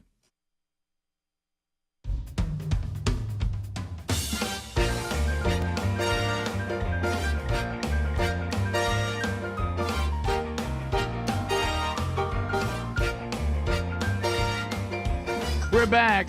35 minutes past the hour. Thank you for being with us today. The Wellness Company, teaming up with the Rick and Bubba Show, Rick, what's the wellness company? Well, it's not a first aid kit. It's like having an urgent care unit in your own home. Yeah. Doctor prescribed. Go to twc.health/Bubba. twc.health/Bubba. So, is there a chance we could run low on something as proven as amoxicillin? Yeah, we could, because now we get all that from China and India. What about when you think about how many times that antibiotic has come through for ear infections, anything with ear, nose, throat infections of any kind, lower respiratory infections, sinus infections, skin infections, UTIs, and this is not a given. Why don't you go ahead and stockpile your own with a medical emergency kit from the wellness company by going to twc.health/Bubba. I just ordered mine, and it is on the way. Doctor-prescribed antibiotics for infections of all types. You know, the stuff that you would probably go to an urgent care for. Now you already have it. Don't get caught short. Get the medications now, and you don't have to wait to see the doctor. You're not down there in that room. You don't have to wait at the pharmacy. One of these medical emergency kits should be in every home. You can order yours online. It's easily done in minutes. They asked me some questions about anything I was already taking, about my overall health. Then I got on the phone with the doctor. It's very simple. twc.health/Bubba, and they send you prescriptions to treat over 39 medical issues, and you'll have that right there in your home. Not a first aid kit. This is your own little urgent care.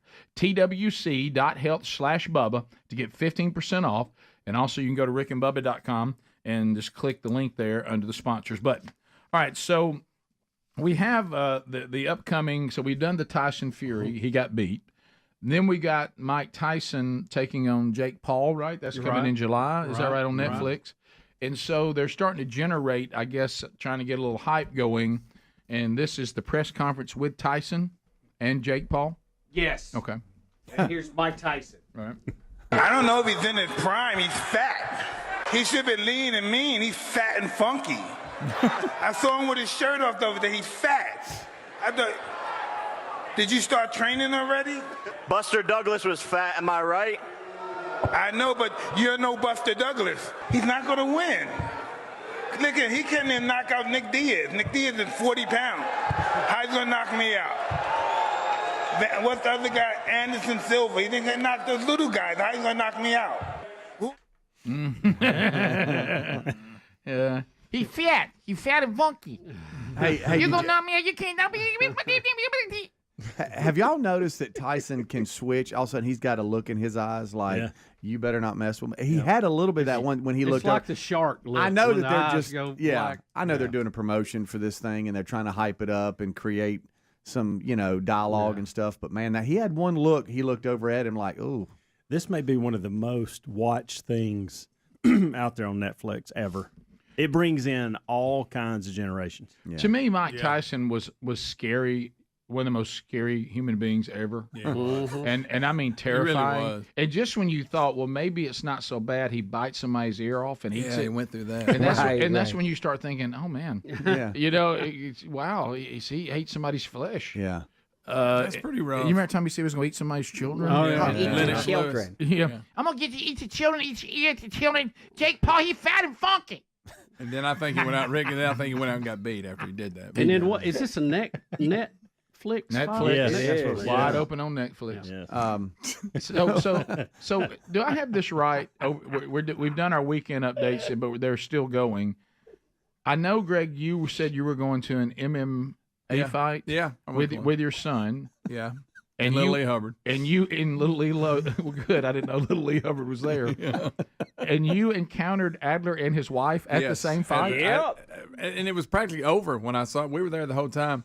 And I look and there's somebody standing, like, waiting to go in the bathroom or something. I thought, well, that guy, he's the same height and build as Adler. And the closer I get, I said, well, that is Adler. That is Adler. Yeah, that was hilarious. Yeah. Y'all didn't know either one was going to be there? No. So, Greg, you knew somebody that was actually competing in the jiu-jitsu. Yes. Okay. Yeah. And how did he do? It was a draw. Okay. Nobody got. Now, this is the friend of Taylor's that goes in and gets beat, but he doesn't care? No, he's listen, on the grappling. Look out. He's a good grappler. Oh, is he? Yeah. Rick, fireman by day, grappler by night. Yeah, and he's not bad at the other. I'm just saying. But me and Kate saw him one night, And it really wasn't fair. They had a guy who was just fixing to move up to the next level, and somehow they got paired up in a fight. It just wasn't good. It wasn't a good matchup. No. Okay, all right. But now we had how many knockouts? There were at least 4. It was, yeah. And 2 of them were in less than 10 seconds. Oh, really? And we were talking about it, how they make this big deal going to the ring. So we were right there where they walk out. It was pretty funny. And they're all pumped up, and they're playing their music. And then they get in there. Then you got this guy that thinks he's Michael Buffer, and he goes nuts, introducing each person. I mean, it's a long, drawn-out thing. They ring the bell, and bam, the guy's knocked out. I mean, that happened twice. Took him longer to walk to the ring. I mean, it was this big production. I mean, the guy goes nuts. So what is this? Is this just an MMA card? It's Made Men Promotions. They do fights all over the Southeast. Is what it looks like. It's a few of the fights were amateur fights. A couple of the fights towards the end of the evening were actual pro fights that will go on these people's professional MMA record. A lot of people, like Greg said, people trying to move up to the next level. My neighbor, who also does jiu-jitsu, he and I actually went, I guess, like 2-3 months ago, because it comes to town, like quarterly almost. And my neighbor reaches out to me. He's like, "Hey, man, we should get 4 tickets, and we should take our wives." Don't forget, Aaron was there too. I got to speak. How did you get your wife to go to this? And I was just like, "Yeah, double date. That sounds romantic. Let's go. Let's do it." So I tried to spin that to Aaron as like, "We're going on a date. Doing something together. Going on a hot date tonight." She's like, "We're going to see MMA fights. This is not a date. This does not count towards dates. This isn't even a date. I'm just going to a thing you want to go to." Yeah, she's more like doing you a favor. Yeah. Right. But look, I got to give him this. He stepped up, and he was actually rented a table. I got. You rented a table? What? Sit down. You can sit down. Greg was general admission, and you had a table? Well, Greg had to stand up like a peasant but we got to go over there where the fighters were coming out. Rick, and when they coming out, they're all bowed up, and then they come right back by on the one that's got knocked out, and everybody's holding him. And he's doing this as he walks. I mean, he just 2 minutes came by the other way. Did y'all roar when Taylor's friend came in? Did y'all just go crazy? We went nuts. Does he have does he have a fancy name or a nickname? No. He's not. He's not named after an animal. Right. No, he's just straight up. He don't have a stage name. Adler, how did Aaron? But he did It's good. gonna hurt his marketing. It is. She okay. So I don't watch fighting in front of my children. By the way, I don't ever have UFC on. But once the kids go to bed, if it's a big card, I will watch it. And so Aaron is used to it, but in person it's a little bit different. Man, you can hear the impacts. A couple of those guys were asleep before they even hit the ground. The one guy, I was getting concerned. Yeah. I mean, I thought they started bringing the stretcher out. My neighbors are doctors. They started walking over there, too, to be like, all right, I might run up there and do some chest compressions if I don't feel like the medics on hand are doing it right. Does that make y'all feel uncomfortable, though, to just watch that? It was kind of just... Most of them would sit back up. You could tell they didn't know where they were. Yeah. You feel sorry for them? That can't be good for you. That can't be good for you. No. You don't understand. They had just walked by and got their name. You'd have thought it was Tyson Fury or somebody there. And then less than 10 seconds, here they come back by. And they don't know where they're at.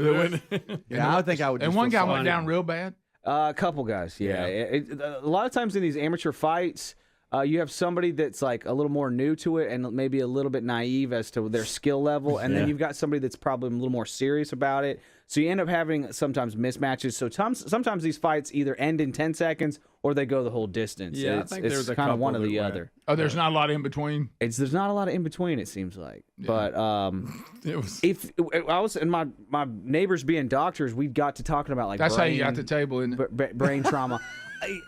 So when I went, I guess like a month or so ago, I was like, man, I'm gonna have to stand up this whole time, and I thought, I'm bringing the wife, gonna class it up a little bit, and really you have to pay $20 extra to get a chair. They got got general admission chairs if you want them. Yeah, that too. Y'all stood the whole time? Well, yeah, So were you in the very back? No, just on the outside, just behind the tables. No. It's at the exhibition hall, so it's just a big, flat, empty room. It's not like the real stands kind of thing. I see. Okay. I'd like to see them improve their sound system a little bit. Oh, really? Yeah. Michael Buffer guy, Michael Buffer. Okay. I'm like, what? I wish you'd seen this guy. We'll be right back. More Rick and Bubba coming up. Rick and Bubba, Rick and Bubba. No, the pressure. Family, everybody. You're in front of the family. I'm in front of the family. Rick. Everybody thinks that Lift kits up front. Everybody thinks this wonderful woman's family has a 1500 with a lift kit, and they're thinking, is that what we're going to ride out to the graveside? And I realize, and you don't be muddy. Now you don't know. Now you don't know what to do. Now you don't know where to go. Right. And all You that. start waving people by you. So all of a sudden, here comes the vehicle, and I'm like, well, there's the body. And as it goes by me, I'm like, and I pull in behind it. So all of a sudden, Garnett's talked about it. He goes, so we're in the car that's supposed to be where you are. And I said, yes, I know. I'm sorry, buddy. He goes, and all of a sudden, Lynn goes, who is that? And points up to this judge. He looks at her, he goes, that'd be Burgess. Undoubtedly, Burgess is leading us to the graveside. And so I'm like, you know that feeling when you're like your back's kind of burning, look, and you're kind of like, I don't think I should be right here, and but you don't know what to do, and now you got to find a way to park it. So people don't realize that I've got to do a different kind of parking. You can't just because if I pull where I was going to pull, I would be blocking everybody from being able to even get to the gravesite. So I try to go down this little side road where everybody now thinks I'm the leader. They're all following me, and I start trying don't follow me, just don't follow me. I'm going to a different place. And so then when I park, everybody thinks, well, this must be it. So I have everybody messed up on the parking. People are parking all wrong. I messed up. I mean, I'm so sorry about that. I am so sorry about that. And that's not a subtle truck either. Hey, I love the line, who is that? That's Burgess. And Dadley, he's taking us to the gravesite in the Ram 1500 with the lift kit. I think his mother would have wanted that. Rick and Bubba. But I know a lot of people are concerned about the World Games, how it's going to affect that. That's right. And where are those people? Rick, right here in Birmingham, Alabama. No, I mean, but where are the people that care about it? Is what I'm asking. I mean, there's a crowd, right? So didn't we doesn't that feature like horseshoes or something? I mean, I remember us looking at the different events. My favorite is like rescue. Don't they have a competition where you rescue a dummy or something? Look, don't confuse that with the Ocho. Okay, it's easy to get tangled up. Right. I know there's a countdown. I mean, that's coming this summer, right? I think so. Oh, yeah. Did it get postponed? I think it may be next summer. It's a long way away. Well, wasn't it? I think it's a year from this. I think it's 2022. Yeah. Well, that thing we just showed 21. Yeah, now that right there is says 27. Hey, you see 2022. Yeah, we pushed the Olympics back. Isn't it this summer? Won't the Olympics be this supposed summer? To be over. Is it Japan? Or? Yeah, Tokyo, isn't it? I think so. Because we were supposed to have done it last summer. Right. They pushed it. You got jiu-jitsu, karate, World Games, canoe polo, Yeah. fistball, korfball, floorball, beach handball. Hobie tried to get a korfball team together. He actually went and met with them. What are you even talking about? It's kind of like basketball, kinda. There's a side of Why me. is Hobie involved in this? We got to laugh. He's an athlete. With a conference call about this, y'all don't know about that. They want Hobie's trying to. They want y'all to endorse the games. I don't even know what y'all are talking about. The cork ball. What are you talking about? You got to look it up. Yeah, what about fin swimming? See, That's here's right, the I forgot problem. about fin swimming. It's They can easy. scoot, son. It's easy to confuse some of this with the Ocho. You want me to play that? Yeah, you got to throw it in that little thing there. The Adler, I just sent you a picture. So it's like a dog bowl up there. You got a ring. It's pretty tough to get it in there, isn't it? Adler, look at the. But isn't there a competition where they rescue like a rescue dummy and out of the water? Rick lacrosse is a part of it, and flag football. Yes, you're right, Greg. To your point, there's a life saving which happens in a pool. Okay. Are you sure that ain't the Ocho? That one sounds like an Ocho I am special. on the World Games. It really does. Page right now. See, that's going to be big. We got to have the mask on before that. Yeah, we're going to welcome the world, guys. A rock paper scissors is on there. Yeah, well, it's 2022 now, so surely we're going to be out in 2022. Tug of war. It's tug of war on there. Tug of war's on there. Oh man! I'm gonna tell you what that year that we took Butch Campbell and said put this around your waist in field day, and Butch Campbell was the largest fifth grader I've ever seen, and we just if said you had an anchor, you had one. We said, Butch Campbell, wrap this around you, and he dressed every day. His mama would put him in another plaid shirt of some kind, and his hair was combed aside like Big Boy. The big he looked just like Big Boy, the icon. And you know what I said? I said, and when they say go, Butch, you just sit down. and but he sat down. There wasn't nobody beating us. That was it. Because we had Butch Campbell. I've told the story before. We messed up. I remember this. And we put a slip knot in it instead of a. I remember that. A bowling, and we like to cut Eric Lewis in half. Yeah, I remember that. Yeah, they got slip pulling, and it cinched down on him. Not supposed to put a slip knot around him. You got to knot it where it won't cinch. So anyway, I want y'all. He was screaming. I told y'all the story about me leading the way to the graveside.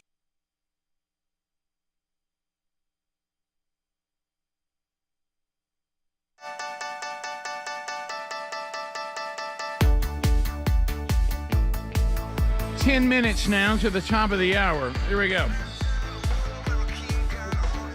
Hey, Brick and Bubba Buffalo Wild Wings charity charge today. Participating locations are all in Alabama. You got them Alabaster, Birmingham on 280, Gardendale, Tuscaloosa, Hoover, downtown Birmingham, 4th Avenue South, Trussville, Pell City, Oxford, Chelsea, and 2 Buffalo Wild Wing goes. One in Vestavia, one in Northport.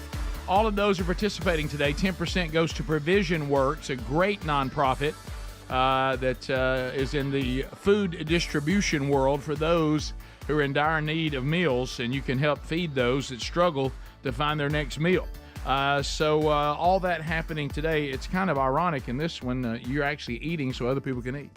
So there you go. Bubba, we have a little bit of this is not technology. It would be science, wouldn't it? Yeah. This would be more science and technology, I guess, because we got some meteor. We got some fire in the sky footage of a meteor passing over Portugal and Spain. You know, Thomas Dolby. Yep. It seems like nature is kind of going nuts here recently. You think? We've had a lot of natural events that seem to be almost picking up pace. And this is some pretty glaring meteor footage from Portugal and Spain over the weekend. You even said you think this one will interest me because there's enough fire. Because I know you like to see big fires. Oh, I do. Yeah. So I want something this. So here it is. So wow, that is good. Yeah. That right there. How'd they catch that like that? It's almost like they knew it was coming. Well, weird. Did you think somebody was hollering behind them? Because it looks like they almost went up with their camera. It looks like they were videoing some kind of play, and somebody said, "Look at that!" Look, you see, again, you got somebody playing with a camera, and then they're caught off guard when something's going on. Oh yeah, I guess this person is. Look at that! Wow, coming to get us. That's what you think. Like, what's that?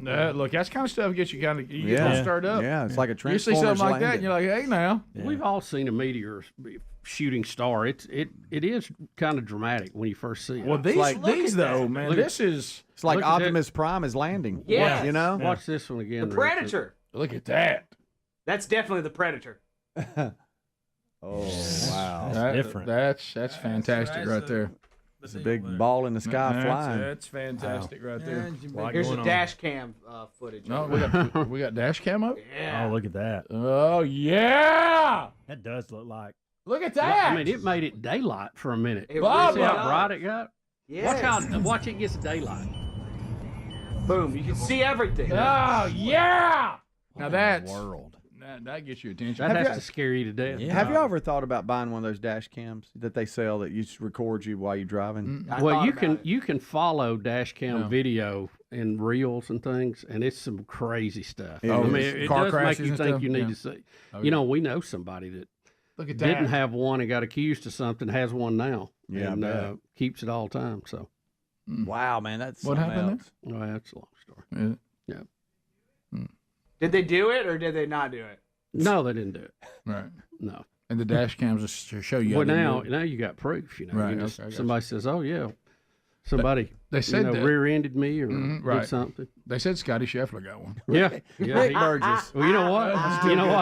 Hey, if it had it, it would have helped. So, what is the Scotty Scheffler update? So he's due in court tomorrow. His representatives will be there. I don't think he has to be there. He's not due in court. Yeah. And his lawyer has said they're going to plead not guilty. But over the weekend, there was reports that the charges were going to be dropped and swept away.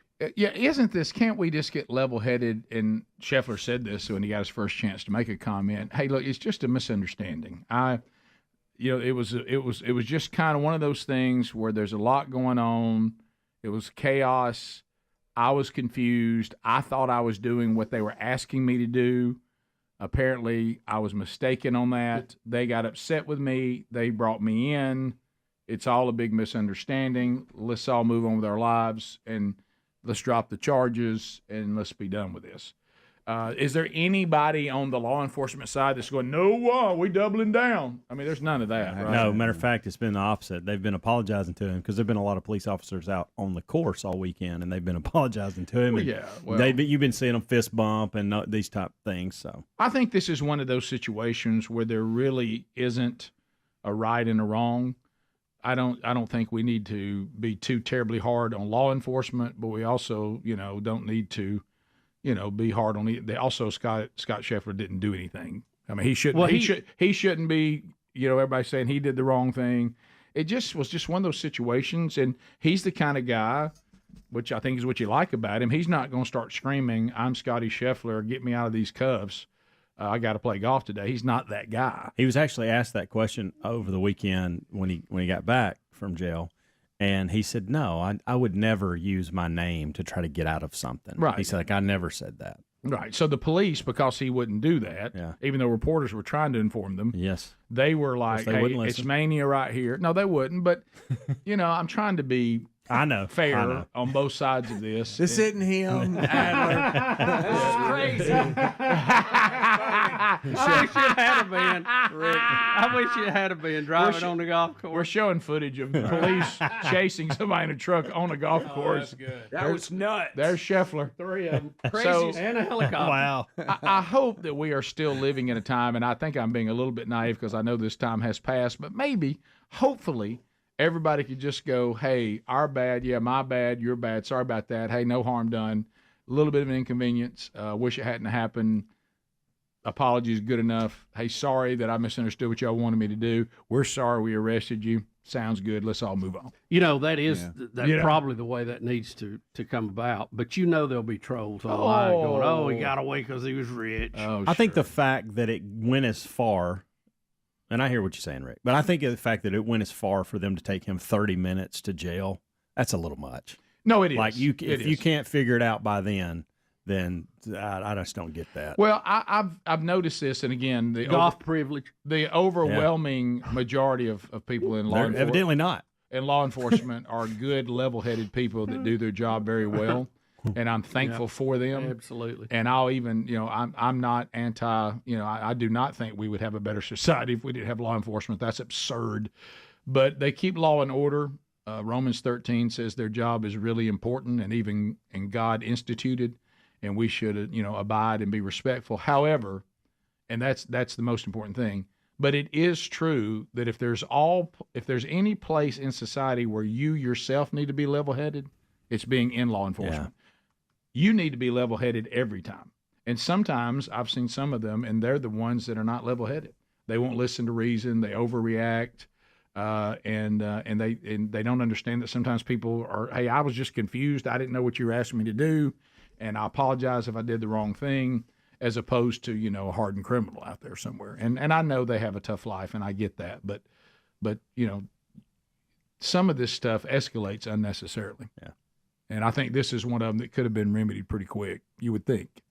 But at the end of the day, everybody just go. Would it have been better if he'd have told them, "Hey, I am Scotty Scheffler, and I'm trying to get to the course"? And it could have been maybe. Well, the car he was in a marked. He was in a marked PGA car that he was told to go this way because he in fact was a player, and the only people that have those cars are the players and officials that need to be on site. Yeah, I think he probably wisely took this guy screaming he's going to jail. There's nothing you can do. What was the deal with the guy jumping on his car or being hurt or carried to the hospital? The wording was attached to his vehicle, and I don't know what that meant.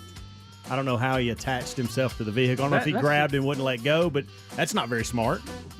Yeah. No, you think he got hung? Or caught on the vest or something? To your point, I thought he was in the hospital at one point. Rick and Bubba, Rick and Bubba.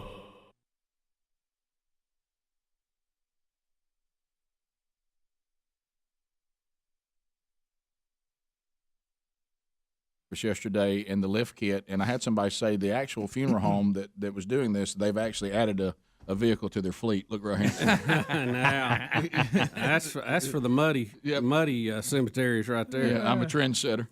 Man, live. Bubba, you're not gonna believe this. Miss K's calling. Hey, Miss K's on the line. Miss K, Maybe we get some insight out from of her. Alabama. You gave her some advice today. I want to hear what her advice is. Miss K.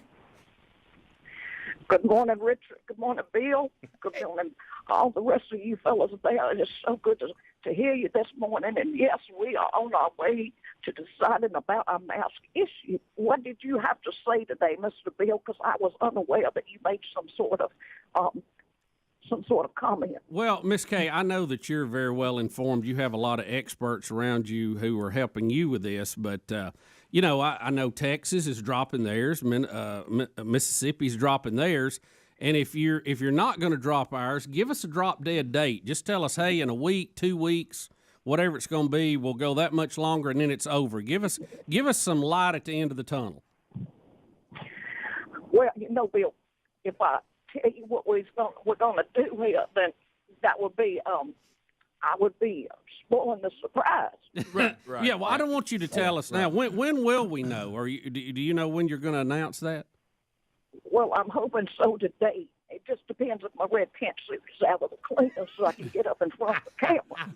I understand. Well, you want to look your best. You want to look your best. Yes, I do. And yesterday was Dr. Seuss Day, wasn't it? Well, I kind of wrote up my own saying here, talking about the masks. I do not like them when I burp. I do not like them when I slur. I do not like them here or there, and I do not like them anywhere. So I'm tired. I too am tired of wearing the mask, but we have to do what is best, and I don't want to share too much. I don't want to spoil the surprise. So just wait and see. Well, you can't let Mississippi outdo you. Yeah, and I know you want to get back to the beauty parlor. Well, that is true, but what are you trying to say there, Mr. Bill? Now look at that.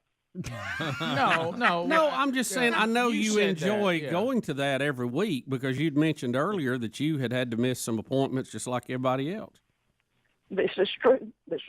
But and honestly, we couldn't tell the difference. You look great. Yeah, you do. You're just trying to butter me up, aren't you, Mr. Bill? Well, whatever it takes to get rid of that mask, Guff. I understand. You walk into some of these places, there's no shirt, no shoes, no service, but now it's no mask. Right. So, I'm ready for the mask to disappear forever, but we just have to wait and see.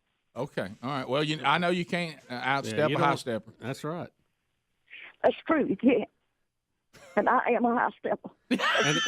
And it's hard to high step with a mask on because you can't breathe.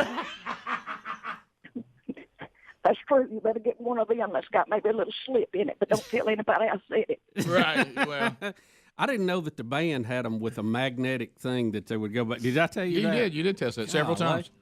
Did we talk about that? Yeah, we did. Miss Kay, thank you so much. Thank you, Miss Kay. We're anxiously waiting for your announcement.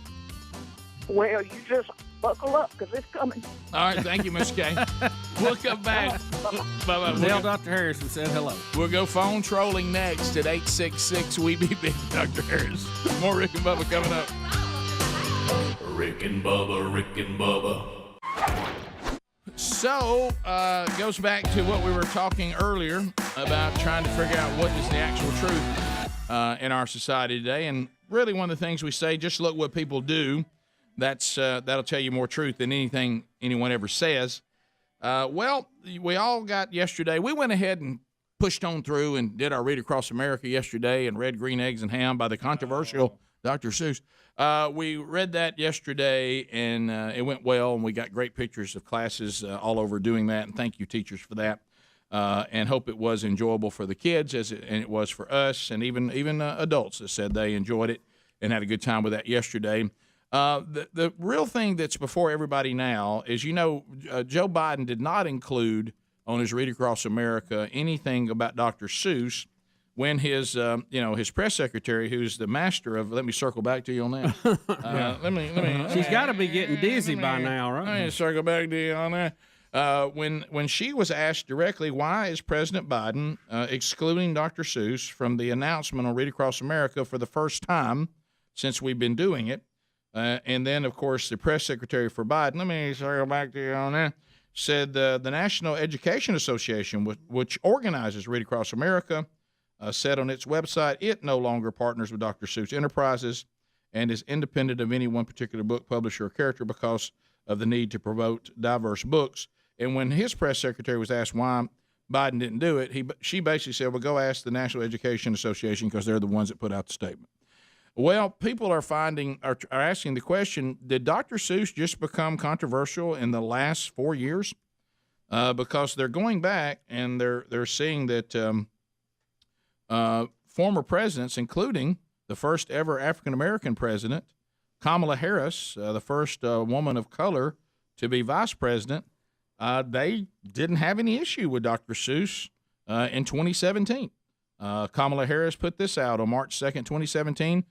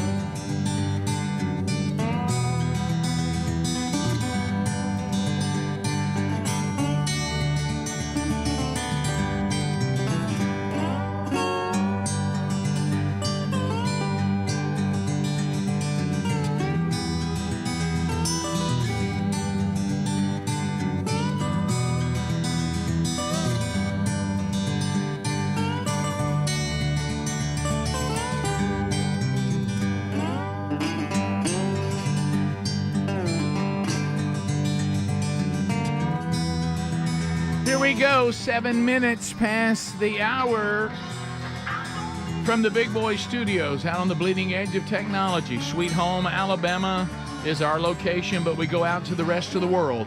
Live and archived on various platforms. Pick your favorite at Rick and Bubba, spell out the word and.com. Speedy, the real Greg Burgess, Helmsy, Eddie Van Adler, all here. Welcome back, Bill Bubba Bussey. Rick, glad to be here, and thank all of you for joining us. So we updated you on Scotty Scheffler if you were with us last hour, but that led to something that Helmsy saw. He's told Speedy. Speedy's at one point curled up in the fetal position trying to watch it. I don't follow golf, but I guess what we have here is a former pro that shows everybody what they're trying to, how you play different parts of the course. The Golf Channel does a live from wherever they're at. Sure. So live from the Golf PGA Channel, Championship. you should, yes. And part of their deal is they have Johnson Wagner, who you'll see in this video. He's a former PGA Tour pro, 3-time champion. Like he is this guy's legit when it comes to golf. Okay. But all weekend, he's the guy that walks out. They'll go and take a moment. They'll go out to a particular hole and they'll say, this is how so-and-so played this hole yesterday. This is how so-and-so played this hole yesterday. Here's what he could have done. Here's what he did. And so he all weekend could not hit the ball. He just got the yips? He got the, yes. He was shanking. He was hitting the hosel. I mean, just it was ridiculous. He looks like a grape. This happened Saturday night, and Right. I thought to myself when I watched it, Speedy would be melting right now.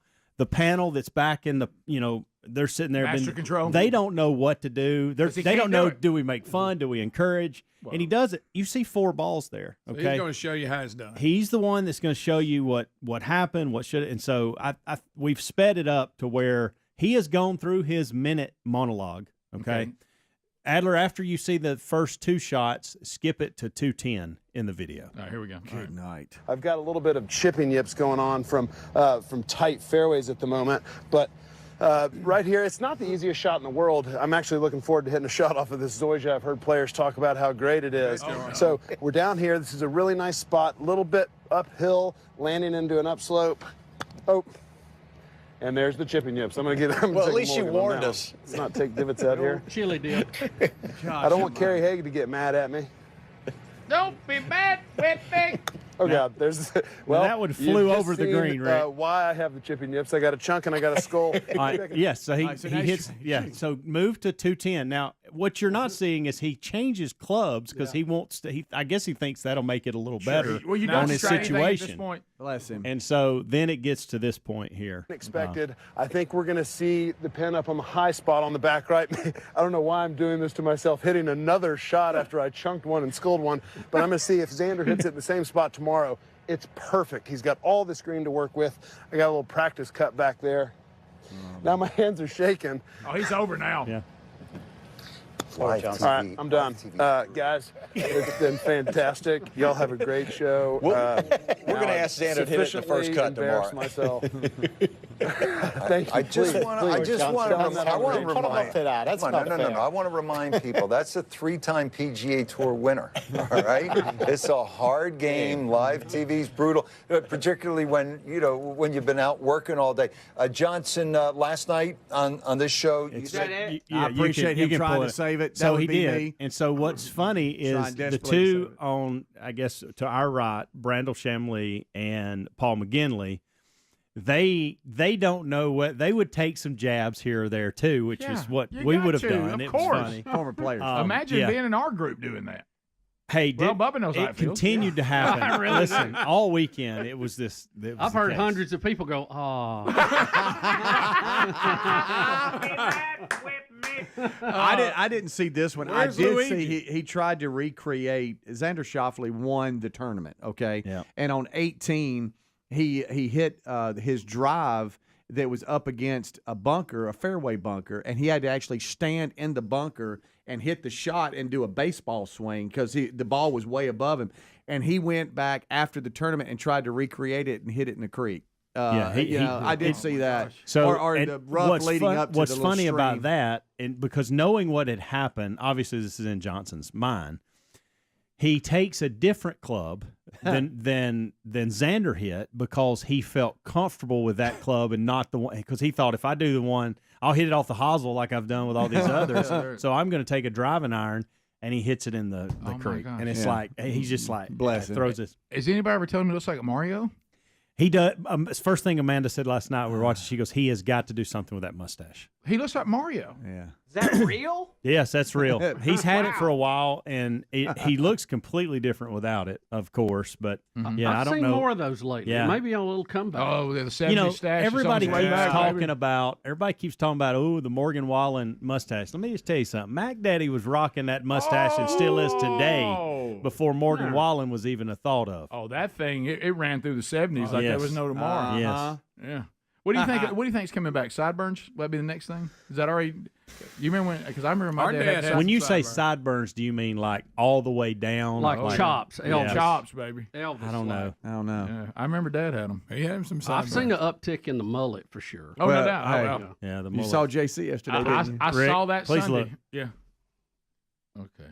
It's like Mario. That's It quite. does. A That's a really good reference, by the way. I never thought about That was Mario. the first time I saw it. Or Mario. What is it? You put that I don't little- know. The You kids- put that the little hat grandkids on correct him. me on You that. put that little hat on him. Where's He's Luigi? ready. His Yeah. brother. Little overalls, he's ready to go. Yeah, I That guy's name is Johnson? Johnson Wagner.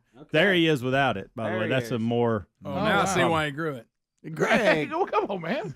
Greg. You thought that didn't look good? I thought Magnum, PI really pushed that. Yeah, he did. Ron Jeremy. What is wrong with your brother? I want to slap you right now. How did we get from the start of the Am I wrong? segment to that? It's Within my fault. about You're not 6 wrong. minutes. I opened the Mario door. That's on mine. That's on And we me. could have left it there, though. I know, but I knew better. We though. could have left it at. Chipping and having the yip. That was plenty. We had a good year. We'll come back. Wow, so he does Mario and Luigi. Oh, he got a little twist on it there. Hey, Luigi. We'll take your phone calls next. 866 We Be Big. Calvin Speedy Wilburn headed in there. All 10 lines are available. America, what is on your mind? Still much to cover this hour as well. But next, we chat with you at 866 We Be Big. Rick and Bubba, Rick and Bubba. Dr. Seuss's birthday, a day chosen to honor his legacy and promote literacy with every year. Happy Promote what? I can't say it because I'm illiterate. Literacy. Happy birthday, hashtag Dr. Seuss. This is Kamala Harris, Bubba. You know who she is? The first woman of color to be vice president. You may have known that. Even though we're not supposed to be able to use gender, we use it there.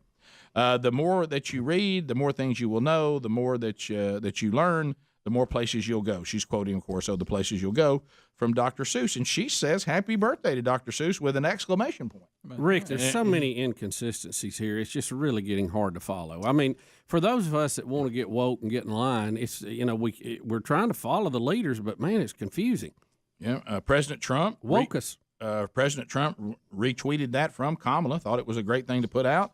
Obama also wished Dr. Seuss a happy birthday. So you realize Read Across America was on Dr. Seuss's birthday. They tied it all together. Yeah, they did. You can't really have Read Across America without mentioning Dr. Seuss. Because to your point, we pitched March 2nd. We picked March 2nd because it's his birthday. Okay. It's his birthday, Rick. It's his birthday. So Dr. Seuss Enterprises did respond Tuesday and said they will stop printing 6 of his books because of insensitive and racist imagery in some of the illustrations. Yeah, they decided themselves to do that based on pressure they were getting. Of course. Guys, this pulling books thing. You realize, too, what spooky, Rick, give me the titles of those books. Which one? That they pulled? Yeah, that they're not going to print anymore, not going to publish. I don't see it. One of them's called something about going to the zoo. What's the name of that one? Yeah, I remember that one. My Trip to the Zoo, or I Went to the Zoo. Yeah, what I have here only says they pulled 6 of the books. It didn't tell me what they're called. Not in the story I have here, so I don't know which 6 it was.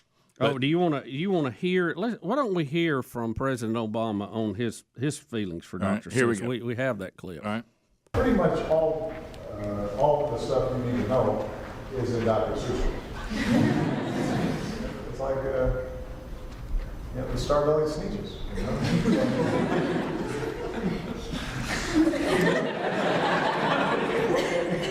We're all the same. So why would we treat somebody differently just because they don't have a star on their belly? There it is. If I think about responsibility, I think about, Horton sitting on the egg up in the tree while Lazy Maisie's flying out doing whatever she wants. You know what I mean?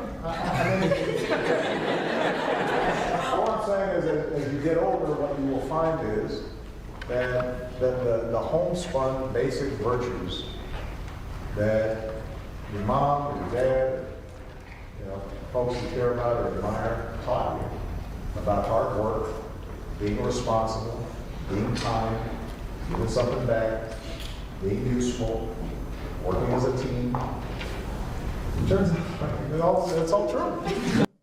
So he basically said, use an example of things you just need to learn the simplest concepts and basic. He says, secondly, learn the things your mom and dad tried to teach you also include the things that Dr. Seuss tried to teach you, including the story that Greg referenced that really took on racism, and that's the Star-Bellied Sneetches.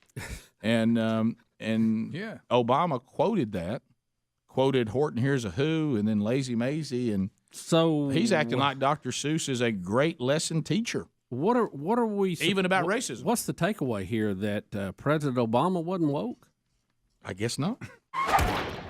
We had back on the vaccine front, Dolly Parton. Yeah, said that she donated $1 million to one of the Vanderbilt locations of some of the vaccine research. It was part of the research into Moderna. That's royalties off and she's taken one of her most famous songs, and is she trying to encourage us to get the vaccine? Well, she was singing it after she got the shot. Watch and listen. In tribute to it. Vaccine, vaccine, vaccine, vaccine. I'm begging of you, please don't hesitate. Vaccine.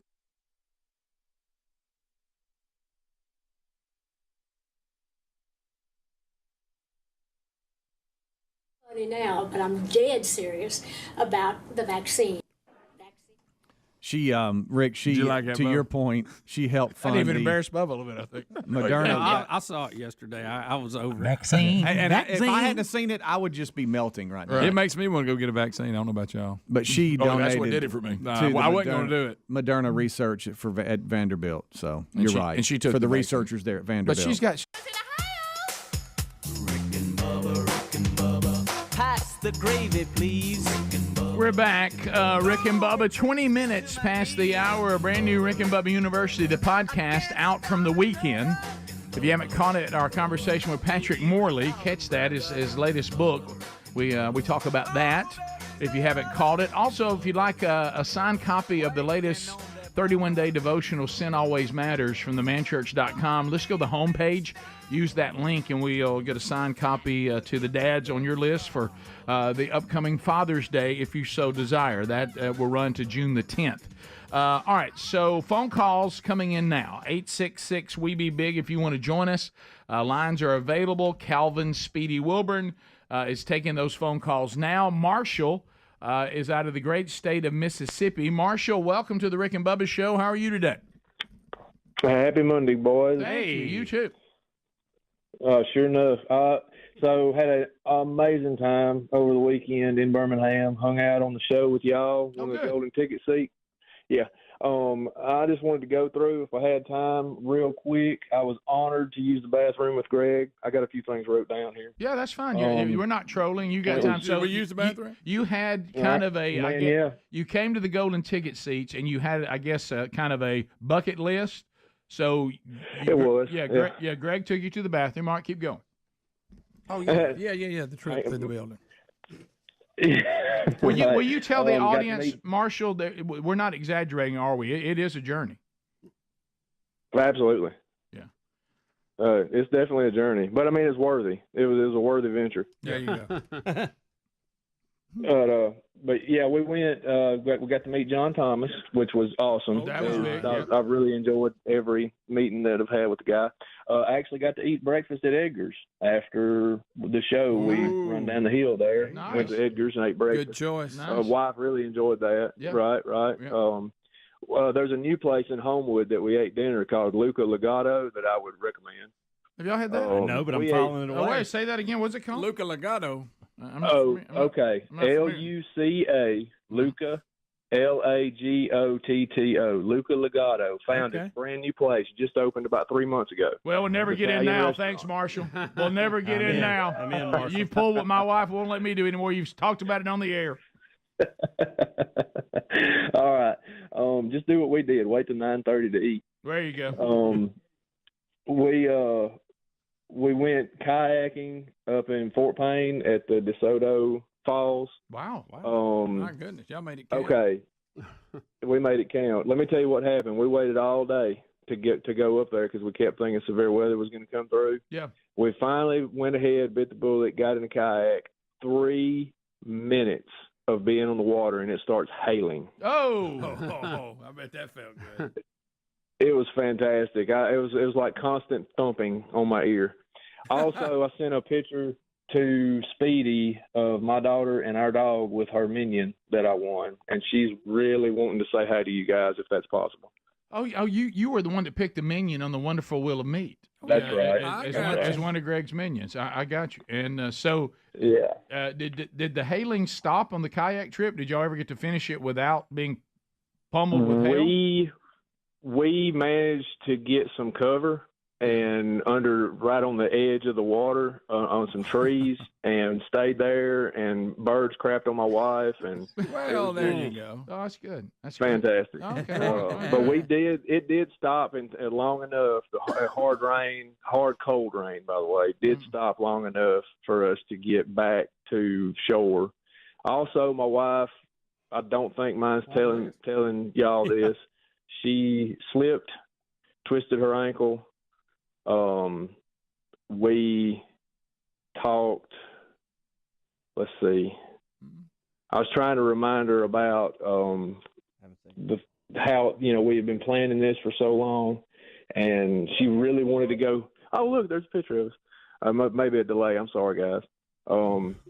But we really had a great time on the show, and wanted to thank you guys for it. And my daughter really loved the minion. Well, good. Well, that's great. I'm glad it sounded like you made it count. That's somebody got their act together on a trip to the Golden Ticket Seats right there. Yep. I mean, you got a lot out of that. That's great. Well, good to hear from you, and thanks for coming. Yeah. Sorry about the twisted ankle and the hailstorm, but other than 20 years anniversary too, by the way. Really? 20 years together. Yeah. Is that today or was that Friday? That was actually last Wednesday. That was the 15th. Oh, okay. All right, there you go. You got it all in. Well, congratulations, and Right on. It was good to see you, Marshall. And he got to spin the wheel of meat. Yeah. We'll never get in that restaurant. Now, can you imagine that this where we are in life now, eating at 9:30 at night? Well, I just ain't gonna happen. I mean, that's almost breakfast. I struggle to stay up past 9:30 at night. I mean, as far as eating. Let's go to Robert in Georgia. Robert, go ahead. Good morning, guys. Hey, buddy. Well, I just wanted to tell you a little story. I had a birthday last week, and the previous week I got a gift card to a $50 gift card to Red Lobster. Wow. And the next day I found out my location was closing. Yeah. So, boys, you can't have nothing. You better get over there quick. You can't even have a Red Lobster. Did you bid on the table on the I believe they already got the doors padded. Oh, Robert.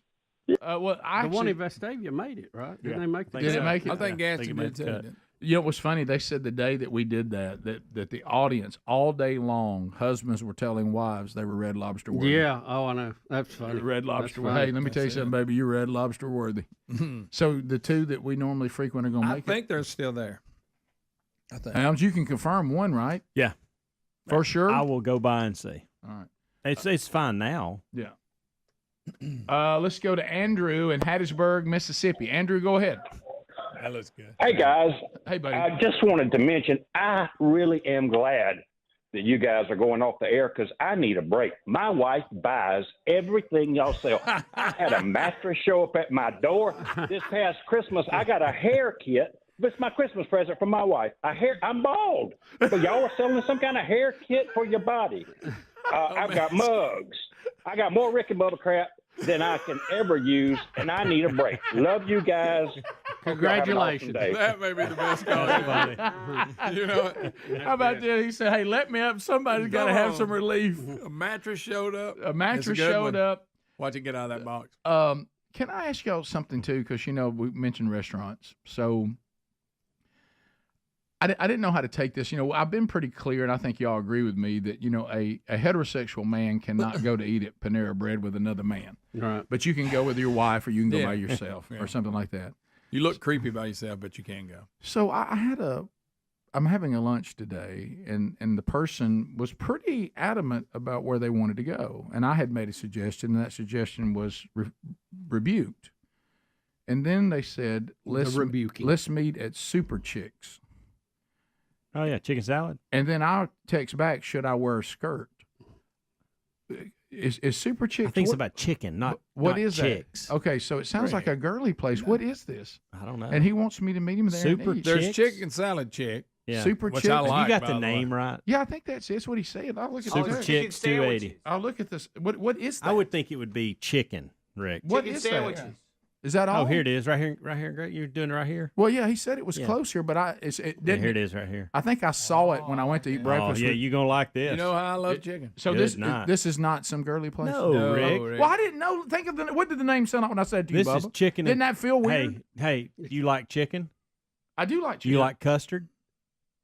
I love custard. Then you got a good game plan. It doesn't love me back. Rick, it says it's the true chicken sandwich is what it says. Okay, so this is not Oh, that you're gonna like that love this. chicken salad Fries place. look good. So this is not like that chicken salad Where's place. this at? I might go there myself. Okay, look at that, Bubba. That looks okay. Yeah, that's some good stuff. See, it's hand battered too. You can't beat that. Okay.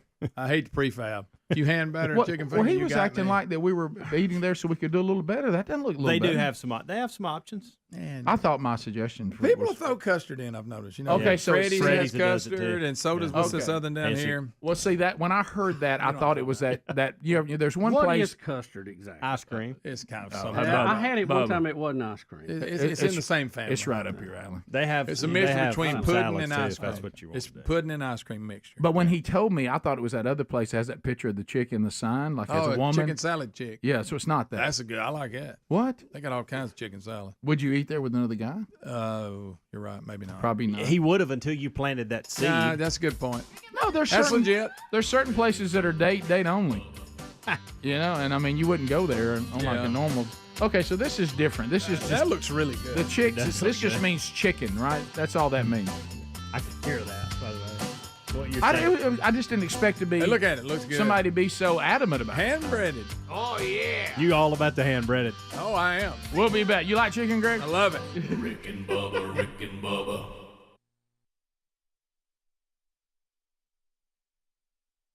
Like, what, 80? So, I mean, she would be. Did you see them side effects I had on her? Come on, man. You knew What's that wrong was with you, coming, by the way. man? We actually said, like, I don't say that. I know. Look at it. Look, he's beside himself. There's can't about believe 4 it. Gregs sitting over by him, all loving each other. I know. 4 Gregs. Rick and Bubba, Rick and Bubba.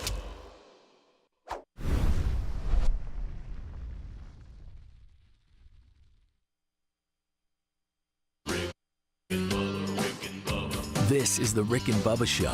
Watch more at blazetv.com/Rick and Bubba.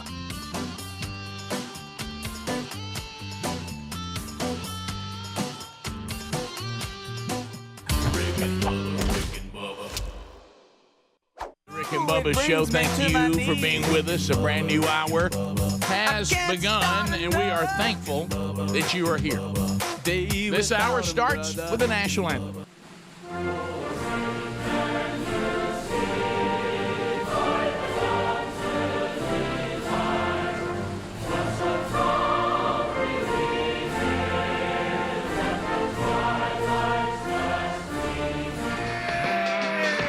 How about it, Bubba? How about you, Rick Burgess? Friends, neighbors, associates everywhere. Welcome to the Rick and Bubba Show, where it is March the 4th. Yep. Happy anniversary,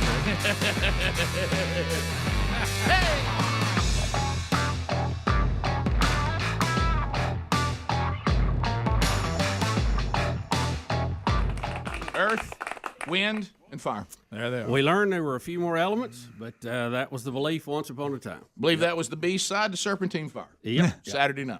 Don't you know there were some people screaming, "Follow the science"? Can I tell you something? The science changed. When I went and bought the 45 Earth, Wind, and Fire Serpentine Fire, and it was always y'all didn't get to experience this now with downloads and all that. You went home with your 45. You did. And you had what the radio was playing. But in a minute, you're going to flip that thing over. Yep. And see what's on the back see what side. I can find on the B side. And a lot of times Yeah. you would come Yeah. across because they were considered songs they wouldn't release. Correct. You know, and a lot of times there's been some in the past that were flipped over that became huge hits. I never understood why they Beth? didn't think that could Beth? be That's a exactly good right. song too. I mean, I know. they're going to the effort to make the record, and they're going to sell it.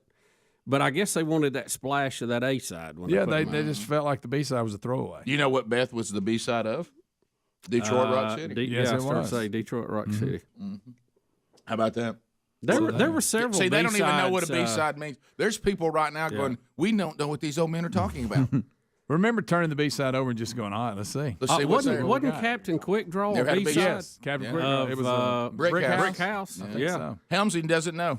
I don't even know what you're talking You about. never had a B-side, did you? Serious business. Do you even know what a record is? I'm not a. Yeah, I do know know about about my vinyl. grandmother. Yeah, I know about vinyl. Do you remember the 45? Did you hear what he just said? Yeah, my grandmother. Well, had one. The 45? Yeah. You remember the 45, the singles? I do. I remember. John brought us some of those. Yeah, he did of the Alabama and Auburn fight songs. Yeah. We gave Bubba, him you one got one on your desk right Seven now. call. You've got one on your desk right now. Yeah, one of Mark Phillips. From hotel. So the 45 with the smaller one. Yeah, and so when they were promoting the hit, the song they've released. the song you're hearing on the radio would be the A side. And you know why he's calling it a 45? No, have no clue. That's the revolutions per minute. Right. So then you would go home with the hit. Well, you may not have the album. Well, on the B side was another song off the album, which would not Flip be the record over. which would not be released to radio. Okay. So you'd find out on the other side of the hit, is this song any count? But every now and then, the B-side became so popular with the people buying the records, it would find its way onto the radio and be a bigger hit than the A-side. Rarely. One of the DJs Rarely. may just flip it over and play it himself. Rarely. And go crazy. Let me tell you, how everything comes back around. You know, rare the B-side. And we've talked about it at times, but just passing by. Record players are on the way back. If you'll go to a Best Buy or something, they have an entire row of have record you priced players. vinyl lately? It's up there. Yeah. Hey, I know. I've given some of my records to a vinyl collector. Yeah. If y'all want to be y'all enjoy nostalgic, have the nostalgia of all that, y'all knock yourself I got out. a little turntable. But I'm just. I still got one. Look, I've given one that was a nice gift from my kids and all that, and I appreciate it. But it's just, I just can't make myself go back in time and get those albums out and put them. And plus, my record player isn't like it doesn't have really good quality speakers or anything. But how about this? They're now making Bluetooth record players where you can just you can play it and it'll send it to a nice system in your house or whatever. But I just think it's funny to say it does Bluetooth seem like, to Rick's point, that player. seems like a lot of work But vinyl to has get the made same a result. comeback. Yeah. Ham's the album. Do you know what speed it was? I do not. 33 RPM. 33. And the rare.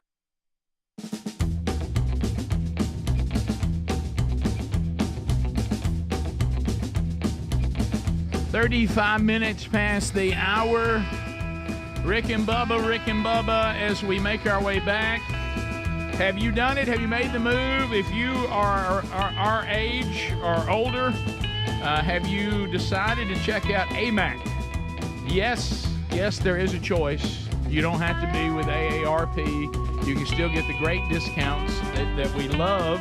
This is the Association of Mature Citizens, and believe it or not, Bubba, we're old enough to be in this group now. Oh, yeah. Pass the card. Pass the card. The Association of Mature American Citizens. They are so much more than a discount organization, but that's in place. You still get, the stuff that you love, the money-saving travel benefits for hotels, car rentals, cruises, theme parks, shows, events, movies, food, dining, and more. But you also have a lobby group that comes from a conservative point of view. It is the conservative alternative to AARP. And you also have an election year special to join, 4 years for $30. You get the magazine with that too. Or you can still go 1 year for $16. They also have folks that help you with your Social Security and help you with Medicare advice, a trusted voice in Washington. So if you want to be part of the group, you do have a choice. amac.us/Bubba.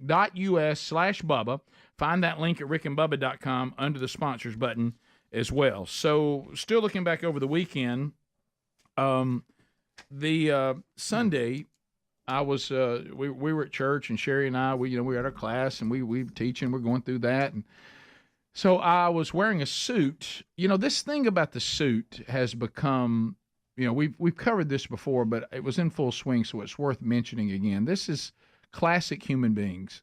There was a time that if you showed up at a traditional, church in where we live, in our culture, in the Bible Belt, and you didn't have a suit on, people would say something. Yeah. Or they go, what's going on? Yeah. Now it's completely the opposite. If you show up in a suit, everybody wants to know why. Yeah. And they think you're a visitor. And what we've done is we've just go full circle. Now it was abnormal not to wear a suit. Now it's abnormal if you wear one. Right. Well, at our church, if you're going to be serving the Lord's Supper, which that's coming up a lot. I really feel the rotation now. Uh-huh. We do it a lot, and we should. You should. The Lord said to do that in remembrance of me. But if you're serving the Lord's Supper, that is tremendous amount of pressure. Yeah. And the format we're going with, there's different formats, and Bubba, I know you've done it. But when you were doing it, it was before they developed the little cup that has everything already in it. You can actually have the juice and the wafer. And right. No, we had. You were old school. You had to do the we juice, had the then come silver back. thing with like 40 cups in it, and then we had the cracker plate that we passed around. Yeah, so you had to do 2 runs, didn't you? You had to do 2 runs. Yeah, it was scary, and like at our church now, they just put it on the table and you go get it yourself. Sure, I've seen that format, but and this one we're still doing. But I do have some of the little portable ones you're talking about. Yeah, but what I prefer, and it's not. I'm not trying to take over because it's not my nature. I'm trying to take over. But at one time we had a cup that I thought was the coup de grace, and it had the juice in it, and then a little compartment with the little wafer in it on top. But now the one we did yesterday, which threw me, is we have the juice cup sitting inside another cup that has the wafer in it. It's not. Yeah. It's still 2 cups. Yeah, stacked cup. But I like one cup with it just up in that little compartment. The one I've got, you peel the wafer out of the top, and then as you peel that off, you get to the juice. Yeah. So if you're serving the Lord's Supper, you are told to wear a jacket to church that day. So I was in a suit. So I do that thing I always do, which is not very nice when it'll break people from doing it. Are you going to a funeral? As a matter of fact, I am. And everybody's like, oh, I'm sorry. and then I go, no, I'm just messing with you. It's a Lord's Supper today. But so I had the suit on. Well, I'm so, I have big fingers and these are little cups, and you got the tray, and the way our room is set up, I'm at a church that has, and I think looking back, I think they might have done it differently, but we have those multi-purpose rooms. Yeah. The multi-purpose room, I'm sure that looked good on paper, but I'm kind of like the straight-up sanctuary. The multi-purpose, because the rows are not really uniform, and no two rows are really the same. Some of the seats you can't see around the cameras, because then cameras I could tell must have. You're talking about the multi-purpose. Yeah, you know what I'm talking about. When you go into a sanctuary that's always a sanctuary, you can kind of feel it. So you're talking about the big room being multi-purpose. Oh, yes. Not just a multi-purpose room. It's where we have worship is a multi-purpose room all the time. A lot of them you're talking about is like a gym or a family life center. Well, that's kind of what this is. Yeah. So we have bleachers that push up, then they come back out, then chairs are on the floor, then they can be taken off the floor. And I'm just talking about it when you're serving the Lord's Supper. What that means is you don't really have rows that you start at one end, it goes to the other end. Some of the rows run into the perch where the camera guy's on. Right. It's not uniform. It's just, hey, it's nerve-wracking. Yeah. It's nerve-wracking. And then, front row, do I could just walk up and run? I mean, it's nerve. And so I'm trying to enjoy what I thought was a tremendous message from our pastor yesterday and wonderful worship. And to make it worse, on the day that I'm serving, I walk in and Speedy and Terry are there. And because JC was home, and he always comes to our church when he's home, and he likes to come there, so they wanted to be at church with their son. And I really couldn't even enjoy his mullet because I kept thinking about having to serve the Lord's Supper. And Sherry was like, you focus on the service. I said, all I can think about is dropping juice on somebody. And she's like, You're so nervous. You're not going to drop juice on somebody. Well, the last time it happened, I mean, we had an older guy. He was a little jittery with the plate. Oh. I should have I didn't know whether to hold on for him or let him have it. Yeah. I let him have it. He knocked some of the juice around. And all I can think about is that kind of stuff. I want to do a flawless one. Not juice on the loose. Yeah. And so Speedy realizes this, so he's not helping. No, very nervous. Now I'm worried about him. And I could tell too when y'all all came down and you each had a little section, you didn't really pay attention to the instructions, and so you were looking to the other guys to make sure you were doing it right. Look to the veterans. Yeah, and I'm a rookie guy. Yeah, that first row you kind of helped serve, and then you kind of gave them the plate and let them pass it through, and you were at the end of the aisle to give it to the next aisle behind them. Well, that helped a little bit, but I could tell you were. Yeah. Well, let me tell you what throws me though. Because that's practice for doing the Lord's Supper. That's right. Right. Because see, and what Scripture teaches is that if you are not redeemed, you don't take the Lord's Supper. Correct. It really teaches if you have something unresolved, you shouldn't take it. Right. Yep. But anyway, so there's always the thing that somebody can wave you off. Yeah. And that's uncomfortable. Right. So wave you off? Like I can't take it. I'm not. Right. So and then you're like, no, and take you don't it. know. You don't know who's redeemed, not redeemed. You don't know who has unresolved stuff. You don't Lord's know. Supper, take it. This person may be real committed to adhering to the purity of it. Others, you don't know what to do. And so it threw me. I had a wave off on the front row. I don't know if you saw that, and that threw me. Yeah, I did. So now I was like, I had a wave off. So I was like, okay. It made somebody actually following the book. Right, That's yeah. nice. That kind of throws you these days in church. So anyway, so now you could tell what I didn't like is the section they gave me is a complicated section. I was hoping they'd give me an easy section. My section is complicated because some of it, the row goes all the way down. The other parts, the rows run into a dead end and have to come back to me. And so I'm trying to, and I saw one of the guys from our class, Ryan Gackle, and I'm trying to tell Gack just to hand it over back to the next row. Hand it over, Gack. Because it hits him, and he's got the cameraman up against his shoulder, and he's like, Burge, where am I going with it? And I'm like, Gack, hang it over. And and I'm trying to get and then the person behind him's reaching for it, and I'm like, then does the cameraman need one? Yeah, I know. So here we go. So then I think I've done it. I think I get through it. I can tell the guy who's in charge, I frustrate him. And he's like, Burgess, you're really over. I'm like, this feels a little, it doesn't feel uniform to me. It doesn't feel organized. It feels a little freelance, which is not good for this, in my opinion. I think it should be done efficiently. So I'm trying to figure it out. And so I think I've done it. And about the time they give it back to me, and I think, Lord, please let this be me doing it. I look down, Bubba, and in my silver tray is one lone wafer. somebody pulled the juice out and didn't pull both the cups and left their wafer. I don't know who it is. So now I'm looking in the section going, like, hey, anybody ain't got bread? And so somebody just had to fake it. Right. And who needs bread? And then I'm hoping it's Gak. Gak, you got bread? And he's like, I got my bread. And I'm like, who doesn't have bread? And then you can tell the pastor is like, hey guys, right? Can y'all get back to your positions? Right, we're looping into another song. Wise birds lingering. Who don't have their bread? And nobody in my nobody in my session will own it. So then I come back and I know what's going to happen. Now I'm handing it to the head guy, and what's he going to do?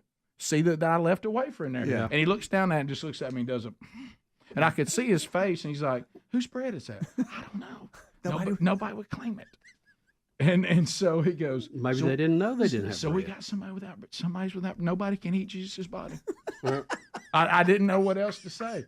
And so I just can't. Are y'all like me? I haven't done a perfect one yet. I don't buy Welch's grape juice a lot. Oh, yeah. I love it. The Monday after the Lord's Supper, I'm craving it, and I usually go get some. I always think, wow, that's better than I remember. That's true. Boy, it's real good. That's true. Gives you a little pickup there on Sunday. Especially if it's cold. Oh, yeah. You got bread? Who's missing bread?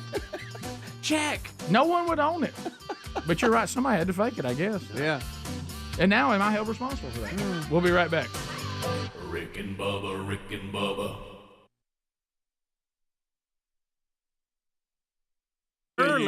Early on, before we had those two, we had the 78. It didn't. Listen, we had all three settings on the thing, but we never used 78. I always wondered what that was. Never. Yeah, 78 was gone before I came along, but I think if my you put it on the dad wrong had an ones- old record. I mean, it was thick. It was real thick. Yeah. And you played it at 78 RPM. Some of the Disney records, the big ones. Yeah, they were 78. they're like between the two, but you remember you can make it sound fast or slow by putting the wrong speed on the wrong. Oh yeah, that was always fun. You take a 33, put it on 78, and let's take a.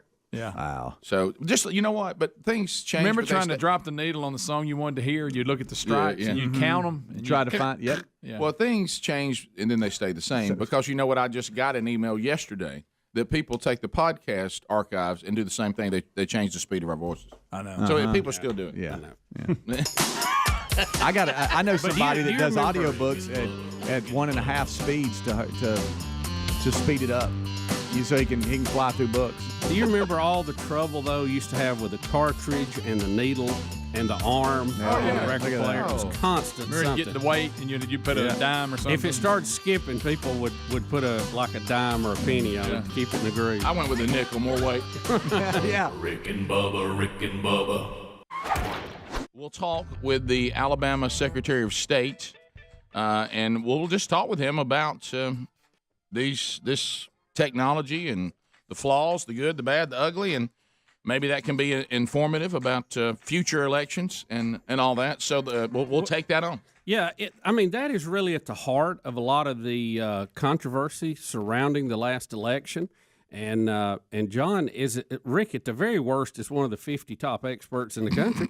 Yes. Because he runs the elections in our state. So we're going to talk to him about that and try to separate fact from fiction. What is done, what's not, what is the deal with some of this? Because there is a huge, huge amount of misinformation out there. And I know you want it to be true. You just feel it in your bones because you saw the size of the crowds. Be but I hate to tell you, size of the crowds has nothing to do with the facts and some of these things. Easy. Well, I'm just telling you, it doesn't. Right. Well, and we're going to go and look. I don't know what he's going to say. I have questions I'm going to ask, and you do, and we want to get to the bottom of it and have a better understanding into what the facts of some of this is. All right. So since you talked about the state, do you want to go with Alabama's got a press conference today? And is it today or is it between now and Friday? Yeah, sometime this week. It was originally Friday, but now this story says it may happen before Friday. Right. But anyway, maybe Breitbart is saying they believe that Alabama's governor, who we had Miss Kay on yesterday, right. But the governor of Alabama, that Breitbart seems to think that Alabama will now join Texas, Mississippi, and Florida, eliminating mask mandates and saying we're moving on. Also got a lot of email from people in Mississippi and Texas saying The governor has lifted this, but some businesses are going to keep it in Well, they place have the right for to do a that. period of time. They have the right to do which that. is really, I'll just eat somewhere else. if you're a constitutionalist, that's where it should take Mhm. place. Right. They have a right to say no shirt, no shoes, no mask, no service. I laughed at Babylon Bee yesterday. It says Mississippi lifts the mask mandate, reminding everybody that they're a state. That's right. That's good. That's good. And Just see, a line, Rick. another area where we've had this debate about private property is when it comes to carrying, open carrying a pistol. Mm-hmm. That we look like we kind of have a conflict between the Second Amendment and private property rights, and that's That's been a tough one. debated and battled out in several. And it is. It's a very, when you get right down to it, the nuts and bolts of it, it is complicated. Yeah, but the beautiful thing about the private business is now the consumer can decide if it is lifted, Right. if your state is lifted.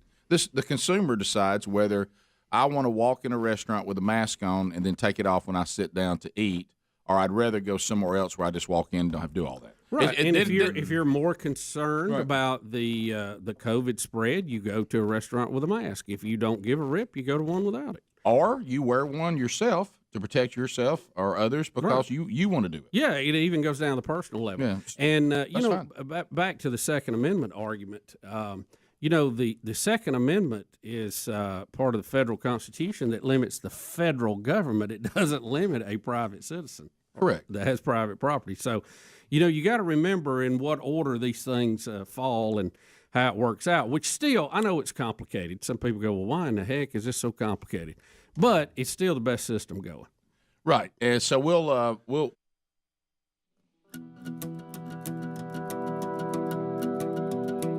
Here we go, 9 minutes to the top of the hour. Thanks for being with us today. Rick and Bubba charity charge today at participating Buffalo Wild Wing locations in Alabama. Provision Works will benefit from 10% of food sales today, so remember that. All right, so and Speedy, it was good to see JC at one of his buddies yesterday too. By the way, many people are saying if it was double cup, if someone didn't get their bread or their wafer, that's not on me. Yeah, they've got to. Because that was a mistake on them. Somebody they probably didn't know that it was a double stack, and they thought, oh, they've accidentally put two in here, and they grabbed just the top one, not knowing that the bread was in the bottom. I didn't know how to explain that. I thought it would be self-explanatory. Get the bread. But anyway, I noticed that JC is apparently he's the mullet's back. Oh no, the mullet is back. Yeah.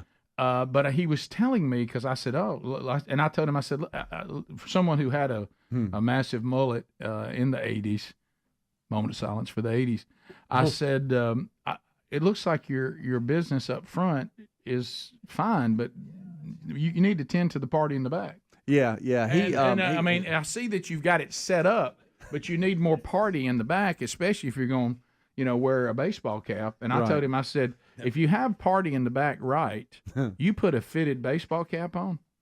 Yeah. Yeah. They won't nobody be able to do anything with it. Oh, no. I mean, That's the ultimate. Yep. Yeah. But he was telling me he's almost trying to land for a moment in both worlds because he's interviewing for an internship. He is, and so he doesn't want to go full mullet, but yet have play a little bit with both. Almost have a little bit of flow in the back that represents the mullet, but kind of get it tight around the ears and have that the business up front. And so he's kind of falling in between. So that was the picture we were showing was just before he went to get a haircut, and it's a little tighter now on the side. He said, he's got another. He has the next level of interview next is tomorrow, and so he's like, I need to go get a haircut for that. So he came back with a different. I wish I had a picture of that. Well, what I noticed, he came back with a little bit different look. You know what it was? It's almost like he prepared for this interview, but he left his. Almost like somebody done framing for what was to come. Right. He set up the framing for the mullet, but so then when this interview's over, then he can let it grow, and he's already set up the foundation. Correct. Because it was designed for a mullet. That the part in the back needs to get a little length on it. Yeah, because it's like a Google meeting or whatever, and so he said in an interview said you can't tell I got party in the back, because I'm on camera, but he was letting it.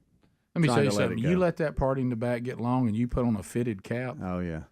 And it comes rolling out of there. Oh, you kidding me? You know, now the kind that you can adjust, those look okay, but a fitted cap, yeah, with that part in the back flowing, good night, you can't be stopped. So, Get you a dip, you got it all. Yeah, and I could see he's got excited about the thought of it. And it is kind of funny their to see. season overall? It was they fell short a little bit overall as far as the season goes. They were a little snake bit, lost some games late that they probably should have won. But overall, it was a great experience for him, and he'll return for his senior year next year. Met a lot of great folks, great parents, and a lot of seniors graduated. But good to be up in Huntsville. My parents love everybody being up there, so that's yeah, it is pretty cool. But you know, these baseball players, it's funny because you brought up a really good point. College baseball, the Power Fives and others, they've got their big conference tournaments about to start, and Hoover, Alabama will host the SEC tournament that starts Tuesday. But it's funny because you see them with their hats on, and they got that little flow with it. Oh. And if you ever see one take like a helmet off, or it's between innings or something, and they take their hat off, and you see what they really have, it's pretty funny because they'll have some hairstyles. You know, people didn't believe in the mullet. They didn't believe it would come back. I mean, I had hairstylists saying that they would stand in the way of it if it tried to come back. Yeah. But eventually, why? It made them a lot of money. That's right. But eventually, when somebody comes in and says, "I'm willing to pay for a mullet," you can't stop it. Because a lot of times you get the perm to go in the back with it. I mean, that's a markup. I did have to apologize to JC because I've noticed something with his mullet, and that is something that I had. When I had a mullet, one side was just flat and just perfect, Beautiful. and this other side flared out. Yeah, and it's almost like it was an uneven mullet. Like I had my head leaning. Yeah, and I see that he's got that a little bit, and he battles that. Have you seen a mullet that's even though? Yeah, some just kind of come down, and I wish and I it had a looks picture nice. of mine. Was it nice? Oh, like a horse mane. Did. Tell him, Greg. It did. He had it going on. Dad loved it. Oh, that was bad. How about some of them cracks? He had some colorful comments Yes, about it. he did. Oh, look at that. His description. They're Speedy when he's a little boy. A lot of folks say, how'd you find that? Yeah, that's. Yeah, but you got to let it come back. You do. You got it has made a full blown. You can't stop it. No, it is back. I keep threatening until I get. I told Sherry, I said, I'm gonna do a salt and pepper mullet, and she's like, do not do a mullet. I said, it's back. I would be stylish. So if I grew a mullet now, is that an old guy trying to look young? Because that just for young people now? Oh, it's good. Adler. I see a lot of gray mullets out there. You think old salt and pepper mullet? I wouldn't just, but you couldn't do nothing with me. Shirtless with a tan, you ready to go? Oh, huh? good gracious! May bring a gold chain back. By the way, that was brought up because we were Brody. We have a birthday this week too, and so Sherry was bringing up the fact: has the terry cloth shirt? Has it not come back? Rick, you love the terry cloth shirt. Can we not get a terry cloth shirt back? Rick's king I of the terry went looking cloth. for some new shirts. I'm like, where's some terry cloth? And they're like, we don't do terry cloth. They'll come shirt. back. Rick, you're a little ahead of your time. Give it a couple years. To me, the mullet tells me that terry cloth is coming. Right. It's kind of a forerunner. Oh yeah. We got improved fabrics over terry cloth. I mean, has the But how about the comfort and the coolness? color stuff? It's like it's not necessary now. We got so many comfortable shirts now. That's terry cloth was Because it used to be, you didn't have a lot of options. Terry cloth was a soft one. Everything You put else that was terry kinda cloth on, you got your tan right, just a little bit of V right here, and hang that gold eagle right there. What you talking about? Get that mullet working. Look at that. And strut into Sunshine Skate Center. Can't nobody touch you. Yeah, I mean, those Jovan Musk. Oh, I couldn't be stopped. So, JC, Reese too, but all Brute of his 33. friends, they're into thrift shopping. Okay. Oh, sure. They'll go grab shirts like they ain't no tomorrow. Well, he's into this. Brody does the same he's thing. in I off don't even season. wanna wear He people's he clothes. loves playing golf now. He's gotten into it. He's got the fever and he called us the other day. He was at a thrift shop. He said, "Hey, I think I might buy this golf shirt. Can I give y'all a picture of it?" And he was asking Terry if she could get a stain out of it. And I said, "Why are you Get a doing that?" stain I said, out of "My closet is a thrift shop." It is. I said, I've had golf shirts so long that they have come back in style. They're back. And he said, "Are you serious?" And I said, "Yeah." So he came home and Buddy was over, and I come out with about 15 golf shirts that I've hung on to. Yeah. And I threw them on the couch and they're like, "Oh my gosh, Y'all this is go a at play?" it. I They're said, fired "Every up. one of Oh, them's yeah. yours." My It's like they had thrift my shopping. sons wear all my old stuff. They love it. Yes, but I mean, some of it I had been saving probably a little too long. But it's back in now, and so they got about 15, 20 golf shirts out of it, and they's like, "Dad, it's like we're at a thrift shop right And you got some room in your closet. I know. Terry's all excited. How about I picked me up another Travis Matthews over the weekend? Oh, did you? Yeah. So comfortable. What a great shirt. It's so They're good. proud of them. They are. They sure are. Boy, they're proud of them. Can't get That's more. why I don't have any. Well, as soon as I grabbed it, you know what Sherry said? Happy Father's Day. Oh yeah. Might go get one for our anniversary today. We're different though. You'll wear that shirt for 10 years. That's right. That's Yeah. right. I'll That's get a my good investment. I'll get my money out of it. Yeah. Top of the hour. Rick and Bubba, Rick and Bubba.